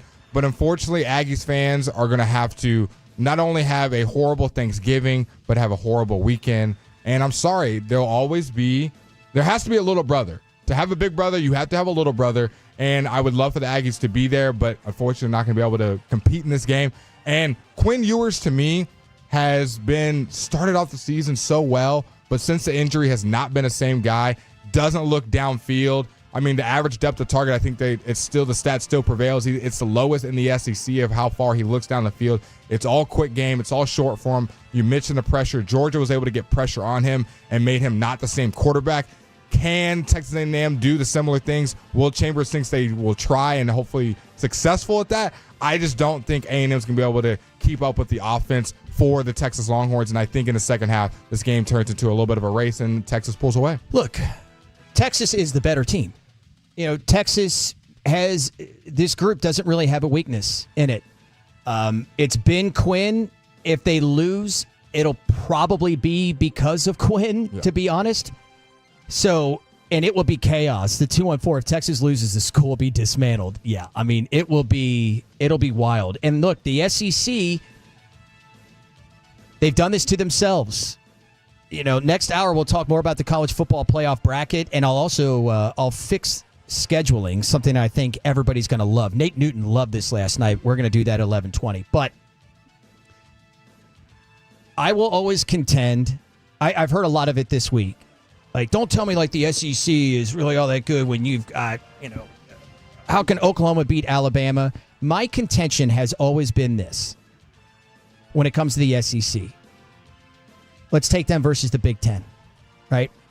The bottom three are Mississippi State, Auburn, and Kentucky. The bottom three of the Big Ten is Northwestern, Purdue, and Maryland. Purdue's the been three awful. From the SEC would boat race those three. Correct. SEC is strong conference. That's what it is. Now, that being said, do I have this huge problem with the SEC being ranked where they are in the college football playoff bracket and they're so much better even though they've got more losses? I'm not doing that, okay? Like, you got to win the games. I thought that was some glitch in the Matrix stuff last week in Norman.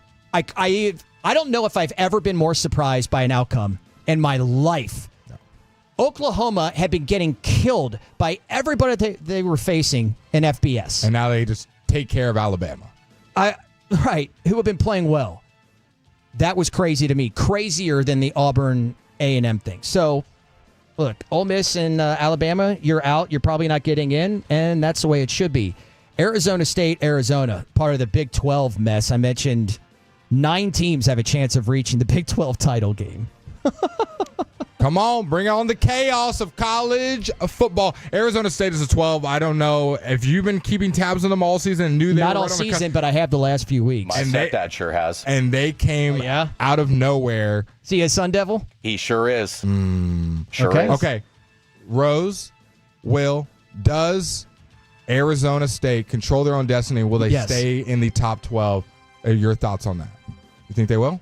Yeah, I mean, I think they're going to beat Arizona. I mean, it's a rivalry game and all that, but Arizona has been underwhelming all year, and Arizona State's been a wagon lately.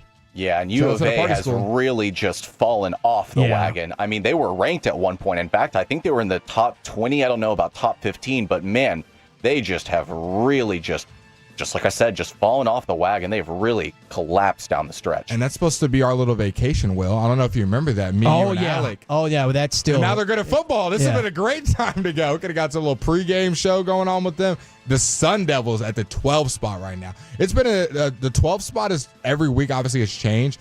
It was like Boise State, and I was like, oh, wow, this team's pretty good when we were getting on the Ashton Genty. Now we got Arizona State. These unsuspecting teams that have not been traditionally good are now with this 12-team playoff kind of shining a little bit more light on these teams that could be making some noise in the college football playoffs. I did have some disagreements with the college football playoff bracket in some seats. Not much, but a little bit. And one of which being the team that I have been behind all year. And my prediction preseason to win the ACC, number 9 SMU hosting Cal, and what will be a crazy scenario to finish out the year. Now, if SMU wins, they're already in the ACC title game. Yep. Correct. Whether or not it's going to be, Clemson's been so up and down. They have. I don't know what I trust really with them. And South Carolina has been playing really well. My problem, we'll talk about it a little bit later on, I've been backing SMU, but man, how they got put in front of Indiana, I don't really know about that. But I really, really like this team. Could they be the most dominant team right now? I tell you what, it's like when you look at South Carolina, Florida, and SMU, I'm not going to talk for a second here saying that they're top teams in the country. I don't know who's playing better. It's tough. It's tough to give. No. SMU has been on a roll right now. I don't know if there is. That's definitely a team when you see them in the bracket that you want to stay away from. There are some teams that are kind of making it on not preseason bias, but kind of pre-playoff bracket bias where they were ranked high. Yeah. And now they've lost and only dropped a couple spots. Miami, I'm looking at you. But SMU is a team that's been rolling, that kind of is on a little bit of a streak right now. Now, when we get into kind of the bracket later on in the show, I do have some disagreements on a team that's behind them that I think should be in front of them, and we'll discuss that and where we think teams should be at. But this whole bracket has made it very interesting to follow the college football playoffs, and the college football season with the playoffs. It's made it incredible upon us. Absolutely incredible. So, lots going to happen, and it really all starts tonight. Even with Tulane, but into tomorrow and in this weekend with the big games all across college football, and we'll get back into that again coming up here at 11:20. All right, back into the NFL. It's Thanksgiving. Happy Thanksgiving to you and yours. We appreciate you hanging out with us here at 105.3 The Fan or on YouTube or on Twitch. I see you Twolos over here to my right. The Thanksgiving football traditions, how it all began, and all the special elements of the holiday. I'll tell you all about it next.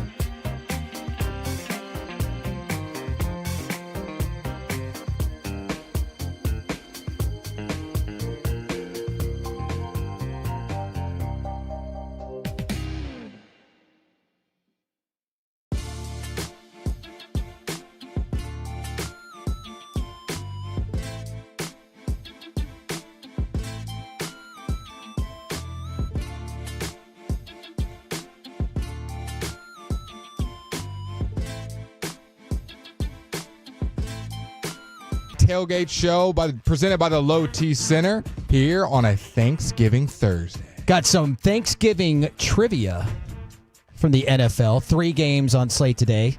We'll have one tomorrow alongside Blake Elliott, Will Chambers, Ross Slabinski as we take you up to pregame coverage, the official pregame show of America's team with Eric Chiafalo and Brian Broaddus. That'll be at 12:30 ahead of Giants and Cowboys today with kickoff at 3:30. But great piece in ESPN.com, which chronicled the beginning of the Thanksgiving NFL games. Yep. Which started with Detroit and then the Cowboys in the 60s, and taking you through all the traditions with all the teams, and then finished it up with some trivia. Do you guys know when the Thanksgiving whole tradition started in the NFL? In the NFL, okay. I'm going to go 1945. My guess. Ross? I could be completely wrong. I don't even. I want to say the Cowboys started it in 1966, but I don't know if the Detroit Lions also started it that year. No. They did it 32 years earlier. Woof. So what's our year? Detroit Lions have played at home on Thanksgiving every year since 1934, with the exception of the 5 years between 1939 and 1944 because of World War II. So I was close. 1934, 45. Yeah.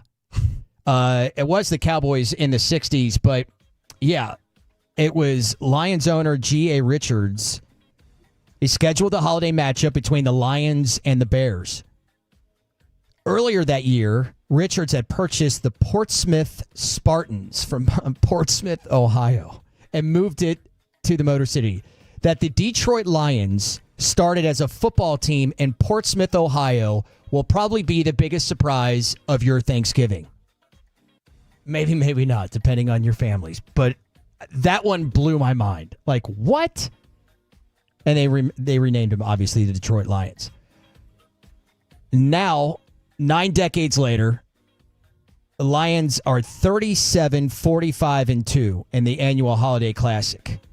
Now, you were right, Ross, that the Cowboys in 1966 played their first game, beating the Cleveland Browns 26-14.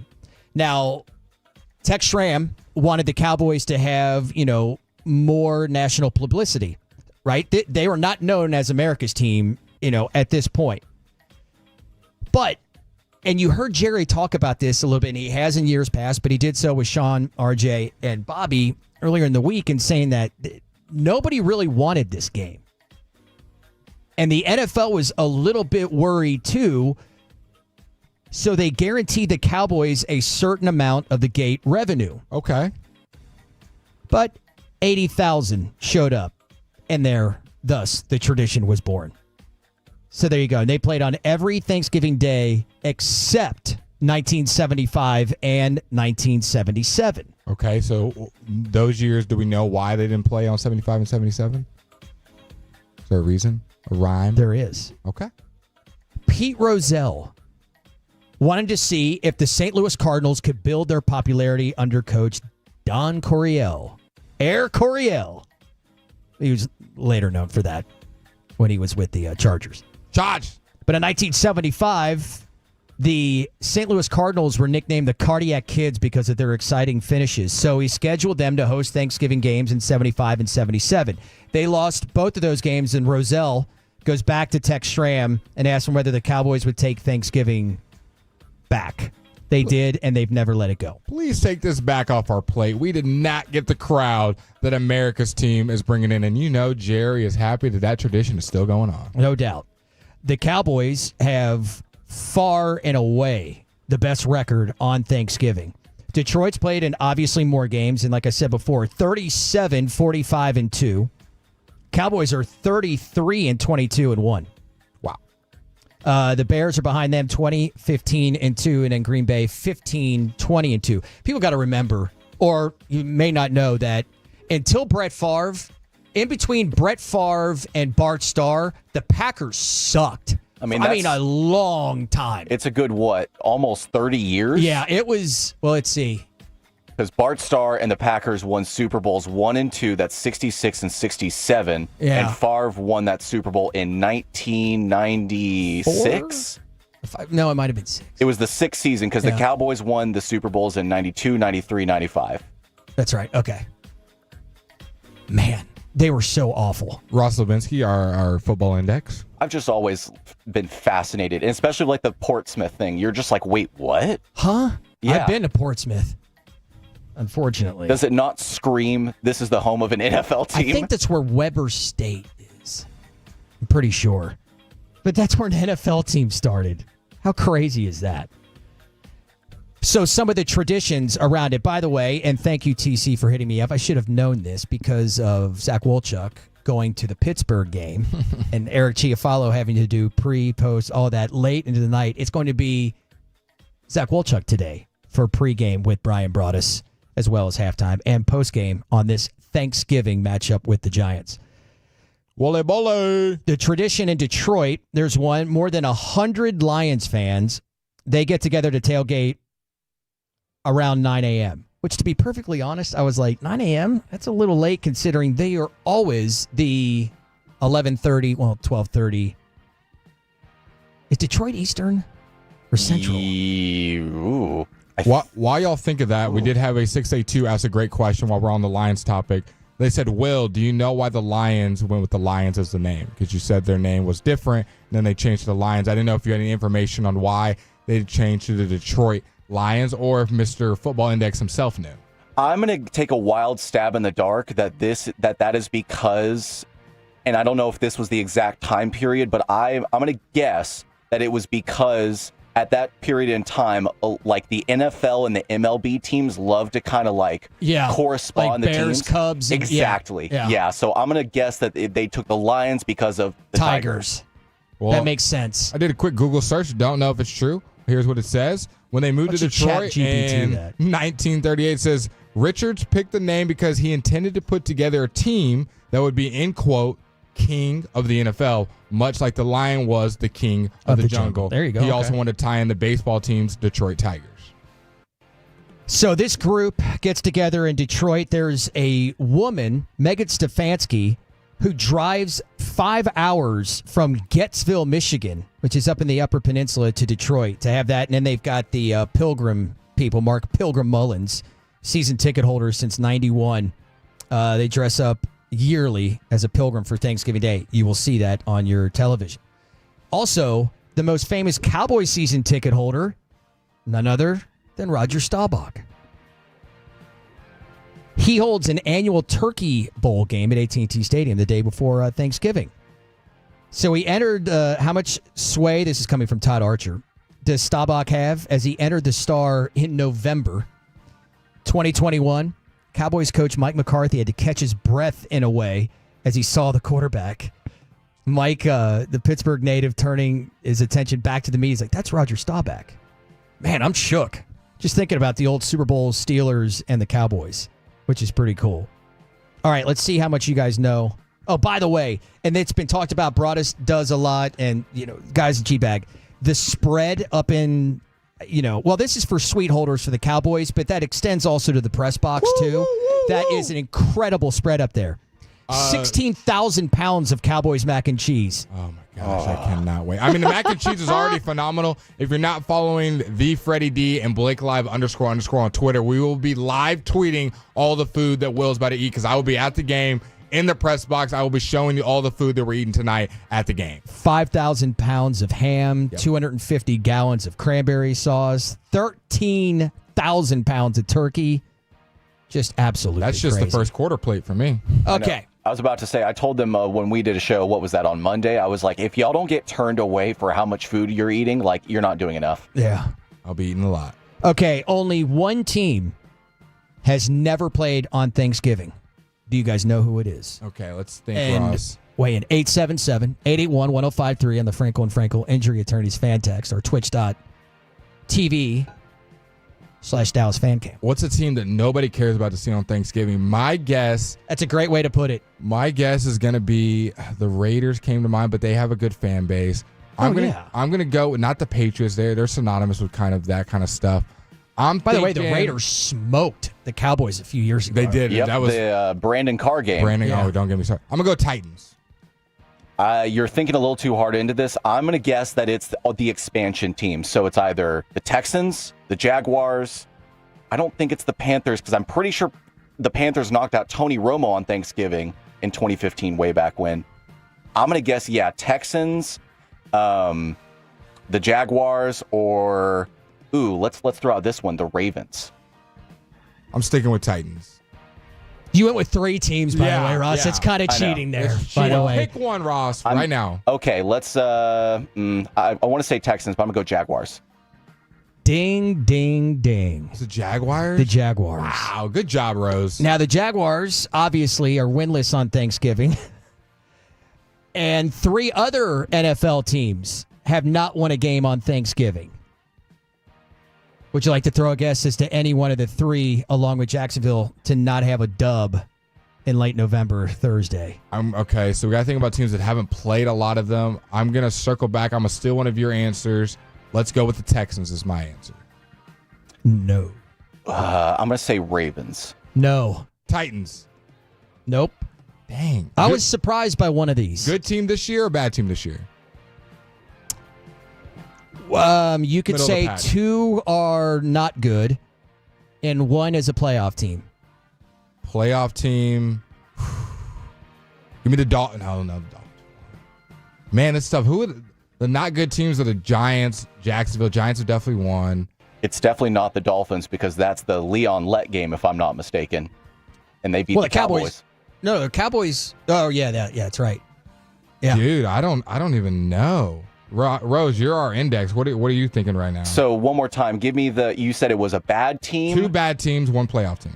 I'm going to guess, so you already said no Texans, Titans. I'm going to guess. Give me the Jets. Chiefs.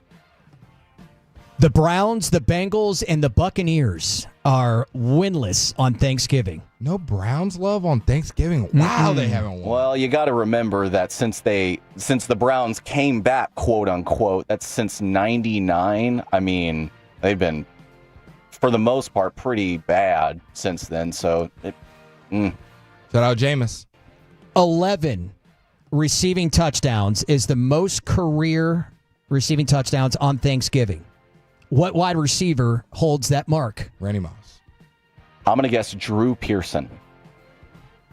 It would be Calvin Johnson. There we go. That was a layup. Yeah. Most career touchdown passes on Thanksgiving.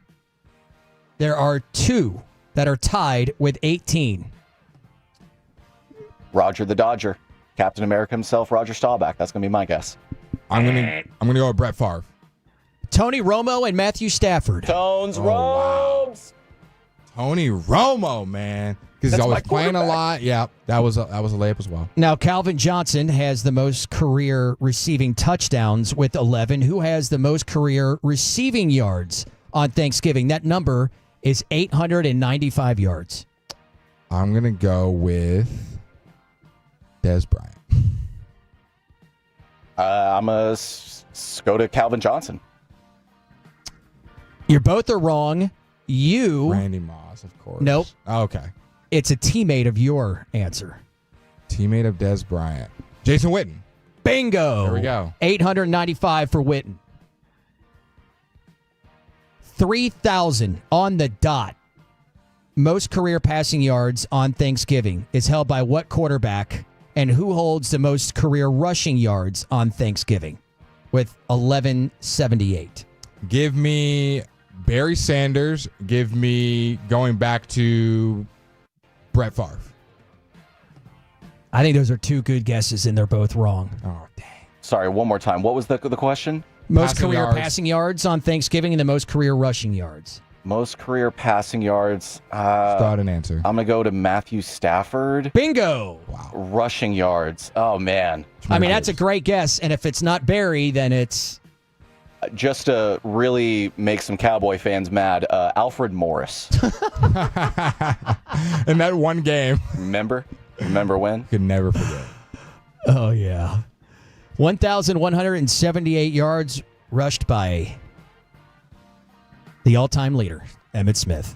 Emmett. Also has the most career rushing touchdowns with 13 on Thanksgiving. Any So those are undefeated some of the teams on numbers. Thanksgiving? No, I tried. I know that got texted in from the 817. The team just played like 2. I will 2-0. I will look it up. They don't have it in this piece. Okay. We'll But, get you an answer, A17. Yeah, I could find that out real quick. And we'll have that on the other side, which we will also have Blake It or Leave It, which will be what today?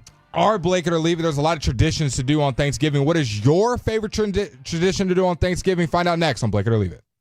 Hey, can you blow up some balloons for Jack's party? I can't. I'm so congested. You need Sinex saline from...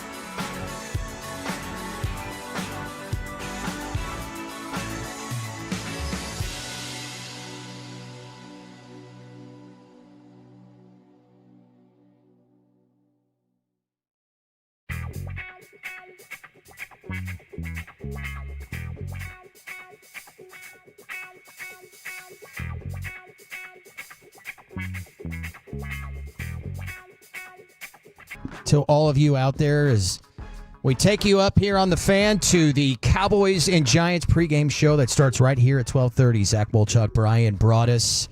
Next hour, back into some college football, but we'll start it with the Fan's Conundrum, the place that every fan hates to be, is where Cowboys fans, where you all are right now. Rooting for your team, but also rooting for them to lose. In draft position, we'll discuss what maybe should give you some solace. We'll do that coming up as we open up Hour 3 alongside Blake Elliott. I'm Will Chambers and Ross Lubinsky, but now it's time for a little Blake It or Leave It. Yes, it is time for that as we are doing the Fan Game Day show presented by the Low T Center. And if you hang out with the Low T Center, you won't have low T and you're able to get right with us so you can enjoy Blake It or Leave It. This is a time where you can put your sports mind aside, kick your feet up, enjoy your fam, turn the radio up a little bit, and just have some good laughs. And I did want to mention, too, real quick before that, shout out to Shane ATX on the Twolo, who was nailing some of those picks earlier, the Thanksgiving trivia. And the undefeated teams on Thanksgiving. Yes, please. I thought I could stat head it, but I could not. So I did Chat GPT, and what I'm getting is Carolina is 1-0 on Thanksgiving Day, and the Ravens and the Saints, not many games, but they are undefeated as well. The 817 said Baltimore and Houston are both 2-0 Thanksgiving games. Are we going to believe the 817 or Chat GPT? Which do we think is more reliable? I'll see what I can find out here on that Houston. Well, while you figure that out, it's time for a little bit of Blake It or Leave It. Denver is the state, Colorado's the city. Louisville's the country. But Ojo's locos, I'm just going to get OJ with the boys. It's a very family-friendly area. Where is Balake at? No Balake here today. Yes, sir. My name's Blake. Are you ready? Well, I sure hope you are, because it's time for a little Blake It or Leave It. I got a couple questions. Will Chambers, it's the first time he's heard that intro. 877-881-1053, the Franklin Franco Injury Attorney text line is the best way to chime in with the show and let us know what you think. Will, first time hearing the intro, what's your thoughts? Carolina, well, by the way, that win was over the Cowboys in 2015. Did you say Louisville was a country? Yeah, it was a whole thing. Yes, he did. I went to lunch with my friend, and I was describing what city I was in. I was like, Louisville, the city, not Louisville, the country. And I meant to say, like, not country. Like Louisville here? Well, Louisville is where I went to eat. Like, your like hated Louisville, rival. Kentucky? Yeah. My little brother? Yeah. So I was trying to say not that Louisville, but I was saying, not Louisville, the country. And then it was a drop. You've got some on the resume that are awfully good. Yeah, we might need to add the almost FCC violation to it. We'll ask the bosses what they think about it. And a lot of fans have been asking that to be added to the intro. There's a lot of clips to pull from. A lot of drops. If you're a producer, you better have your hand close to the mark button. But it's time. I've got one here too, so we've got backups just in case. Let's do it. So Blake It or Leave It goes as follows. I'm going to give you a list. Today's list, the top Thanksgiving traditions, things to do on this special holiday.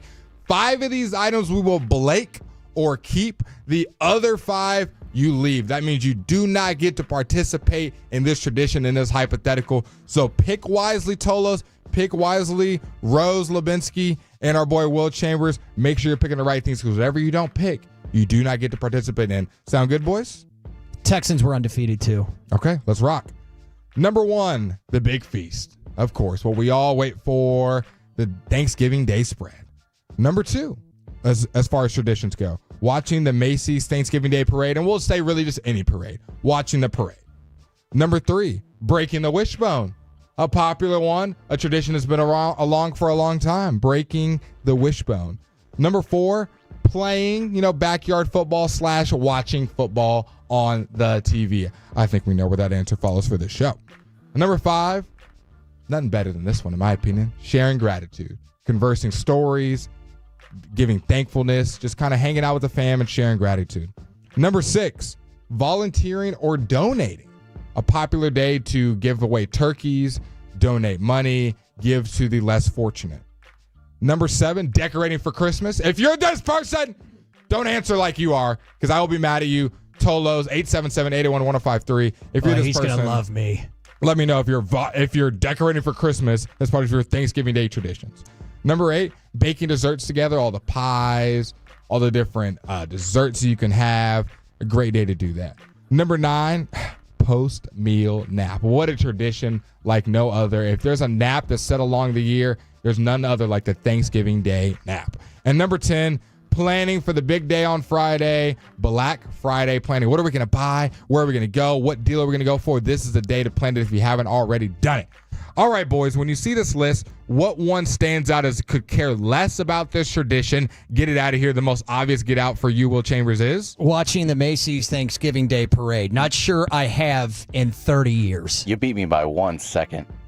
I really don't. Are you what is the luster behind it? I think if you're there in person, I get it. You're kind of a part of it. You're in the city. You're feeling all the Thanksgiving Day vibes. But watching it on TV, now I believe James Stritely said that he watches it every year. But he also said his dad has some involvement with it. I was like a blimp. I am so far removed from having watched it, I don't even know what it's about anymore. I don't know what floats are in it. I have no idea what's going on. I mean, what was the calling for people to have to watch it every year? Like a quick history, like I think just because you woke up and it was on. Yeah, literally, it was filler time going into the Cowboy game or the Lions game. Because they're just showing blimps and different mascots and different companies, and it's like, okay, why do you think it got so popular? Literally just because it's the only thing on?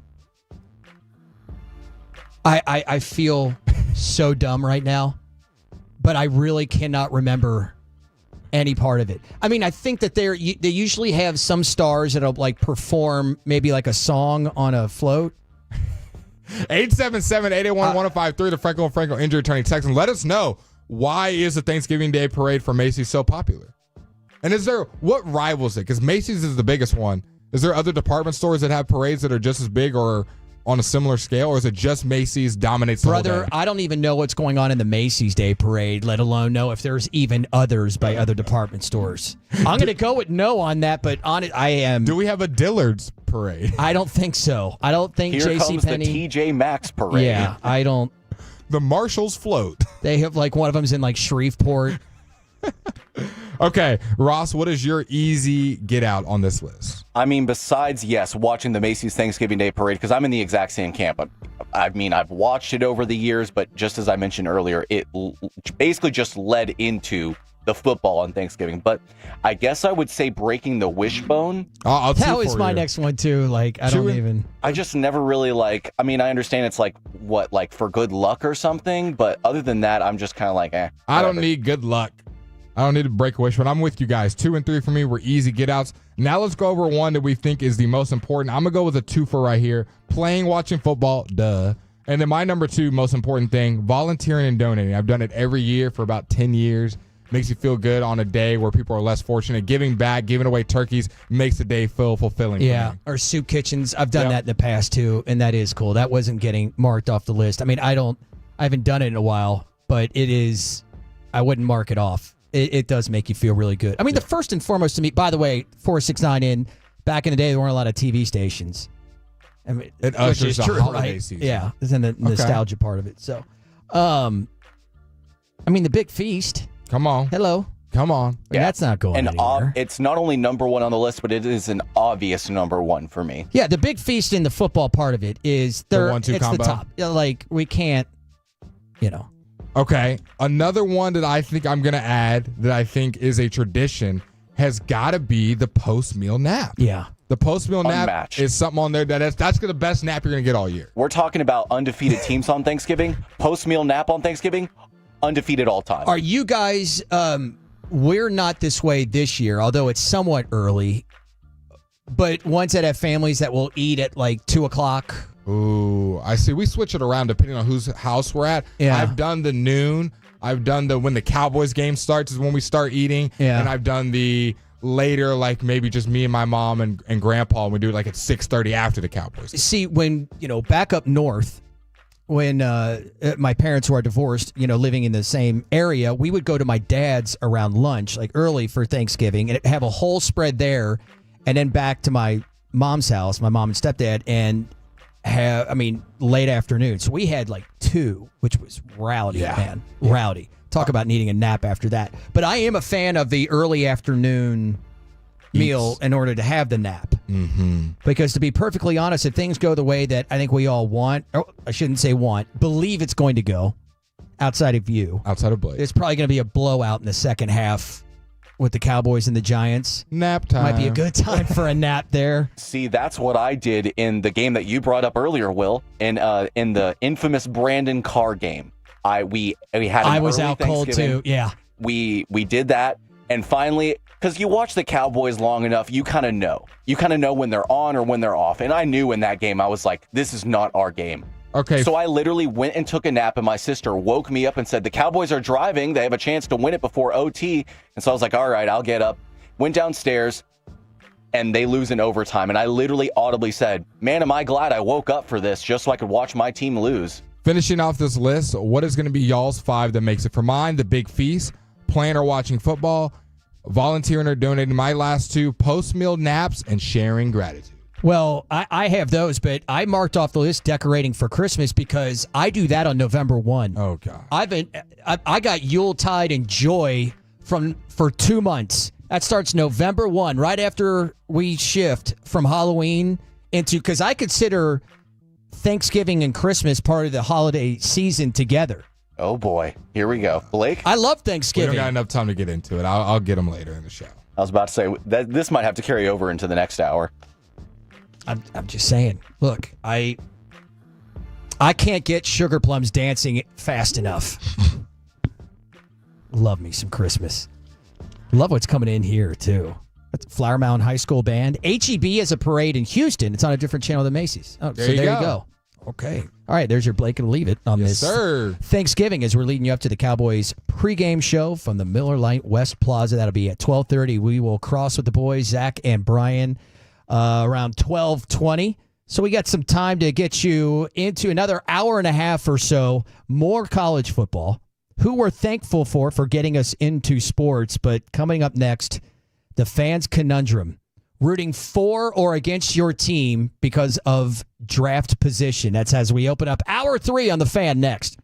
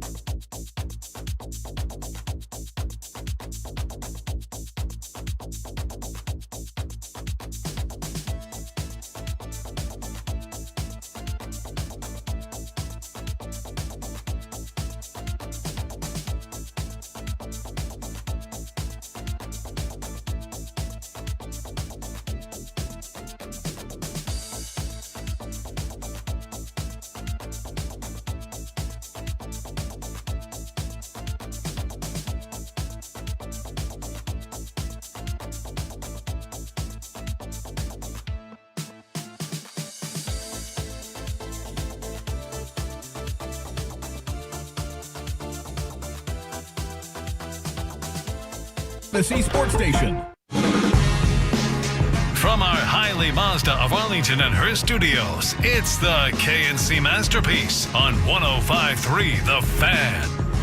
What a day it was yesterday for the Peace-a-thon. Great thanks, as always, for the greatness that is Kevin Hagelin, Corey Majors, and Mike Bassick for an unbelievable day and raising money for My Possibilities in their stead on this Thanksgiving game day Thursday. Will Chambers, Blake Elliott, Ross Lubinsky. Appreciate you hanging out with us, and happy Thanksgiving to all of you. We've got you another hour and a half, and that'll be when Brian Broaddus and Zach Wolchuk take over for the official Cowboys pregame show right here on 105.3 The Fan. We got a big weekend here on The Fan, by the way. We do. And it's a big day today because it's the Fan Game Day Tailgate Show presented by the Low T Center. Going back to the My Possibility stuff, I have it still pulled up from yesterday. Me and Fred were the last people on the air before the bidding closed at 11:59. The Magic Johnson signed jersey, signed and authenticated by Magic Johnson, sold for $1,000. Awesome. So whoever got that for a steal. The most expensive item I saw in here, the 2025 Texas Rangers suite with the KNC Masterpiece and Derek Holland, multiple tickets, multiple parking passes, food, the whole 9 yards, sold for $12,000, $12,750. Awesome stuff. It's a big college football weekend, rivalry weekend. And before we'll get into that coming up in about 15 minutes. But tomorrow, Jake and CA will get you started. 6 to 10, and then it'll be James Tritley and Alec Medford in this spot right here in the KNC Masterpiece, and then taking over for G-Bag on Black Friday will be Blake Elliott. Yes, sir. With Fred Davis. So make sure you're when you're out and about on Black Friday to tune in here on 105.3 The Fan. And then they'll have the Bulldogs, number 10th ranked Georgia, hosting Georgia Tech. Or is that in Atlanta? I'll double check where that game is at. That'll be starting at 6:30, and then all day Saturday we got you. It starts in Atlanta with the Fan Jam at 9 o'clock, and then at 10:30 coverage of the game from Columbus, Michigan, and Ohio State, followed by the Iron Bowl at 2 o'clock, Auburn, Alabama, and Washington and Oregon at 6:30, all right here this weekend on 105.3 The Fan. We're going to have some stuff here on the possible next coaches, even maybe Bill Belichick for the Cowboys, should they decide to move on from Mike McCarthy. But this was the biggest debated topic. And 877-881-1053. Hit us up on the Frankel and Frankel Injury Attorneys text. And for you Twolos, I got you up over here as well on Twitch. How are you navigating the rooting for your team to lose because of draft position? It's a tough navigation. I know that I've been very vocal on the station throughout the last week and kind of seeing where the season is. I don't want them to win more football games for the sole reason, not only just draft position. Draft position is an obvious one that coincides with not winning football games. But my belief is I don't want Jerry Jones in the front office to think, hey, this is a good football team. We don't need to make that many changes. We don't need to make like that we did many this changes. Past, right. And like you either maybe crazy make the 7 seed, or probably not. You win a couple more games and you're right at the cusp of right outside the playoffs. And Jerry Jones says to himself, well, man, if I didn't have the injuries, I didn't give Mike a lot. Yeah, you're starting to hear that more where it's like, and the boys did a great job, Tuesday morning with this. And you could tell taking that what seemed to be the beginning of a narrative coming from Jerry and maybe the organization that everything had been derailed all because of injuries. And particularly with Dak. And I'm like, well, when Dak was here, I know Tank and Micah were gone early, but the team's issues were about depth. And it was while Dak was here. And yes, Dak got hurt. It's turned into what it has. Was Dak there when they got blown up by the Saints? Yeah, I believe they were. I believe he was. Micah? Yeah. CD? No. Oh. Think they were there. Here's the thing. I thought RJ really said it the best, maybe, in a way to go, when you're watching the game, rooting for them to win. This is how I know I handle it myself. When I'm watching my team being like, okay, I need them to lose, but I can't root for them to lose while I'm watching it. And he said almost like regretting it afterwards, like root for them to win, and then if they do, just kind of regret it afterwards, like what happened against Washington. To me, I don't think it matters as much unless you have, well, it doesn't even matter. I would say like last year, Caleb Williams was, it was it. There was no question about it. Generational guy at quarterback. But it seems like even when that is the narrative going in, there's always somebody else in there too. Like, look, Jaden Daniels is going to be excellent. Correct. Now, I thought both were going to be excellent. I still believe that. But when if you're just in the top 10, you're still going to be getting a really good prospect that you could go hit or miss on. I mean, in the last 15 years, the Cowboys have only drafted 3 times in the top 10. They got Zeke, Tyron, and Mo Claiborne. And you had Mo on the other day, but Mo on that. Yeah, did Cowboys crosstalk with him last night, and Nate and I were kind of talking about how it's just such a shame because he's looked at by Cowboys fans as being a huge disappointment because he was taken 6 out of LSU, the Jim Thorpe winner. Really, his career was derailed by injuries throughout, such a big part of it. But look, that's the kind of thing that can happen. My whole issue or part with the Cowboys is they're 4 guys away from being 4 guys away. That's the biggest thing. And if the NFL ever decides to go with like the aprons with the salary cap and have it maybe being to where my idea that Nate and I were talking about last night was, okay, what if you made the quarterback, you could pay him whatever you want, no matter what that number is. Doesn't go against salary cap?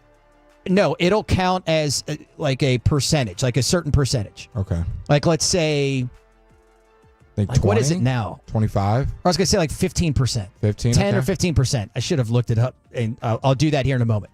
But no matter if it's $85 million a year or $50 million a year, it's only going to be a certain percentage. It's only going to be like 15% of the cap. Because it's out of control right now. The Cowboys are not going to be able to put a good team together with paying Trayvon Diggs, CD, Micah, and Dak. It can't happen. I mean, that's part of the genesis of why I was saying trade Micah, because, and then what I hear nationally when it's being discussed, like, well, you can't trade him because all you're trying to do is draft another Micah. Okay, that's true, but you need one that you're not paying, and you need, like I said, a lot more picks than you have right now. Yeah, you need a litany of picks. And right now, I think there's maybe 3 positions on your football team where you say we don't have to worry about it. And to me, that's as far as like a first-round draft pick, that's tight end with Jake Ferguson. I think you feel pretty good for the next couple of years. Left guard with Tyler Smith, and probably center with Cooper Beebe. Any other position that I did not name, you could upgrade. Wide receiver 2, a corner. You're not paying Bland and Diggs. You're not doing it. Jordan Lewis is getting up there next. Love him at your slot. Safeties can both be replaced. The linebacking outside of Overshown, all of them can be replaced and probably will be replaced. The entire defensive line outside of Micah Parsons. All these guys would warrant a first-round pick of upgrading this position. So I want the Dallas Cowboys to load up on draft compensation, draft picks. Where they pick in the draft, I think will fall based on how they play, and it will all work itself out. I just, like I said at the top, I don't want them to think this football team currently constructed is good. It was just injuries that held us back, and we can be a good football team. Let's just bring everyone back, make a couple small changes on the edge. I don't think it needs to be a full breakdown like trade Micah, trade CD, trade every player that's good on your team. But I think it needs to be a healthy retool and rebuild of this team. And the only way that really happens is if the team falls apart. And I think it starts and ends on a Thanksgiving Day fall in front of millions of fans. I mean, if that does happen, this will be rock bottom. I mean, the Giants are a hot mess. Who knows what they're going to do, with their coaches. I mean, I happen to think Brian Daboll is a pretty damn good coach, but this whole organization. Also, that's Fred. Fred thinks he's horrible.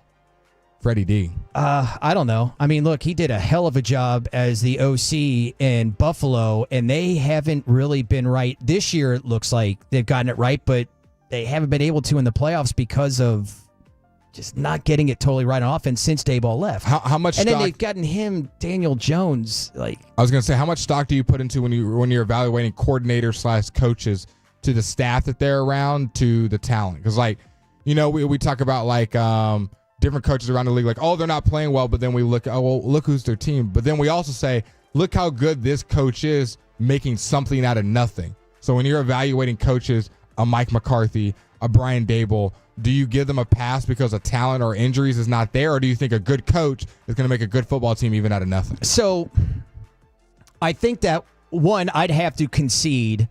I watch Buffalo play just like everybody else. I do not follow the team like the people around them that either cover them or like specific fans. So I don't know. There's two teams I do know, and it's the Cowboys and it's the Bears, right? And I know what the issues are, and I think when watching them play, what specifically they are and why coaching is either doing a good job or a poor job in a lot of areas. So I can say all day long from this, catbird seat that I think Brian Daboll is a good coach, but I don't know it for sure. I knew Waldron was awful. I know Eberflus is bad. Hey, that's your twin. Don't go too far. I am a little bit up in the air, to be perfectly honest, when it comes to Mike McCarthy, because he won 12 games 3 years in a row. Correct. And he had, when he took over, back over the offensive play calling with Dak, it was a top offense in the league.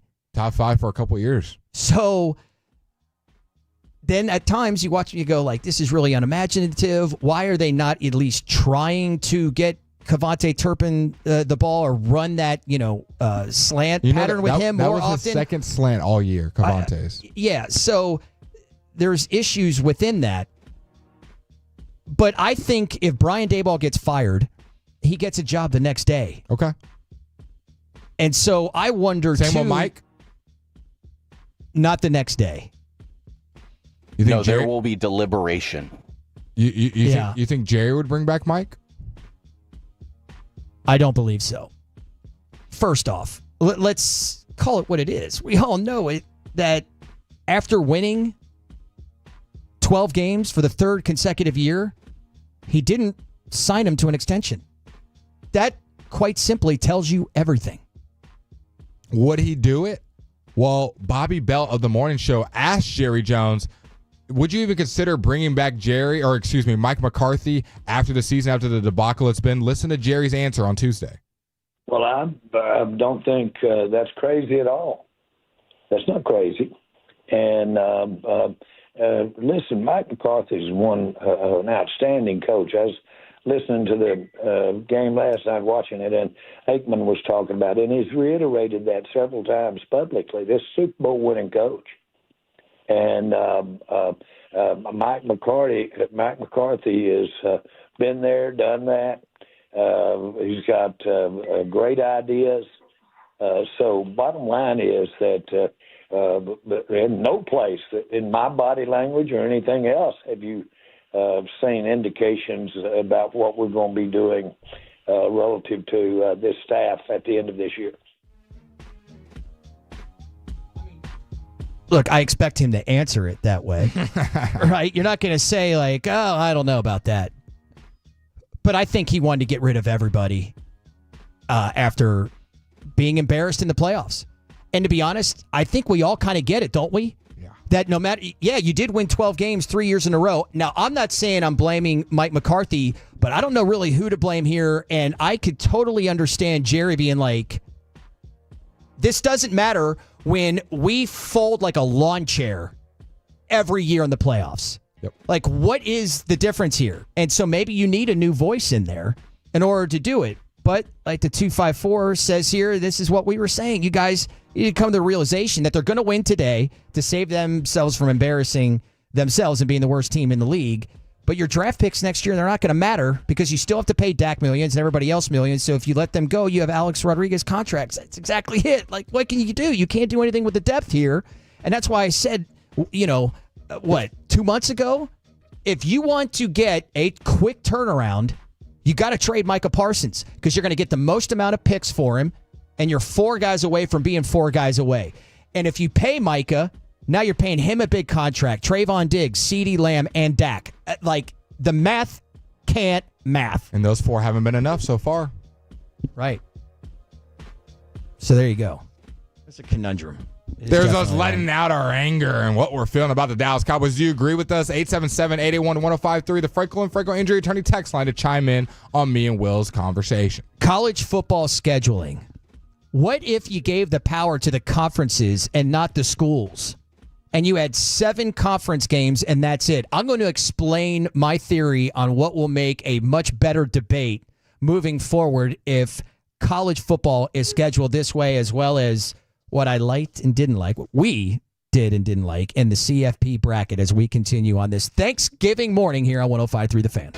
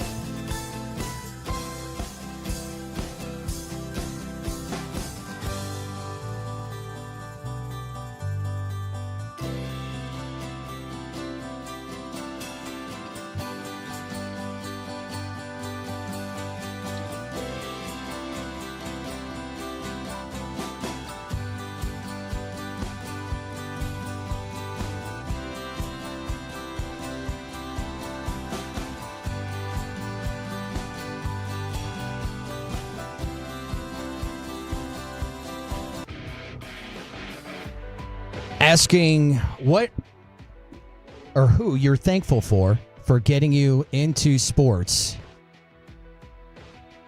And maybe some reindeer. Next. That's coming up at 11 for you today. Happy Thanksgiving. It is Cowboys game day alongside Blake Elliott. I'm Will Chambers with Ross Lubinsky. Got some college football playoff bracket issues, and I think you'll like the system I have come up with scheduling. We like a lot of systems you come up with. I love the system in today. The Fan Game Day Tailgate Show is what you're listening to, presented by the Low T Center. Blake Elliott, Will Chambers, Ross Lubinsky on a crisp Thursday here in the DFW. Weather report here for you guys. If you're wondering about to go outside in Dallas, it is 49 degrees, and my weather report says it feels like 38 outside. So it has gotten to that weather now. It is now winter time. When does winter time officially start, Ross? I want to say it can't be winter right now because we still have Thanksgiving happening today, which is a fall. December 19th? Isn't that the solstice? I want to say that's the winter solstice, but isn't fall the September 23rd? From a Texas kid, it's kind of hard to call anything fall when fall is like a 2-week transition period. I want to say, because that's the shortest day of the year. I think so. Winter solstice, yeah. Did we get a confirmation on when exactly? I got too many notes and too many windows up right here to go up with any more of that. Ugh. Definitely a Rose question. When exactly does winter start? And when you get that answer, just let me know. I'm on it. Oregon 1, Ohio State 2, Texas 3, Penn State 4, and Notre Dame 5. All right. We did a little bit of this in crosstalk. And for the last couple weeks, I've mentioned something that I was discussing with one of my close friends a few weeks ago while we were watching the college football playoff ranking show. And he mentioned this to me. He's like, that 5 spot's kind of the money spot right there. You think about it. You're hosting a playoff game against, the 12th seed, the bottom of the bracket. Correct. And then you go up against the lowest, bye team, right? The lowest of the highest ranked teams that won their conference championship. I was like, yeah, it really is. Well, now the way the committee has come out with their rankings and where it sets up in the bracket, to me, I'd rather be the number 5 team in Ohio State than I would be the number 1 team in Oregon. You're like, what? Even with the bye, here's why. So Ohio State would host, at this point, Arizona State in Columbus in the first round. Which is the easiest matchup you could get in this bracket so far. As much as we could say Arizona State's playing well, all that. These 12 teams are all going to be, somewhat good teams. But, so you got Arizona State, and then the following week, if you win, you would travel to Boise State. Mm-hmm. Arizona State, Boise State, 2 wins against those, you're in the semifinal. In order for Oregon to get to the semifinal, they're going to have to beat Georgia because the matchup is Georgia and Tennessee between the 8 and the 9. Correct. And I would pick Georgia in that one. So would you rather face Georgia to get to the semifinal or Arizona State and Boise State? I think Arizona State and Boise State might be the easier pick. That's what's wrong with the system right now. We love the 12-team playoffs, but right now there is a little bit of a re-racking that needs to be done, a reseeding. Yeah, I think how this so is too. Done right now, it's just way too convoluted with how teams match up after this. Do you think this in practice could have been thought out beforehand so this didn't happen, or do you think this is something that we didn't realize was a problem until we got here, or could you see this problem coming from a mile away? No, I mean, I didn't. Well, like I said a couple weeks ago, it was pointed out to me, right? And I was like, oh, yeah, that is a great spot. I didn't look. It wasn't until this week and I saw the bracket where I go, oh, that's not fun. Because I'm not going to sit here and make be the SEC homer and oh, they're the better teams and all that. Look, you can't lose to Oklahoma and Norman. You can't get blown out by Florida if you're Ole Miss. I'm not going to make the excuses for them. Yeah. But I will say the best I saw a team look all year long was Georgia when they beat Tennessee. I want no part of them. If I'm Oregon, for a chance to go into the semifinal. And a Georgia team that handled Texas. Now, they didn't play great on offense. Win. They didn't play great on offense. Carson Beck didn't have a great game. I but thought the they played defense, their best game on both sides of the ball against Tennessee. Agreed. I want to say the stat still holds, and Ross, you can correct me. Don't think the Texas Longhorns has still, even by losing to Georgia, they still have not allowed over 300 total yards in a game. Their defense has been the one saving them in a lot of these opportunities. And so I think if you're an Oregon team and you can avoid being on that side of the bracket and you have to play Georgia, though, that's not a spot you want to be right now. Currently constructed on the other side of the bracket, SMU and Notre Dame play, and the winner of that plays the winner of that will play Texas. And on the bottom side of the bracket, the Hoosiers and Penn State play, and the winner of that will play against the U in Miami. This is where I lose my mind on when it comes to how important rankings are and how badly they get it. The AP way worse, but even the CFP, I just don't get it. I said last week I would have had, I liked SMU ranked better than Miami because their loss was better. But the problem is that they had Miami so high up all year long. And the AP sets the tone with that. And then let's say comparatively with Indiana. Well, Miami a few weeks ago loses to Georgia Tech. They dropped 5 spots. They went from 4th to 9th.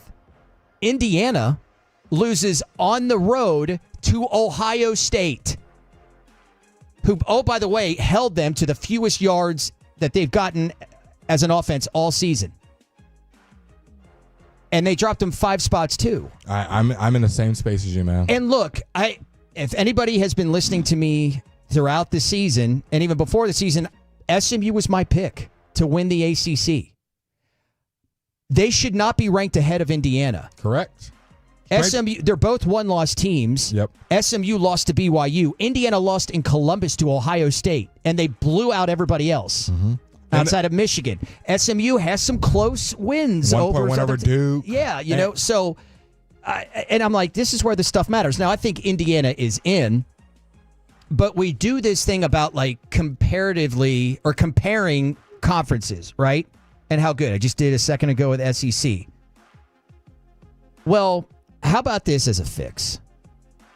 I've been thinking about it all week, and I'm like, what would I do? So they play 12, college teams play 12 games now. And depending on what conference you are, you have, the 8 or 9 conference games. I say, first things first. You have the conferences making the schedules, no longer the teams. Okay. And the first thing to go. Is that a hard sell? Or do you think that's something that could be done? Like, do the schools? Well, it's a hard sell because the administrations and the programs are definitely not going to want to get rid of that. Okay, so this is more of the competitiveness, integrity of the game, but the schools themselves probably wouldn't be on board. Yeah, look, releasing this to the conferences. There are guidelines or by rules, I guess, that conferences have, or at least have had. Like I know in the SEC, you would have 3 or 4 opponents back when there was divisions that you would play every single year, and then like a rotation, or like 2 from the other side. Okay. Like for Kentucky, it was Mississippi State was one. So they had stuff like that. I think that they should make it like all the schedules in coordination with the program, but the first thing to go, no more FCS or lower division opponents. They're gone. Gone. Sorry, Alabama. You can't play Citadel anymore. Dunzo. Yeah. You got 7 conference games. Okay. Just 7, which leaves 5 other games on the schedule. One of them could be a non-Power 4 opponent. One, so choose it. Memphis, Boise, if you should so choose, Nevada, whatever. And then you have 4 games versus Power 4 conference opponents. So those would be like your USC, LSUs, those types of games. Out of conference from your Out of conference, right. So what does that look like? Let's say first with Texas. So I would say on the schedule that they would have like 3 must games. Oklahoma, A&M, and Arkansas. And then 4 other SEC matchups, right? I mean, and let's correct me if I'm wrong, anybody out there, and Ross, you're a big Texas guy. Am I missing a must that Texas absolutely has to have on the schedule out of the SEC every year? No, that's the perfect pod, and it's as it should have been with the pods. Texas, A&M, Arkansas, OU, 3 biggest rivals for Texas. And okay, yeah. for, I think, all of those teams, they'd probably say the exact same. So there you go. No problems in my book. There's your 7 conference games. Your one non-Power 4 opponent, UNT. Let's do it. Texas State, whatever. And then let's just say Kansas, Michigan, SMU, Indiana. What I like about that is, okay, you got 2 teams out of the Big Ten in there, Michigan and Indiana, and then a Big 12 and an ACC. That's a pretty, and if you're having that with each, team in each conference, you've got a pretty good sample size. Okay, how did, this conference fare against the other conference, right? Let's look at some other ones that are like Ohio State and Alabama, just because they've been in their conferences, obviously, much longer. For Ohio State, and by the way, this whole situation, you're not going to have an undefeated team. In fact, you may have 2 or 3 losses all at the top of the rankings, and that's totally fine, right? So we see in the NFL. So Ohio State, they have 5 musts, I believe. Michigan, Michigan State, Indiana, Penn State, Iowa. And then have, 2 other Big Ten opponents. Then pick Temple, Western Kentucky, Ohio U. That's your non-Power 4 opponent. Then let's say your other 4 games are Miami, Georgia, Colorado, Louisville. I think you're cooking, Will. I am cooking with grease, baby. I think you're cooking, Am I Tolos. not? I hope you're paying attention. Hey. College Football Committee. How much fun is that? Alabama. To me, their musts are LSU, Auburn, and Tennessee. Get 4 more SEC teams, and then Buffalo or Miami of Ohio. Who cares? Whatever. Clemson, Kansas State, Oregon, Penn State. Whoo, that's a schedule right there. That's some tough schools. Now, and you could say, and this may be the pushback of the argument, certainly from, like Alabama fans or anybody in the SEC, they don't have to do the SEC schedule. Well, you have 7, which means you have 5 other opponents, and everybody else is facing teams from other conferences as well. I'm not necessarily looking to try to make more parity here. I just think that we would get a better sense of the debate between the conferences, whereas opposed to now, we have to theorize. It's default SEC and then kind of everybody else, which, to be honest, last year, the best conference was in college football? Ironically enough, the Pac-12 in their final year of being 12 teams. Yeah. It wasn't the SEC. Yep. Pac-12 had all the bangers. So, but the SEC has the most NFL talent. I think they are the deepest. Like I said earlier, miss me with the whole, you can't lose to, 7-loss Kentucky team. And I go, well, look, Kentucky, Auburn, Mississippi State are the bottom of the SEC. The bottom of the Big Ten is Purdue, Northwestern, and Maryland. And the 3 from the SEC would trash those 3 from the Big Ten. Dog walk them. Absolutely. 100% agree. Hopefully the College Football Committee just listened to that segment by Will Chambers. Change it. Also, real quick, wanted to let you know, Blake, that the one game it looks like that Texas gave up over 300 yards of offense was to, ironically enough, Florida. Wow. Okay, so one game they've done it. And then, real quick, the fall begins in the Northern Hemisphere on the autumnal equinox, September 23rd. So September 23rd is fall. What about winter? Oh, winter? Yeah, it would be the whatever it's called. The 19th? Yeah. Okay. If not the 21st. Let me look that up real quick. Yeah, it's something right around there. 214, that Ohio State schedule will be nuts. No school would want that schedule. All right, yeah. I mean, well, plug in whatever teams in there. Like, instead of Miami, Georgia Tech. Instead of Georgia, make it Ole Miss. Right? Instead of Colorado, Oklahoma State. Oklahoma State. But at least... And who knows? They could be up that year in the conference. They could be down. We don't know. Or somewhere in the middle. But at least you have a number of games across the country of these Power 4 conferences playing against each other instead of, playing these, typewriter schools, right in the middle that tells us nothing. Sorry, the typewriter schools. Yeah. A lot coming in on the Frankel and Frankel Injury Attorney fan text. We will respond to those, give you some of those answers on the thoughts from the scheduling college football, and then also who we're thankful for getting us into sports. All coming up next here on The Fan. All right, guys, if you're feeling like you're not yourself anymore when I'm talking...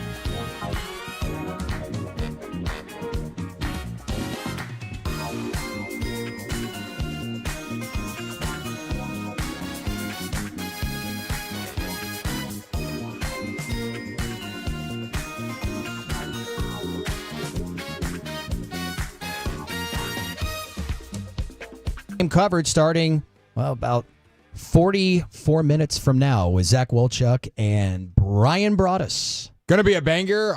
We got still plenty of content to give you here on the Fan Game Day Tailgate Show presented by the Low T Center. A lot of texts from the 877-881-1053 Franklin Injury Attorney text line. Loving up your college idea. Some saying that schedule will be crazy, but a lot of good feedback from that. We appreciate you guys.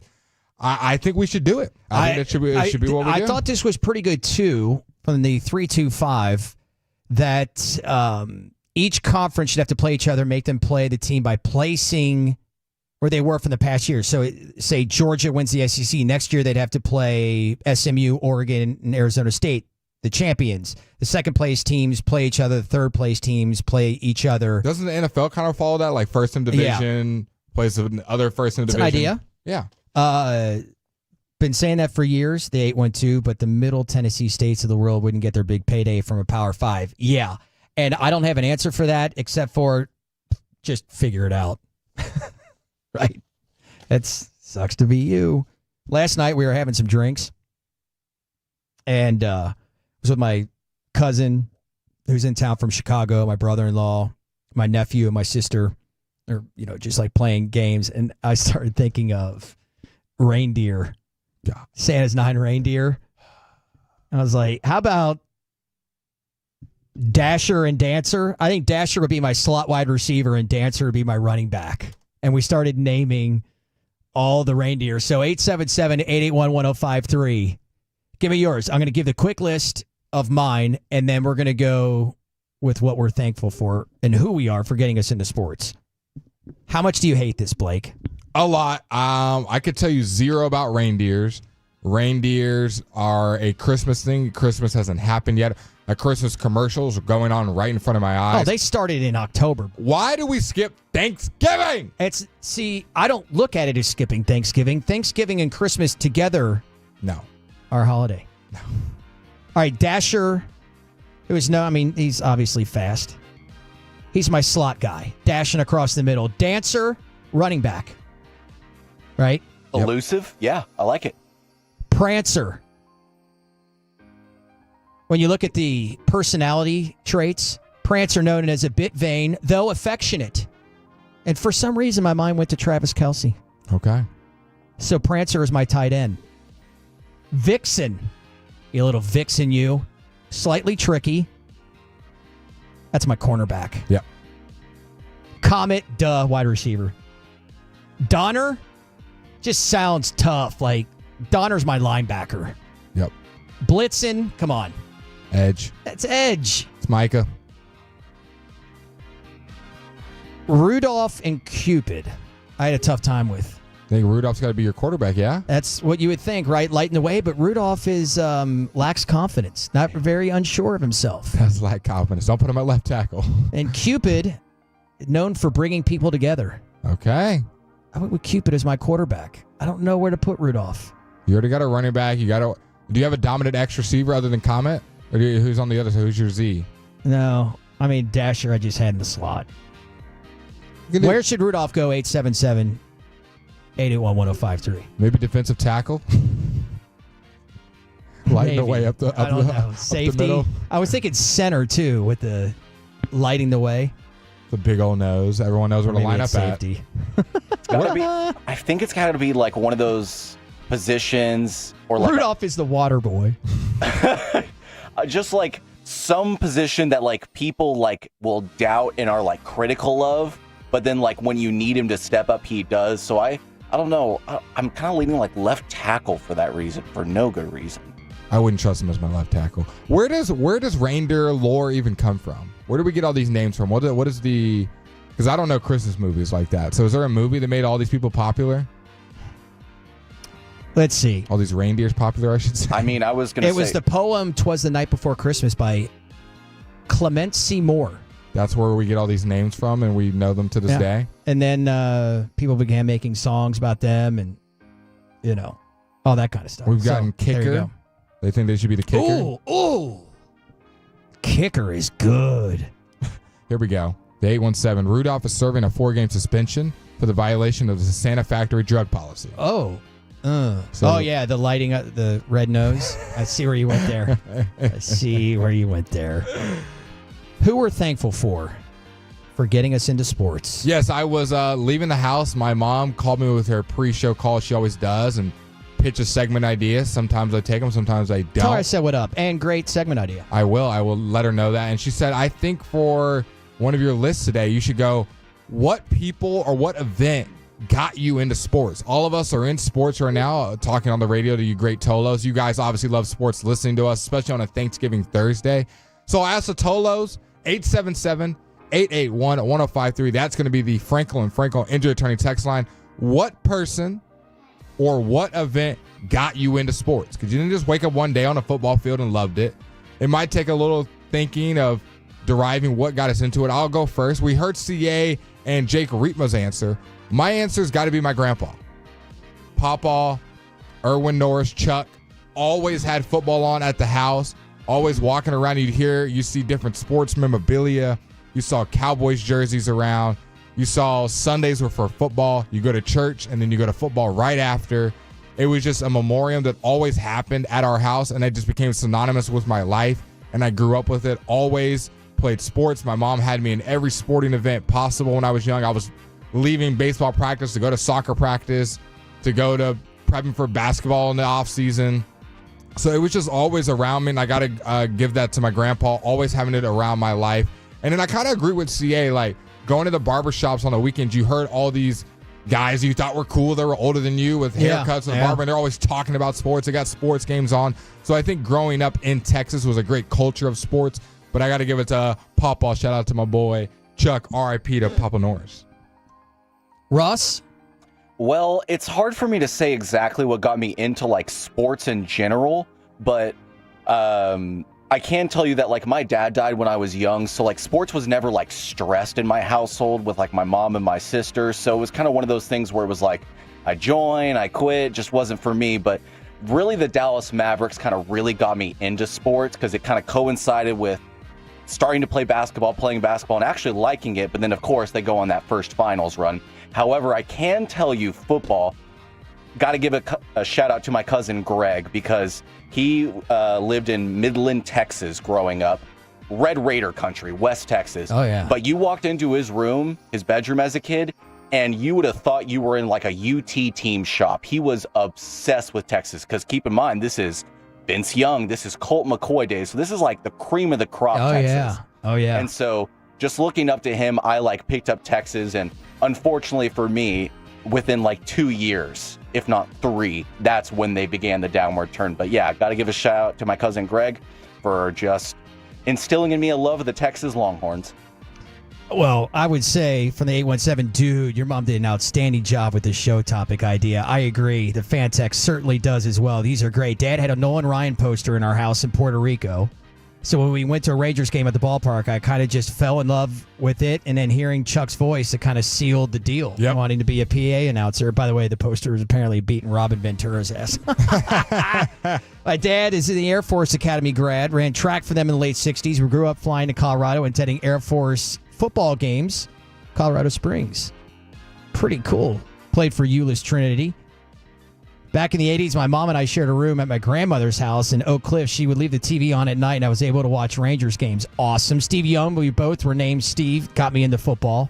My mom and dad watching the Cowboys since I was born in 1972. These are awesome. Keep them coming in. Quite simply, the way that it was told to me was, I started, I learned to read at like 6 years old, like most do. This is 1985. I would read the paper. I would just go right to the sports page. And my family, on my mother's side, maternal, especially my grandparents, like when you said, Blake, your grandfather, my Nana and my pop, they would go, they're all living in Chicago. My Aunt Heather, Uncle Jack, who now live here and prosper. Everybody up there, when they would go, I'm the first-born grandchild in the family on that side. If you went to a Unical 76 in Chicago and filled up your tank, you got a free poster. Oh, wow. I had all kinds of Bears. This is 1985. Yeah. They would just send me down all Bear stuff, and Michael Jordan, had just, came onto the scene, so I had Michael Jordan stuff, and they were Cubs fans. So that was it. It was just, that was all I knew. That's the genesis of what got me into sports. Well, I see all of you guys as fan texts. We will make sure to read them. We see your texts on the other side as we close out our final couple segments here on the Fan Game Day Show presented by the Low T Center. Happy Thanksgiving to all, and we'll be right back in just a blink. If you're laughing, we're happy.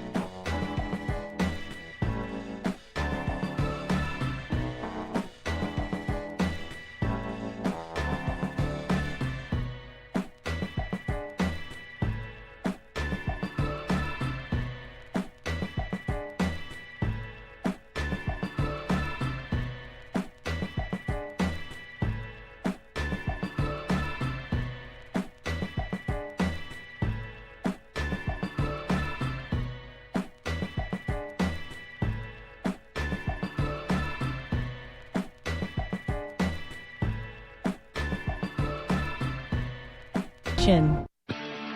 From our Hiley Mazda of Arlington and Hearst studios, thanks for turning it on and leaving it on. 105.3 The Fan. Happy Thanksgiving from all of us to you. And I see you, Twolo Justin. On Twitch, on YouTube, right here on 105.3 The Fan, your home of the Dallas Cowboys pregame coverage starting about 27 minutes from now, alongside Blake Elliott. I'm Will Chambers with Ross Glabinski here with you. And we closed out the third hour asking who we're thankful for, getting us into sports. And boy, I'll tell you, the Frankel injury attorneys fan text, I mean, just lit up. And these are good, my man. Yes, sir. These are some really good ones. So 972, my dad got me into sports.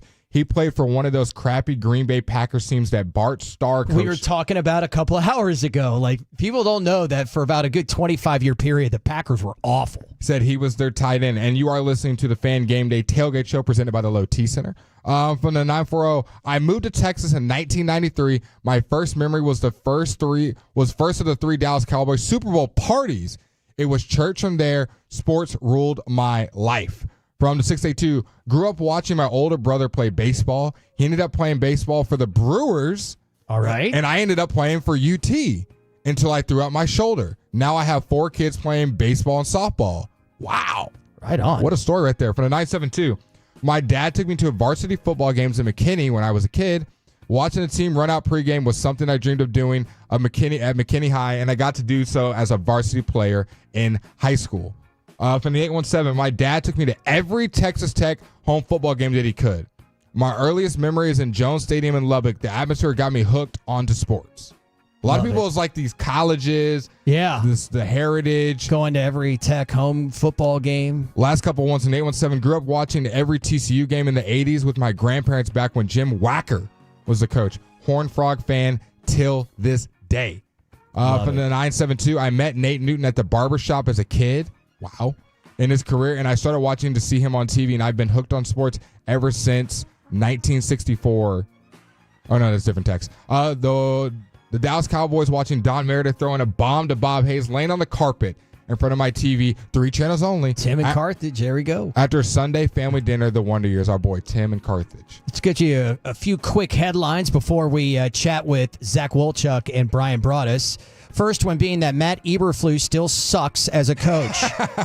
Just breaking news. 3-0 with about a minute left to go in the first quarter. Lions with the ball back on first down after the Bears went 3 and out. There was a catch, a hit, and was called incomplete. Wasn't even really all that close, but the Bears challenged, saying it was a fumble. No, and the Lions are now inside the Bears' 15-yard line. Now threatening to score. If it makes you feel better, the Bears do have -1 rushing yards. So they're 75. Mavericks get a big win last night over Jalen Brunson, who's back at the American Airlines Center. Who was 0-3 versus the Mavs since he's left. Just a note. He did have a big night at 37 points, but 129-114, the win over the Knicks. And another game, the T-Wolves lose again, 115-104 to the Sacramento Kings. Anthony Edwards ripping the Wolves after calling them front runners and saying our identity right now, they're soft as hell as a team internally. Yep. We broke them. How many teams will the Mavs break? And now another one down the drain. You play the Mavericks in the playoffs, Luka dismantles you, and your team falls apart the next year. This is now 3 for 3. Just like a quick mental exercise, it's Utah breaking up Donovan Mitchell and that core, and then Suns, yep. And then is it also, I guess, Clippers. Minnesota? Oh, Clippers, yeah. How and now sweet Minnesota. It is. And those are good teams. These aren't like teams that barely made it. These were good teams. Just leaving them in Luka's wake. Yep. By the way, Mavericks with the win last night, now 4-1 without Luka this year. Last year they were 4-8. Yep.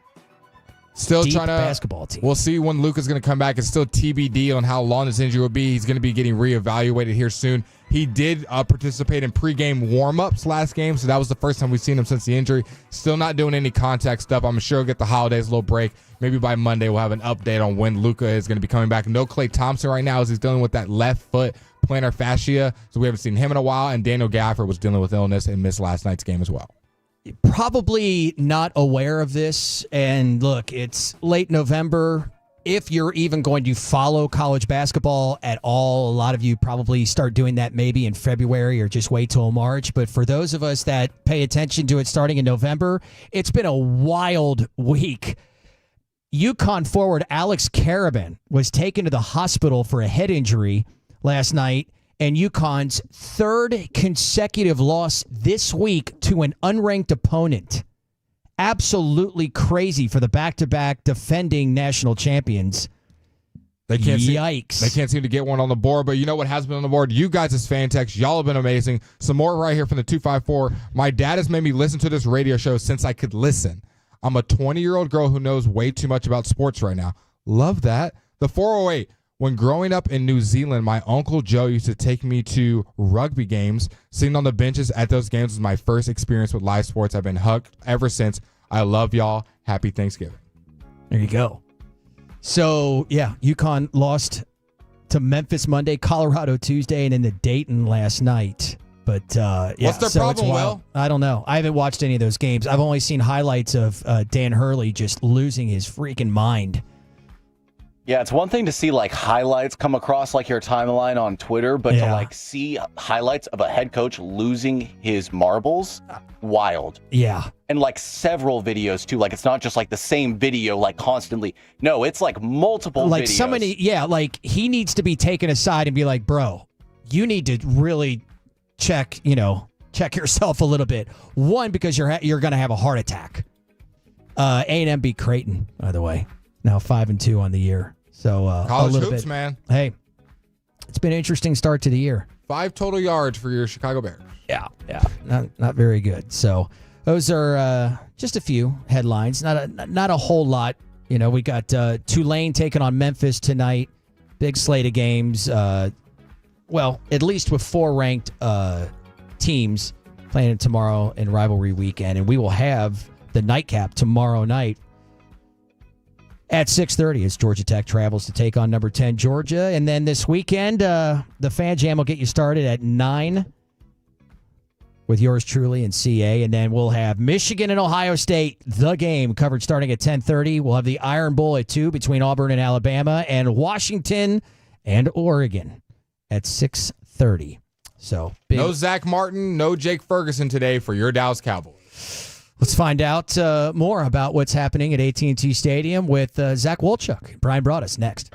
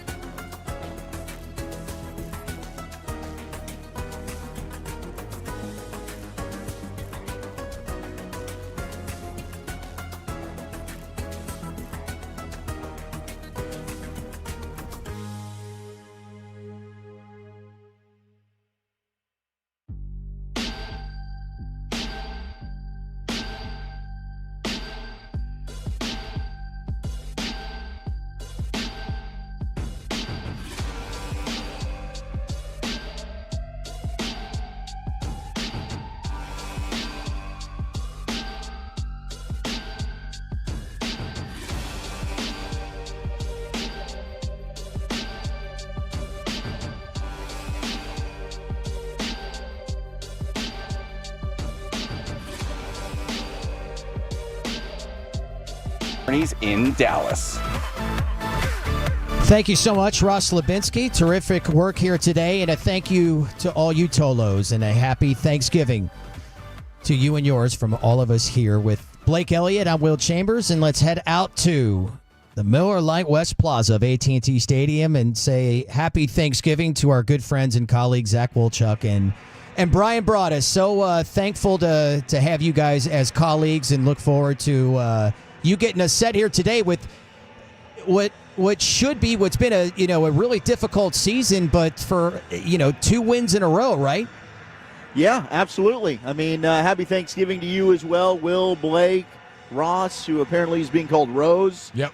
Appreciate you fellas as well. Very thankful for you. But yeah, I mean, the Cowboys have kind of dominated the Giants. I know they were my survivor pick earlier in the year on G-Bag, one of the few that I've gotten right when they went to New York and were able to win. And this is the one Broaddus picked, right? Yeah, and I love that. I love that pick here, Brian. If I hadn't have burned them earlier in the year, I'd use them today. I mean, they're looking to make it 8 straight against the Giants. Yeah, but let's keep an eye on pregame workouts. There's a lot of injuries that are being kind of trying to be ironed out in this football game. You got Diggs that's going to work out early. He did practice yesterday.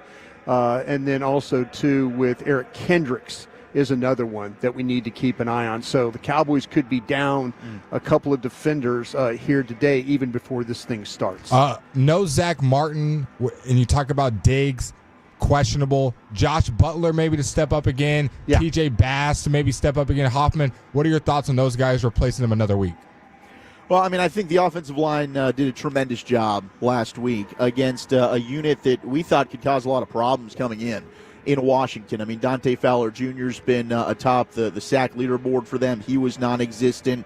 They were able to do – I mean, it was really Frankie Louvu in the first half was fantastic, but otherwise they did a great job of slowing down that pass rush and then working the middle, being able to get some running lanes there for Rico Dowdle. So today you're going up against arguably – outside of Chris Jones, I'd say the best defensive tackle in football in Dexter Lawrence for the Giants. So that's going to be another test for Cooper Beebe in the middle, for TJ Bass, for these guys. And Tyler Smith, you said earlier in the week, he's going to be good to go. So it'll be good to get him inserted back in the lineup. But now no Awesome Richards, who's on IR. Yeah. So that's, I mean, him and Tyler Guyton kind of switching spots. I think you've seen a lot of good things from Tyler Guyton, but it's the timely penalties that stand in people's minds, which, I mean, that's something he's got to clean up moving forward. Yeah, all those things that Zach said are absolutely right. And then you got another unknown today is who are the Giants starting at quarterback. Right. That's the thing about it is because to me, if they go with Drew Lock today, this is going to be a different offense throwing the football. So Ian Rappaport tweeted about an hour ago. He said Drew Lock will start today versus the Cowboys. So yeah, there you go. I think that gives them a better chance to win, honestly. No, it absolutely does. So, that's the whole thing about with, you look at the situation with the Cowboys. They prep for as much as you could prep in 3-4 days. The Cowboys did. They were working on 2 quarterbacks there. We were able to talk to Eric Kendricks about it, on Tuesday, and he was kind of saying, you kind of go into these games and, you just got to kind of do what you have to do. There's really not a whole lot of prep you can do for it. But Drew Lock, when you get a wide receiver that is complaining after the games that, he didn't get enough targets and ask the head coach about that situation, I have a feeling if you thought you got a lot of targets the first time these two teams met in week 4 with Malik Neighbors, get ready for that thing to maybe even be 20 targets today. And then with their ability to run the ball with Tracy, this is going to be a difficult game. I feel, like I say, I felt a lot better about a Cowboy victory, with DeVito playing quarterback. With Drew Lock, I think it's a little bit closer game. With the tackles being out, this is a group that is as healthy as they have been, I guess, all season, really. I mean, considering having Micah back, I know, what you were just saying there with the defensive secondary has been a little bit off, but with the pressure that they were able to deliver last week, 2 tackles being out, I feel like that's got to be a huge element to today, right?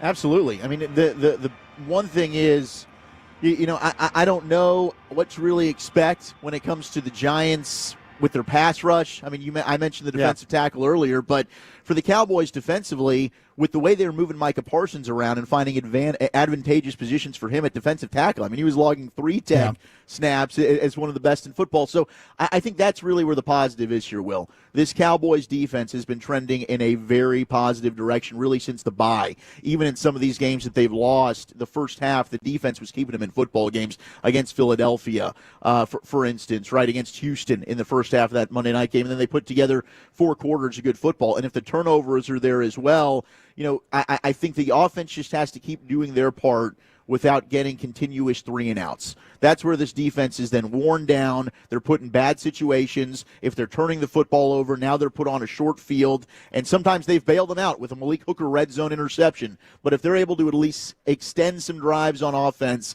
keep this defense relatively fresh in terms of time of possession, the amount they're on the football field, I think the Cowboys defense is probably the best unit that will take the field between both teams. Yeah, they could definitely put some pressure. This Giants offensive line has had some struggles with pressure. Now, you can't allow the Giants to just sit here and run the football, and that's probably something that they're going to want to do today. Momentum, you get a sense that the Cowboys are feeling a little bit of it, even though it's just one game? You got to find a way to win a game at home. I mean, they have got to, and Zach mentioned about the offense, they get the opportunity. They have got to punish this Giants defense when they can. They've got to find a way to get in the red zone. Kicking field goals today I don't think is very good. You got to find a way to make the Giants create that doubt in their mind that they can compete in this game. You don't want this thing to be going back and forth to the very end, much like you saw last week. It's a strange lady, this NFL. Yeah. And Dallas has got to find a way to be better on offense today, and that means putting points up at home, which they really haven't done very much of. Now, you need to do what Detroit's doing to Chicago right now. Put them away quickly. Boys, Happy Thanksgiving. Happy Thanksgiving. Appreciate you, and we look forward to listening to you. See you guys. Thank you. See you guys. That's Zach Wolchuk and Brian Broaddus. Well, this was the fan pregame show presented by the Low T Center. It was a blessing here on Thanksgiving, Will. No doubt. Giants and Cowboys. It's a Thanksgiving Day tradition, and it's next here on The Fan. If you're looking to buy a brand new car, the place to go is Platinum Chevrolet. Now, I impressed somebody yesterday by telling them that we had a new Equinox.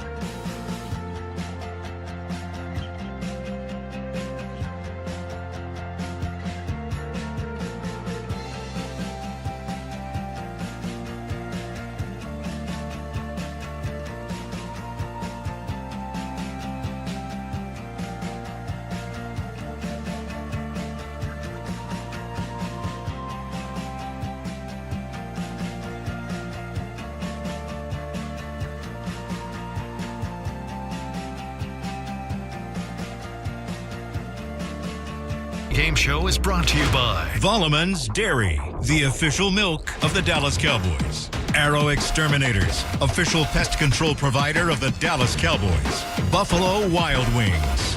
Blockchain.com. Blockchain.com. Make your crypto play today. And by DallasCowboys.com. Keep track of the boys with daily podcasts and up-to-the-minute blogging at DallasCowboys.com and on the official Dallas Cowboys app. Now, here's Eric Chiafalo and Brian Broaddus. Happy Thanksgiving, just 3 hours away from kickoff here at AT&T Stadium as the Cowboys look for their first home win of 2024 as they will make it 8 in a row against the New York Giants if they're able to achieve that. Zach Wolchuk in for Eric Chiafalo today as Eric gets the day off. I'm alongside, of course, the Super Bowl winning scout, Brian Broaddus, as we have a loaded pregame as always for you here on the official pregame show of your Dallas Cowboys on 105.3 The Fan, brought to you by Reliant, an NRG company. We'll talk with, of course, Bobby Belt. We've got Brad Sham with Mike McCarthy. We've got CeeDee Lamb on the show with the three-time Hall of Famer Chris Arnold. But no matter how the season is going, it is always special to be playing on Thanksgiving, something the Cowboys know all too well, as this is a tradition unlike any other. It is the Lions who are playing right now with a 10-0 lead over the Bears. And then the Cowboys always with that afternoon slate. And the last time, just 2 years ago, Cowboys and Giants played on Thanksgiving with the Cowboys getting a Turkey Day victory, Brian. Yes, and it's great to be with everybody today, a special day. I love the opportunity to be able to do this. And you're right about this. So much of my life, and just reflecting on myself here, I don't want to make it about myself here, but, season ticket holder for 20 years. Mm-hmm. Every Thanksgiving, you knew you were going to a football game here, and how exciting that was to, you're right. It used to be you and the Lions and playing, and now they've added that third game at night, which makes it even makes it a great day overall for NFL fans. But yeah, this is a really big game, and it's honestly it's a big game for both teams. And I say that in a way of last week, the way that the Cowboys were able to get a victory against the Commanders. It just it brought a breath of fresh air into the building over there at the Star. People came into the building. Everybody was feeling much better about the situation. You had the 5-game losing streak. Unfortunately, though, things just, not going the way that it needed to go here. But that victory gives you hope. And then you turn back around, and then 4 days later, you get another opportunity to get some more fresh air in the building. So, this is an important game for the Cowboys if they're going to stay in the hunt. This is also an important game for the Giants in a way, because what's happening is you're starting to see their season really crater. And, you're getting locker room comments. You're getting, the coaches having to, step up and defend. The general manager, we saw, to start the season, the decisions that they made about letting players go. Ownership has questions. There's just a lot just swirling with the New York Football Giants right now. So it's an interesting game from that way that you really do have two desperate teams playing each other today to try and maintain, for the Cowboys to try and stay in the hunt, for the Giants maybe to alleviate a little of that pressure that's been put on them this season. Yeah, I mean, I know, and we've talked about this plenty on the post game when it's the the tank talk that comes up. You could tell the players in that Giants locker room were very upset with the effort. The soft word was thrown around. We were just talking with Will and Blake about Malik Neighbors, who was very outspoken about the lack of targets, his involvement in the offense. You'd think that's something that will get corrected. We've seen that with CeeDee Lamb here in Dallas when he has come out and said, like, hey, I'm a little bit unhappy right here. Mm-hmm. You get the overcorrection the next week. Now, the big news for the Giants is it does appear Drew Lock will be starting at quarterback. That is what Ian Rappaport has put out there. He will be starting in place of Tommy DeVito, who's been a long shot to play. He's going to test that forearm during pregame, but probably the better, in my opinion, definitely the better quarterback in Drew Lock if he's the guy that goes. Yeah, this makes this game a lot more interesting from the aspect of the Giants become a better offensive team. And I'm not going to sit here and blow smoke up everybody's rear and say, Tommy DeVito. No, Dallas had a much better chance of winning this football game